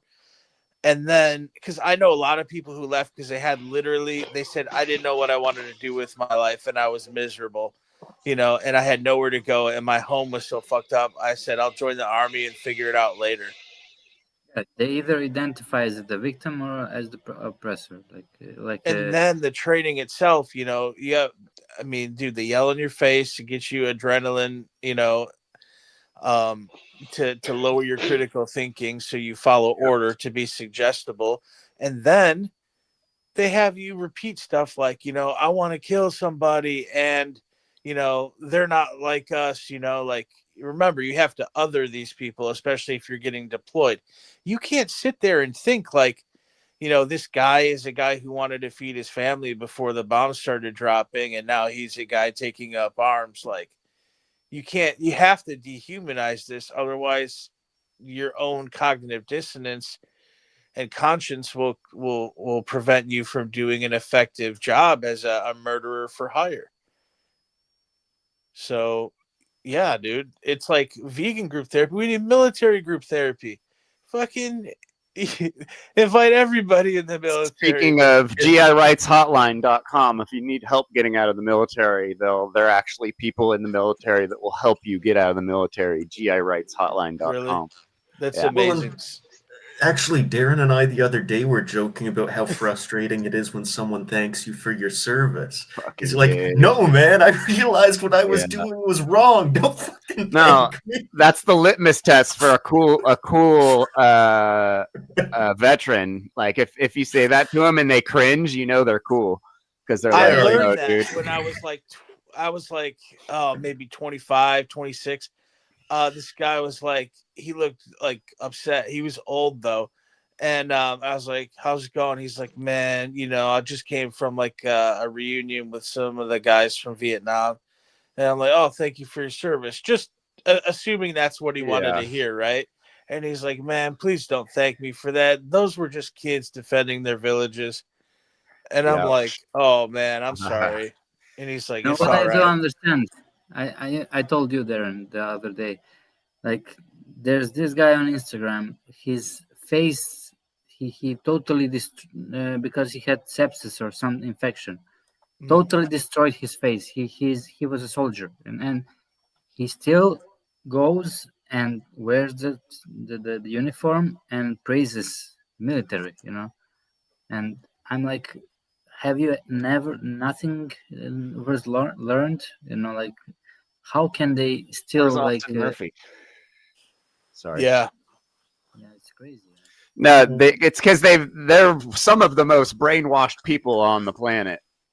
People in the military, and then because they're so in denial about what they did bad, they run with it. They run with the bullshit that it was actually good and that they did something great for their country, and so they go fucking head first into that shit. Wait a minute, Jeff, though, what's the difference between that and like traditional warriors? Weren't they more like militias of just normal people who also know how to fight? Yes. Or for most of our history. They weren't doing like shitty things for a paycheck. I don't even know if those people got paid in like, primitive societies. Yeah, like the fucking ninjas and shit. They were like paid by kings to keep them safe. Mercenary. At least you think There's a about lot it. You would assume, but levels to the ninja, because they were also sometimes just like peasant vigilantes. Or the Ronin. Just means Ronin is a fallen. It's basically a samurai. guerrilla fighter.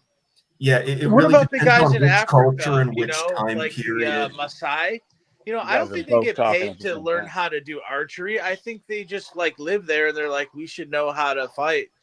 And I'm not seeing like, standing professional armies in a constant state of readiness for world domination. It's more like people should know how to do stuff to defend themselves.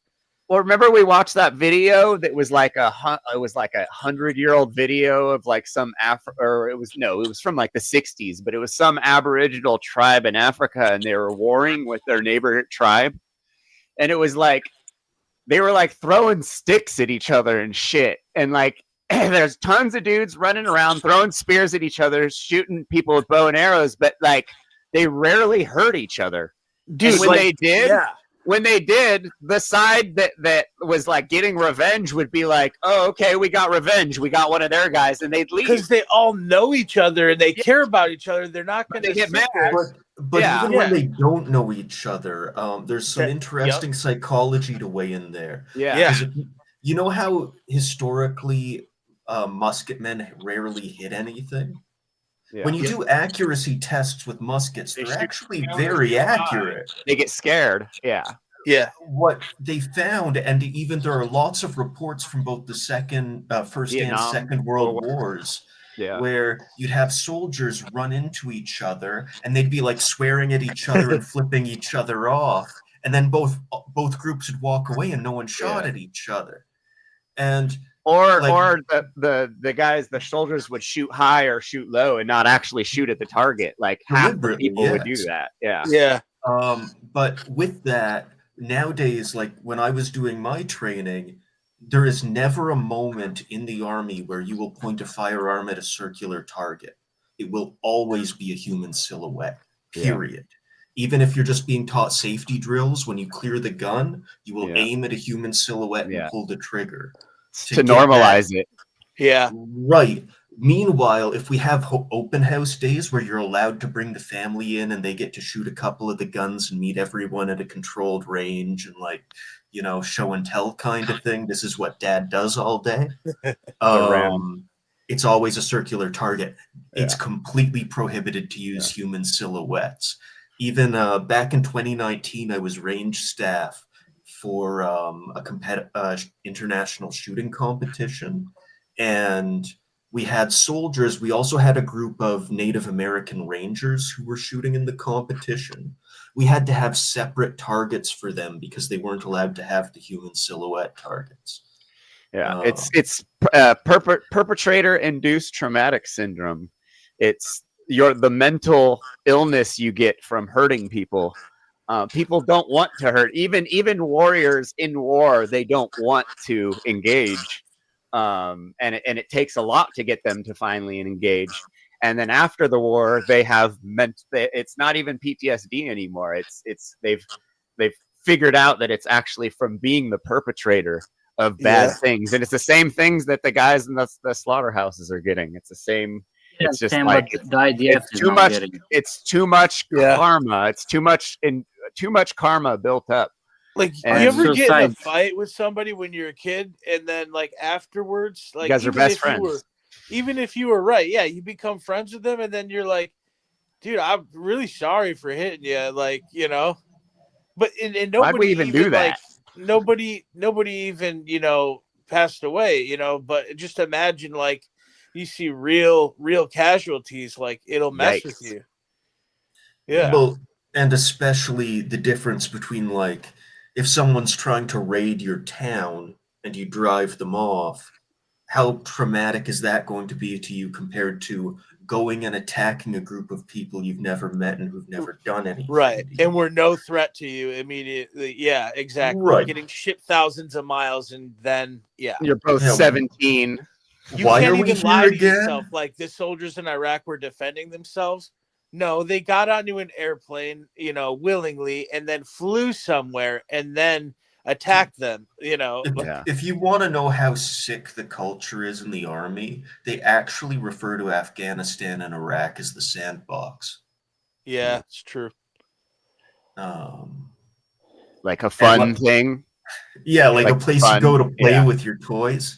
Yeah. You ever see the one where the guy said he, like, after the battle, he didn't get, like, he wasn't able to get anyone, so he just sniped a guy on a bicycle just because he could? No, I don't think I have seen that. Yeah, and this dude was in tears saying, like, I can't believe that I did that, Yeah. I've heard stories from, like, That's friends why they're of all mine. committing suicide. Yeah, dude. They can't live with it. Yep. Why do countries around the world hate us again? Are we the baddies? Are we the baddies? The Bati- Yeah, the money. Are we the bad guys? Yeah, Arion's area has been pretty war torn. People used to pay $70,000 to snipe people in Sarajevo in the 1940s. There's a documentary about that. Wow. Yep. Yeah. And it was tourists. Yeah, dude, like the safari. Putting Yeah. signs on the street, like look out, there's a sniper or something like that. Crazy. Sniper tourists ahead. Crazy. Man. Wow, dude. So like the movie Hostel, but for hunting. Yeah, like in Gaza, same shit. I mean. Yeah, it's exactly it, dude. Yeah. The most dangerous. Gaza is like story. a prototype. What's coming for us? The Predator, dude. I mean, it's a playground for IDF toys. Yeah. So to test everything out, basically. Just like First they Iraq test was it for on the depleted Gazans, uranium then they and the test on stealth us. planes. I've been seeing some videos. Some of the IDF's getting fucked up right now, pretty bad. Boy, they're victims. Yeah, they're getting fucked up pretty bad because the They are Iranians, really weak the on the ground. Iranians are giving weapons to the Palestinians, and they're using them pretty good. It's Yeah. pretty sketchy. It should stop. It's pretty bad. I mean, It's pretty whack, bro. It's pretty the whack, bro. IDF, the soldiers. It's on the pretty ground whack, are bro. Weak. They just bomb Gazans because they're weak on the ground. Yeah, because a book that never happened said they should do that. Yeah, the Messiah, the Solomon's Temple, all that stuff. Yeah. It's a much Shit. wisdom. Fuck shit. Fuck shit. Yeah. Fuck shit. Remember Is that? Septicus Bozo? You remember that, Kurt? That's from your This show. motherfucking realm. Oh yeah. I stole that soundbite from the fucking From dumpster the dive dumpster show. dive? Yeah. I didn't know you watched any of those. Yeah, dude. Fuck shit. Fuck He shit. sleeps with the Fuck telescopes. Fuck shit. Oh no. Remember, he short circuited Fuck and said, "Fuck shit." Fuck Fuck shit. shit. Yeah, dude. Yeah, and with all the jump That cuts, like episode's hysterical, by the way. with all those That jump episode's cuts, so he's funny. stuttering all over the screen, man. If you don't watch these guys' show, it's like they're a lot. Darren's a lot funnier over there than he is here. Well, so what we put out is only on BitChute and Rumble, which allows us to be a lot more vitriolic and Ultra offensive bait. because we're not worrying about violating any terms of service. Yeah.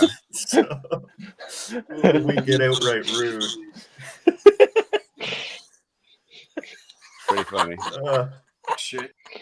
Fuck shit. We do. Fuck shit. Don't bring Americans to the natural law, European natural law. Serious.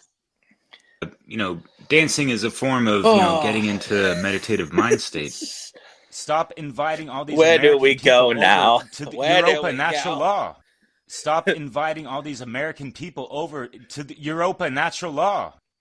Your whole fucking live stream It's an is east versus mediocre west, a man against man. Now, Wait, can I ask Kurt, what provoked have you him to- heard? What? Go ahead. I was just gonna ask, like, what provoked him to spurg out and give you that clip? Why was he so offended about all these Americans there? Well, so here's the thing. There's a lot of people in these circles that feel the need to control everything. Like Jerry's one of them. Derek is like, oh, there's rules that have to be enforced in this group, or else everyone has to get kicked out. There's rules. You have This to is Mark. You have to have paid for the fucking Mark Passio seminar if you want to be in this group.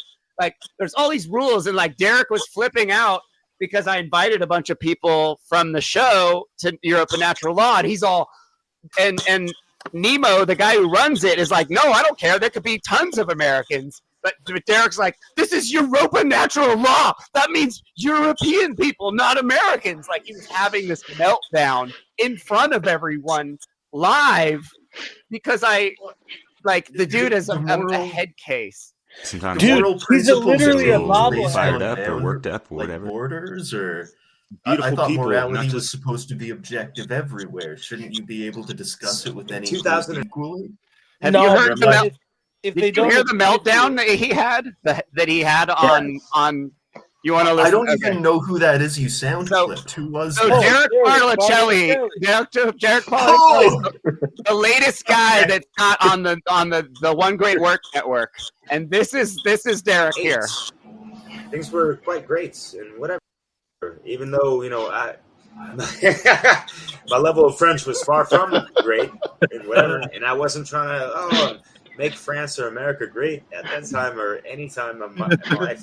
I just, God damn it, gotta some silly fucking whatever.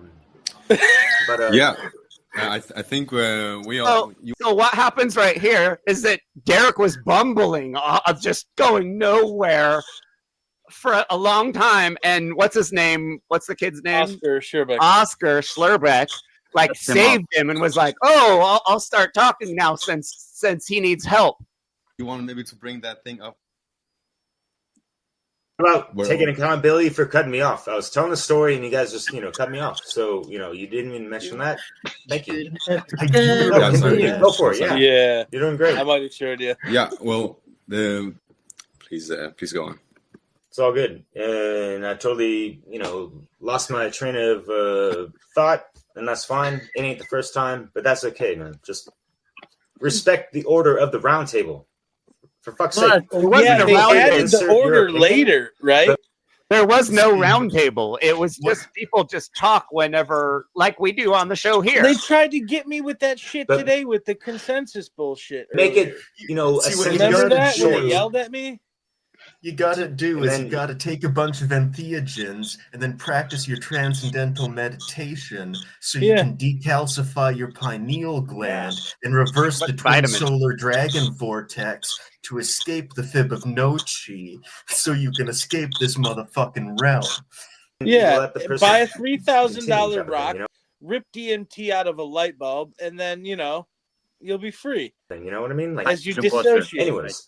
So, in conclusion because we're, at an hour at this point. Mineral water? In regards to the law of correspondence, as above, so below, people throw that shit the fuck out like a goddamn fucking buzzword. I'm so fucking sick of that shit. Even the flat earthers are saying this shit. Oh, terra firma and the reflection of the sky, the sea. Shut the fuck up, you stupid motherfuckers, dude.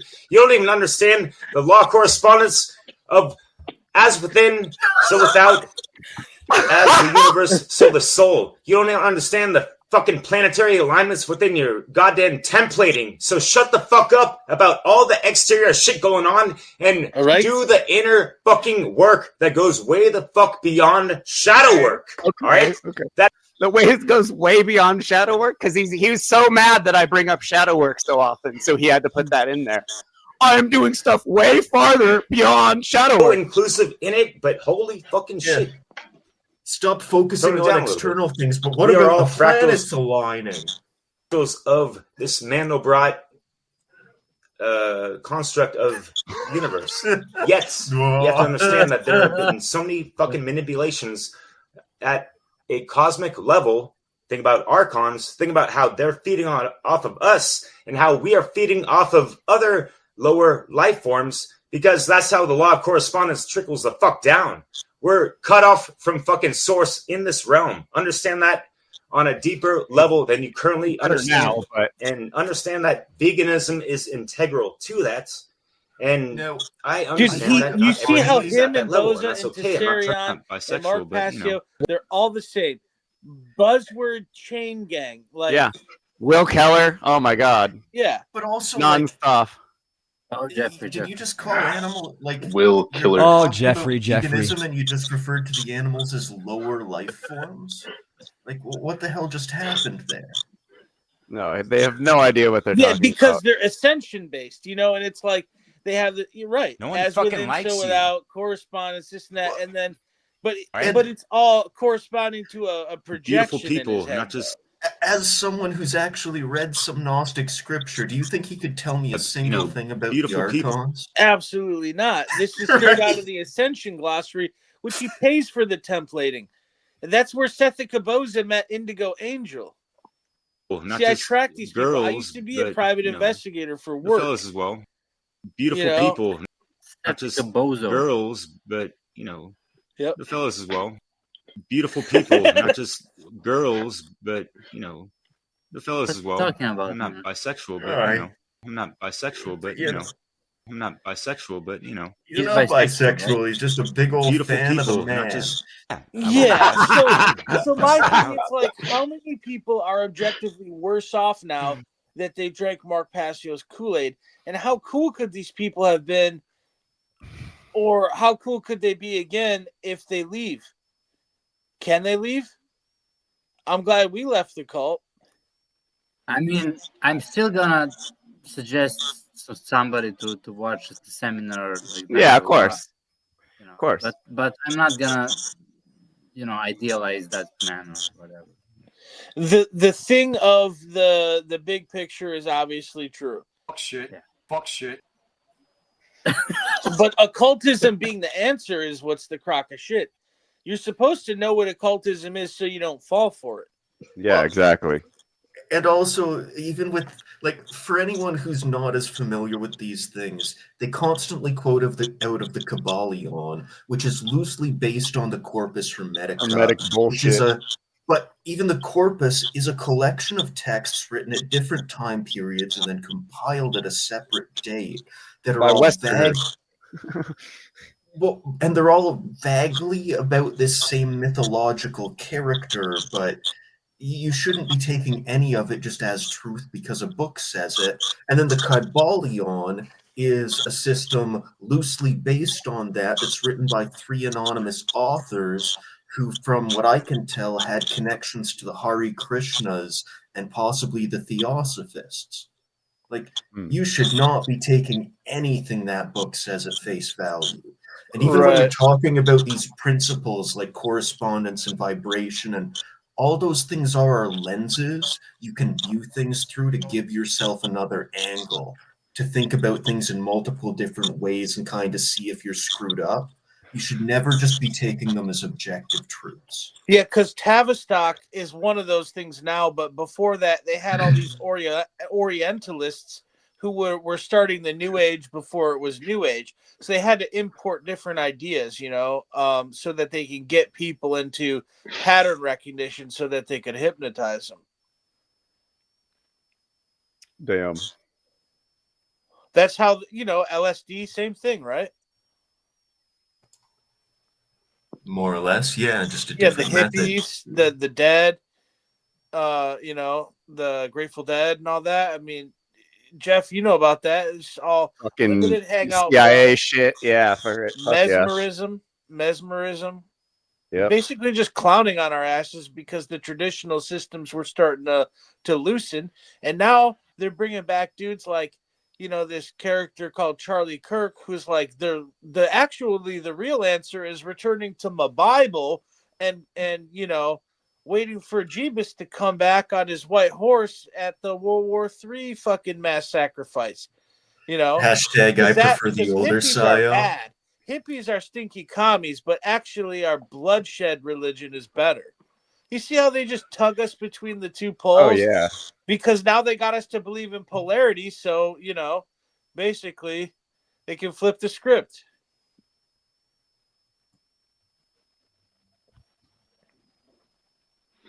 Crazy. Microphone drop. I mean, a lot of this stuff has basis in reality, but based on reality and actual reality are two different things.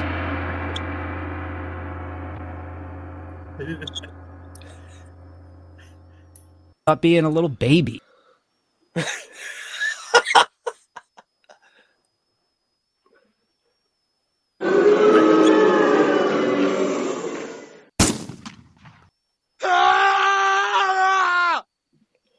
It's just fucking whack. whack. You okay, dude?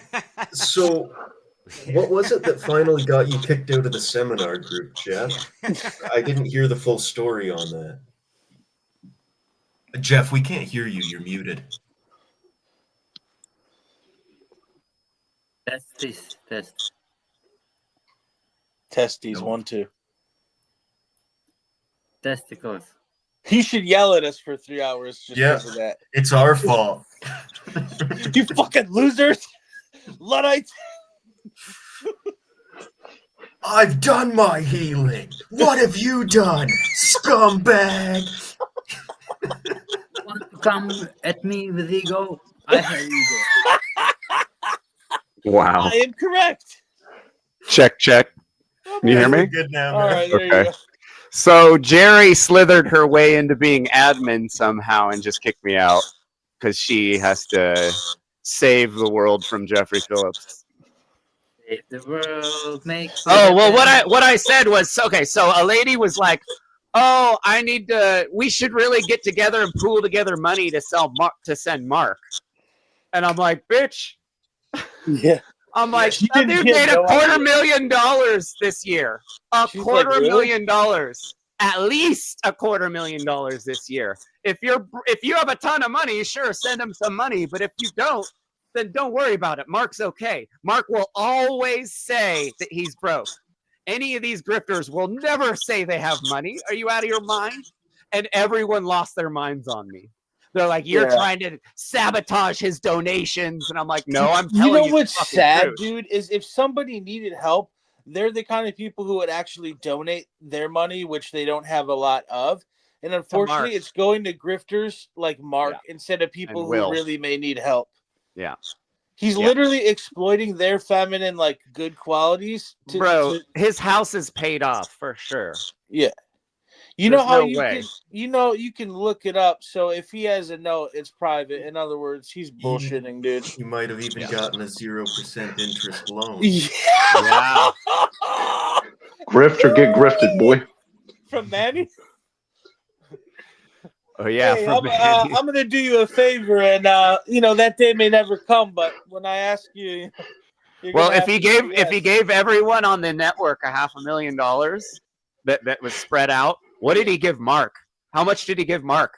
Also, because I definitely he didn't take just a $10,000 cut like everyone else got. He got something one bigger. Great network or one great net worth. Net worth. Oh, nice. Manai. Yeah, We're supposed dude. to look, the I one thought we're that supposed to work Monai. out. Dude, when fucking Mark talks about Monai now, I just laugh. Like, I'm like, I dude, just are you looked out at of your his fucking logo mind? and he said he hid the truth right in front of our faces. Yeah. You know, he's like, "What's this network Eyes about?" right there. Monai. Money. Yeah. Dude, But if you, the hey, truth bro, is hidden go in look plain at sight. the traffic on the One Great Work Network website. Less than 1,000 people a month. That's bad. And then what on earth is happening is like 1,500. How about Monai Moneybags telling you how he can get you some money if you just play ball? Fuck that shit. Yeah. Remember that? So yeah, once he realized what I was actually doing, and I was actually holding the people accountable who he just gave money to, and then once I told Manny Mandela Moneybags that Will and Logan started their scam with money he gave them, he tried to pay me off. He's all, "Oh, what do you do for money, man? You know, I can help you make a lot of money." No, he's all, I can help you, you know, like get enough money to where you don't have to worry about money and you can just be an activist all the time. And I was like, fuck you, dude. Yep. Get the fuck out of my face. But I have them blocked. If what I have Jeff them just blocked. said is true, because I haven't looked at their, we their have numbers, dude. but if Pretty that's bad. true, some of our dumpster dives are doing better. Received more views than their site the gets whole clicks in network. a month. The whole network. Yeah. Yeah. We have loyal followers. who That's thank why I us for, say. like- That's why I say this is the most popular natural law podcast on the internet, because we fucking are. Because we fucking are. All those fucking dude, all those guys ran back to radio to hide from us. They're back at radio. Wouldn't let you on the radio. The only people that go on the radio are people who don't want feedback. They've solved themselves to go to fucking 1920s technology, and then the radio website gets less than 300 views a month. And then they canceled your interview on the radio. They canceled because the interview. Sarah and other people were like, "Don't let him Yeah. on because he'll cook the radio too." Yeah. I was literally I was backstage for a podcast that was on Revolution Radio, and they're all, "Oh shit, there's technical difficulties. We'll try and do it another time." And I was like, Yeah. "Yeah, fucking right." But now I did end up. They are cool. Yes. Though I did end up interviewing with them. It was a great interview. They are cool. They do cool. see the bullshit, and they are pissed off about it. But you know, they're still playing. Actually, the game. I might try to get on one of those shows too. You should. They're really cool. Yeah. They're super nice, and they live out in Maine. They got a beautiful property, and like they're doing it. Bro, let's talk to our former cult member, colleagues, and just be like, "Bro, let's just come on, man, just leave." They're on the network, and they did that interview with me, and that went on the network. That's great. Yeah, Yeah. I mean, there's plenty of people in the cult who don't get it. We should have patience with them and be like, "Come on, bro, just come on." I know. Listen. It's happening a lot. Like, you should see my DMs, bro. You should see my DMs. Half the network's in there going, "Good job. Keep up the good work, bro." Like, it's not all of them that we don't like. It's only certain ones. I just figured it out, Jeff. You're the reason Mark's having the worst year of his life. Because you're getting people to doubt the cult.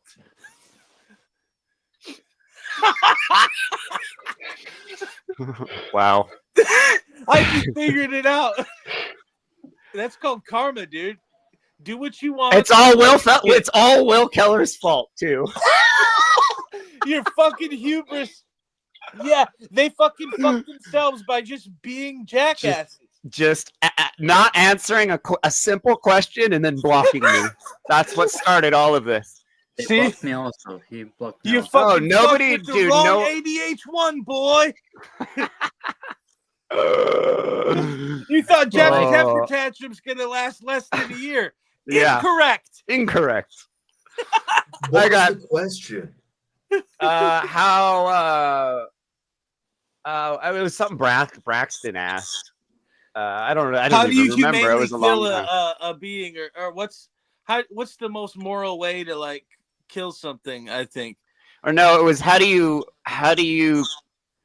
kill a sentient being in line with natural law or something like that. Like, it was something just like, it was like whatever.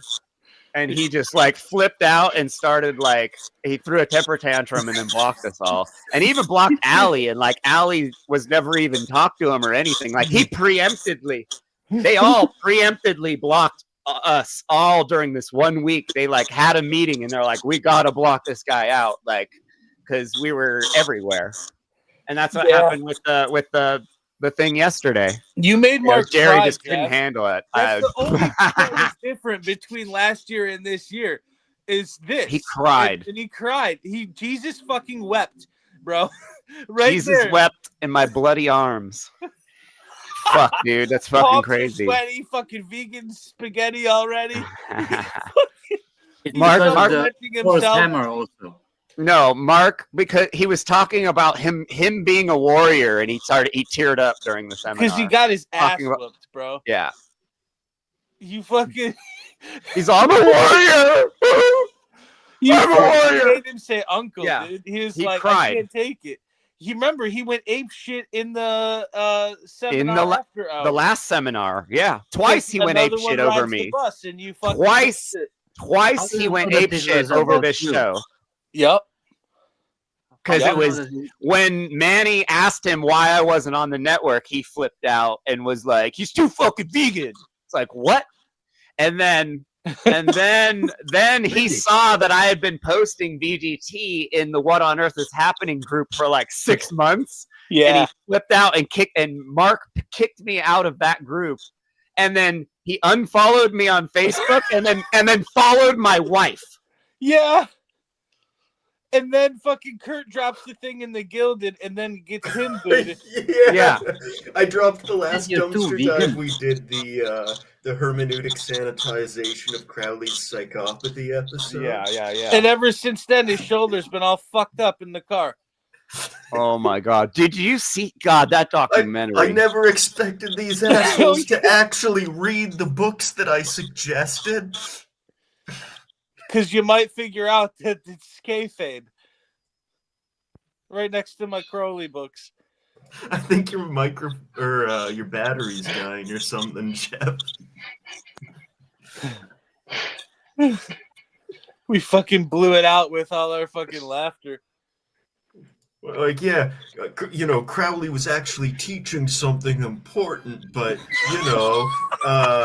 Kurt, did you see the What on Earth is Happening documentary? The last one that we watched? Yeah, I watched it Darren with sent it to me. Yeah, we watched it.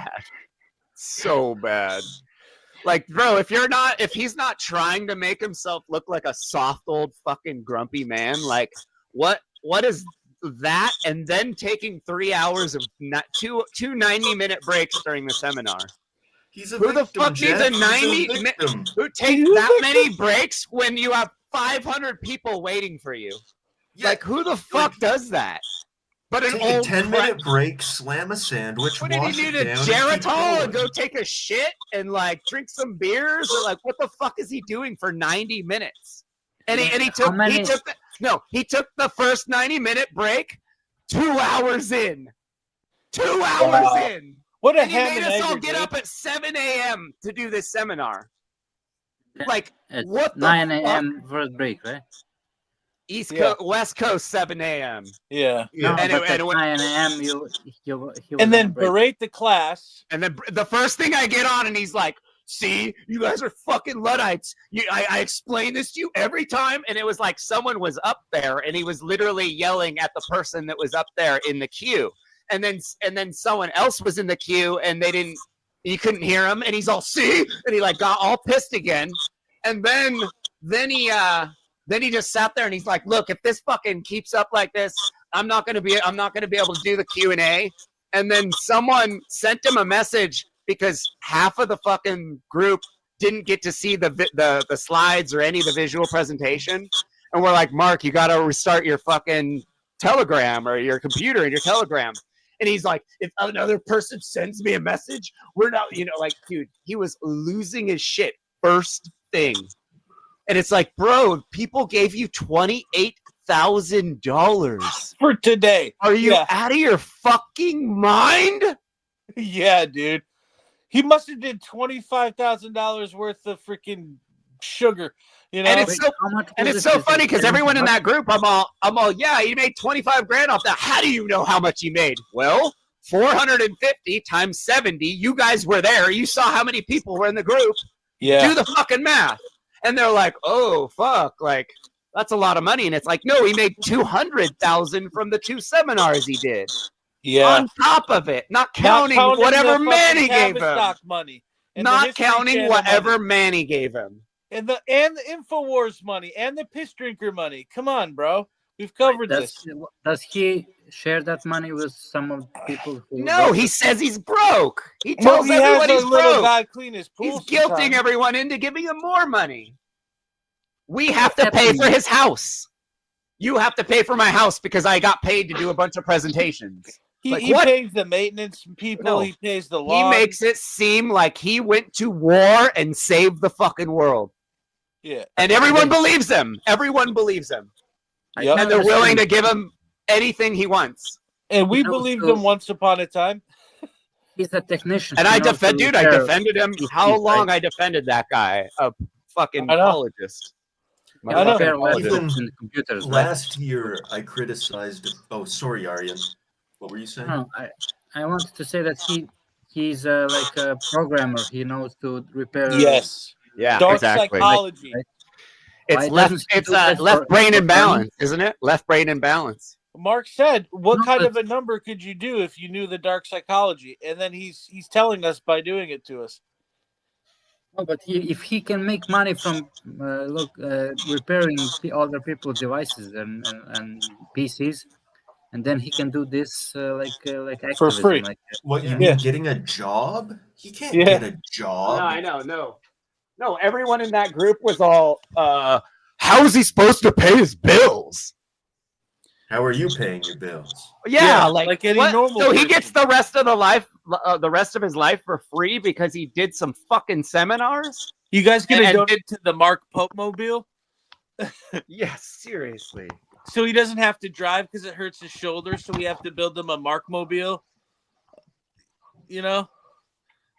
he can dive in the pool. No, it's fine, dude. Make all the money you want, but don't fucking guilt people with deception and lies to donate to you. No, he said Fuck he shouldn't that have to shit. work another day in his life for what he's done. That's But fucking he's just bullshit. Lied. The you fucking know? most entitled person I've ever met in my fucking life.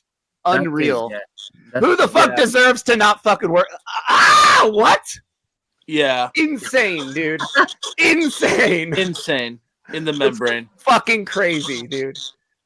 Yeah. Never in my I couldn't do anything in the world where I'd be like, oh, I deserve to fucking I mean, not what have made to. him like this? Was he wasn't like this like 5 years ago? No, neither was Justin Pedini. Justin Pedini But he was said actually that was pretty a fucking mask good he 5 was years wearing, ago. remember? That he gave a modicum of a fuck because he was putting on a mask to get an audience. He even said that. What a fucking dick. Word for What an word. asshole. Yeah. What a fucking prick. Well, because that's what the fucking Tavistock people told him to do. And that's where all the yes men, all the fucking morons around him, they That's where fucking the make him, they millionaires convince come him from. that shit. That's where the millionaires come from. The few people he actually talks to just blow fucking smoke up his ass like that. And it's, it's like fucking Will Keller and Logan Hart, the guy's scamming. He's probably, those are the only dudes he probably fucking talks to. What, shit eaters? That's what I'm saying. When your friends are millionaire sketchy shit eaters, I'm thinking you're getting funded by Tavistock. Your life is the aristocrats joke.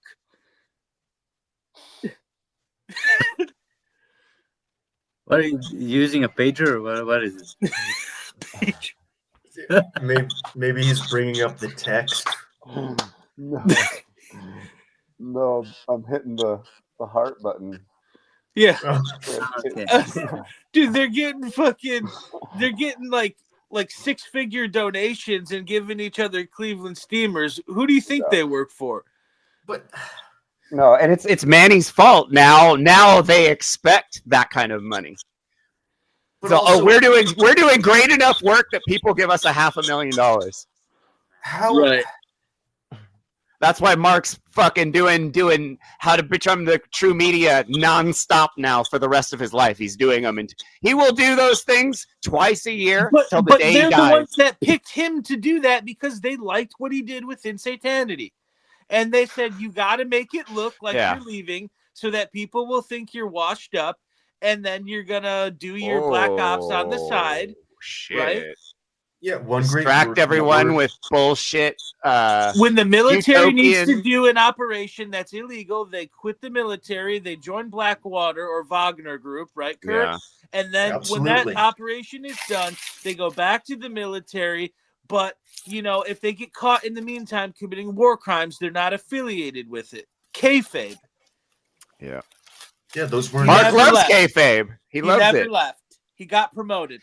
He said it in the video. He's all, I fucking love kayfabe. I love fooling people. Yep. basically. And that's how it's our fault if we don't recognize it, because he said it's about the Monai right on the front page of the website, and I like kayfabe.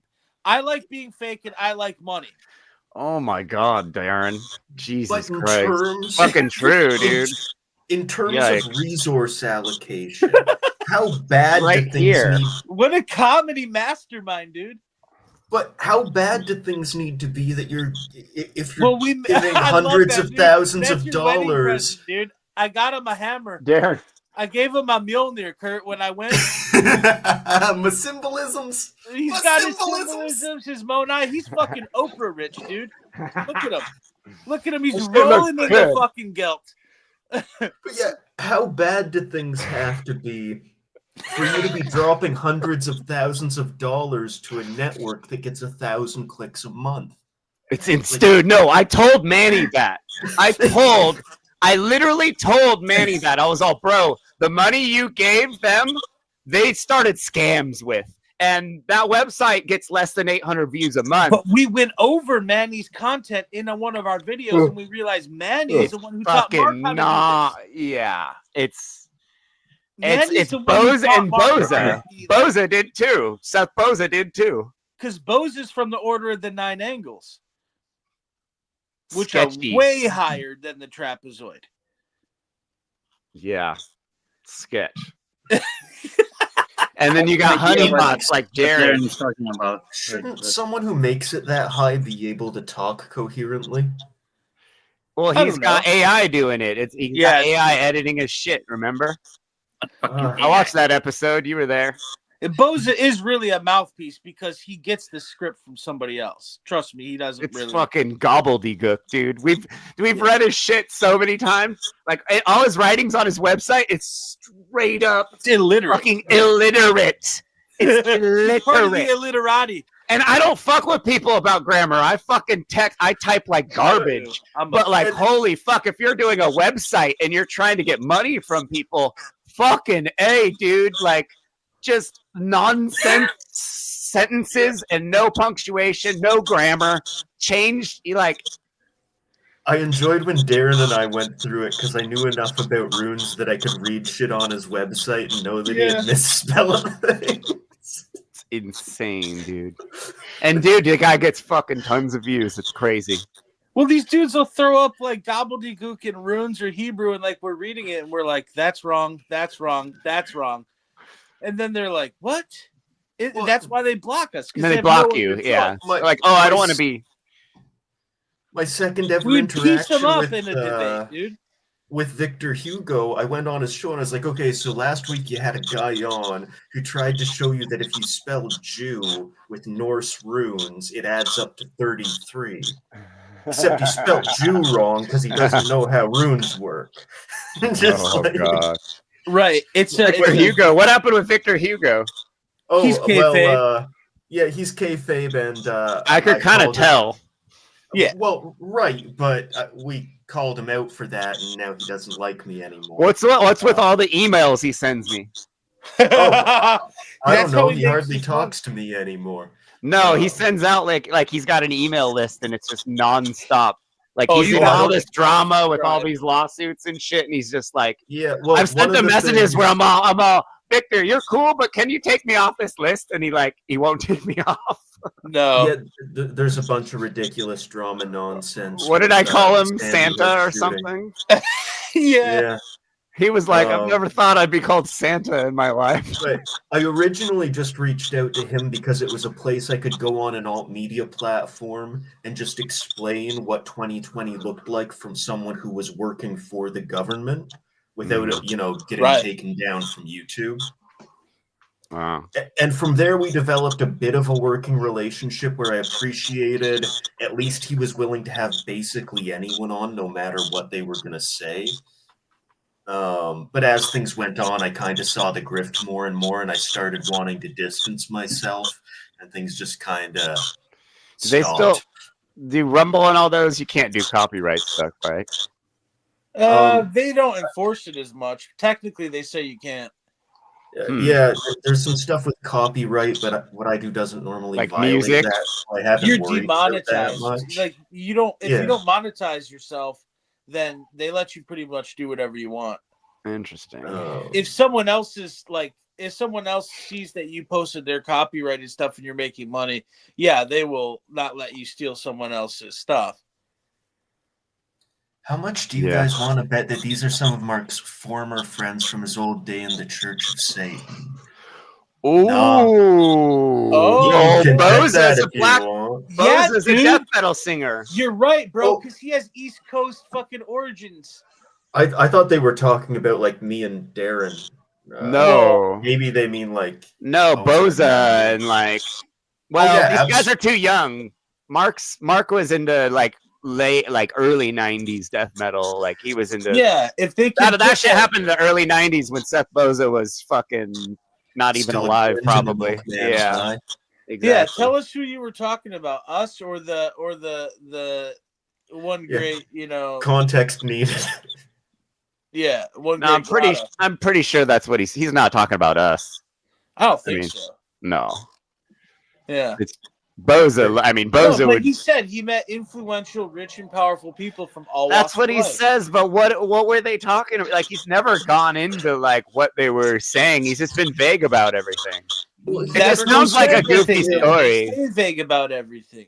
It sounds like a half truth. It sounds like a half do. truth to me. It's all they do is half truth. It's a little bit of truth, and then he filled in some stuff to make the story sound better. Correct.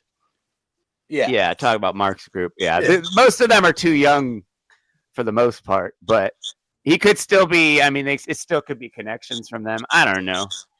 It just seems like how are you a crazy Satanist and then the next day you're not? Like that just seems really. Well, then you got Boza bragging that he's been riding with a guy who's a mechanic for the Hells Angels. If that's a bragging point, and then you realize the Hells Angels are military veterans and affiliated with underground stuff. Crime, criminals, and immoral bullshit. Yeah, exactly. Which, think about that. If you had the U.S. military at your disposal, you couldn't wipe out a criminal gang. No, they exist because they like that shit, bro. No, they need that's crime. the reason for the war on drugs.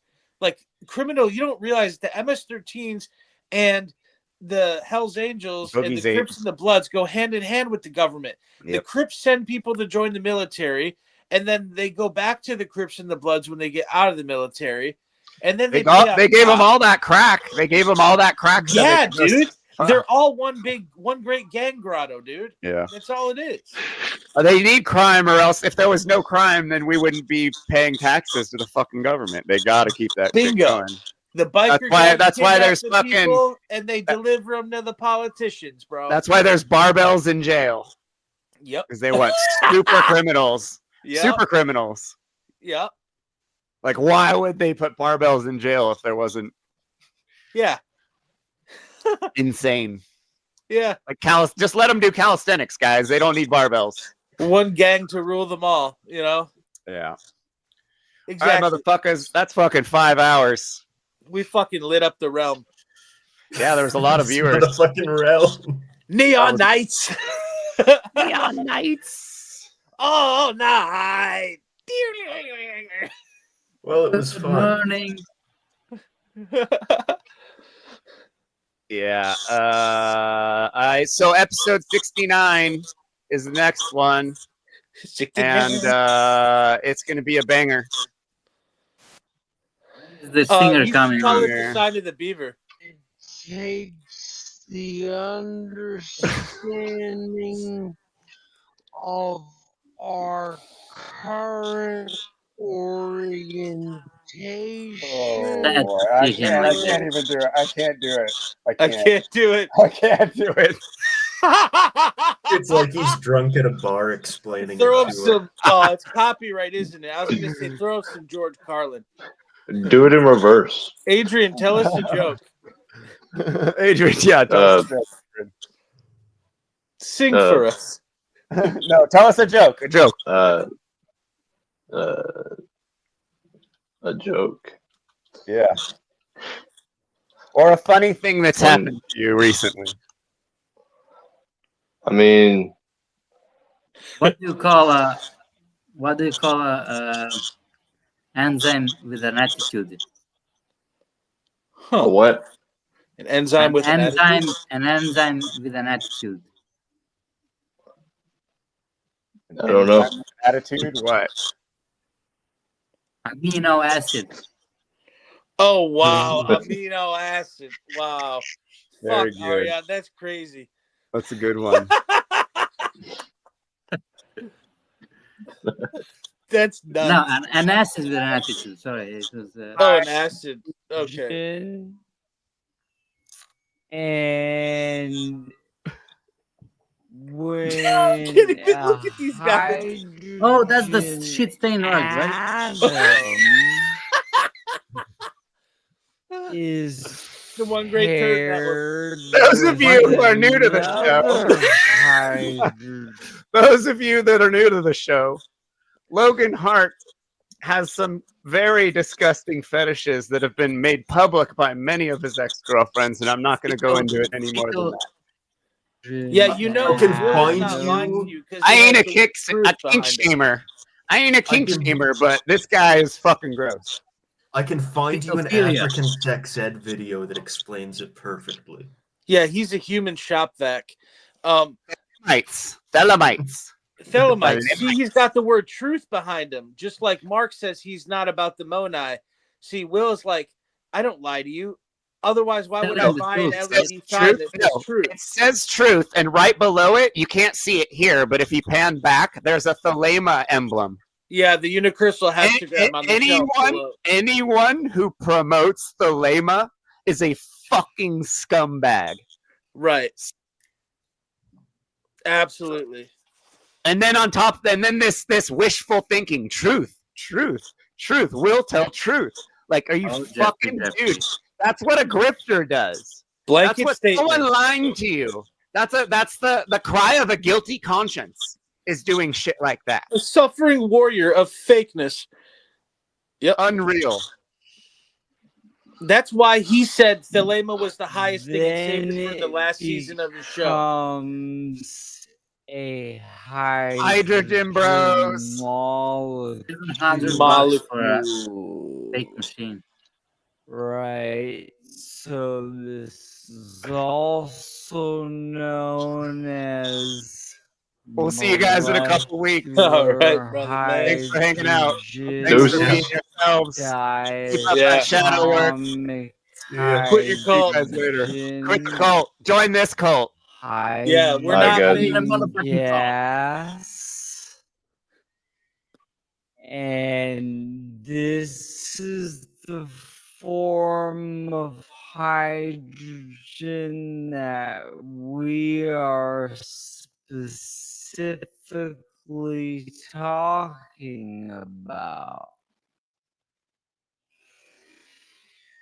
When we say the term. Cheers to the people who did wake up and activate and become peers in the great work. Nothing but admiration and thanks. And this forced shadow work has not been for you. It has been for those who did not respond to the fucking call of freedom. And you guys already know that. I don't even need to repeat that. But I will say with my Vienna lager here, cheers to the people who really did the great work. The ones who really activated, the ones who spoke out, the ones who put the message of freedom publicly out into the world through the creation, the creative expression that came from within themselves to publish and communicate it to those in need of that knowledge. You're my brothers and sisters, and you're my peers in the great work, and thank you. To every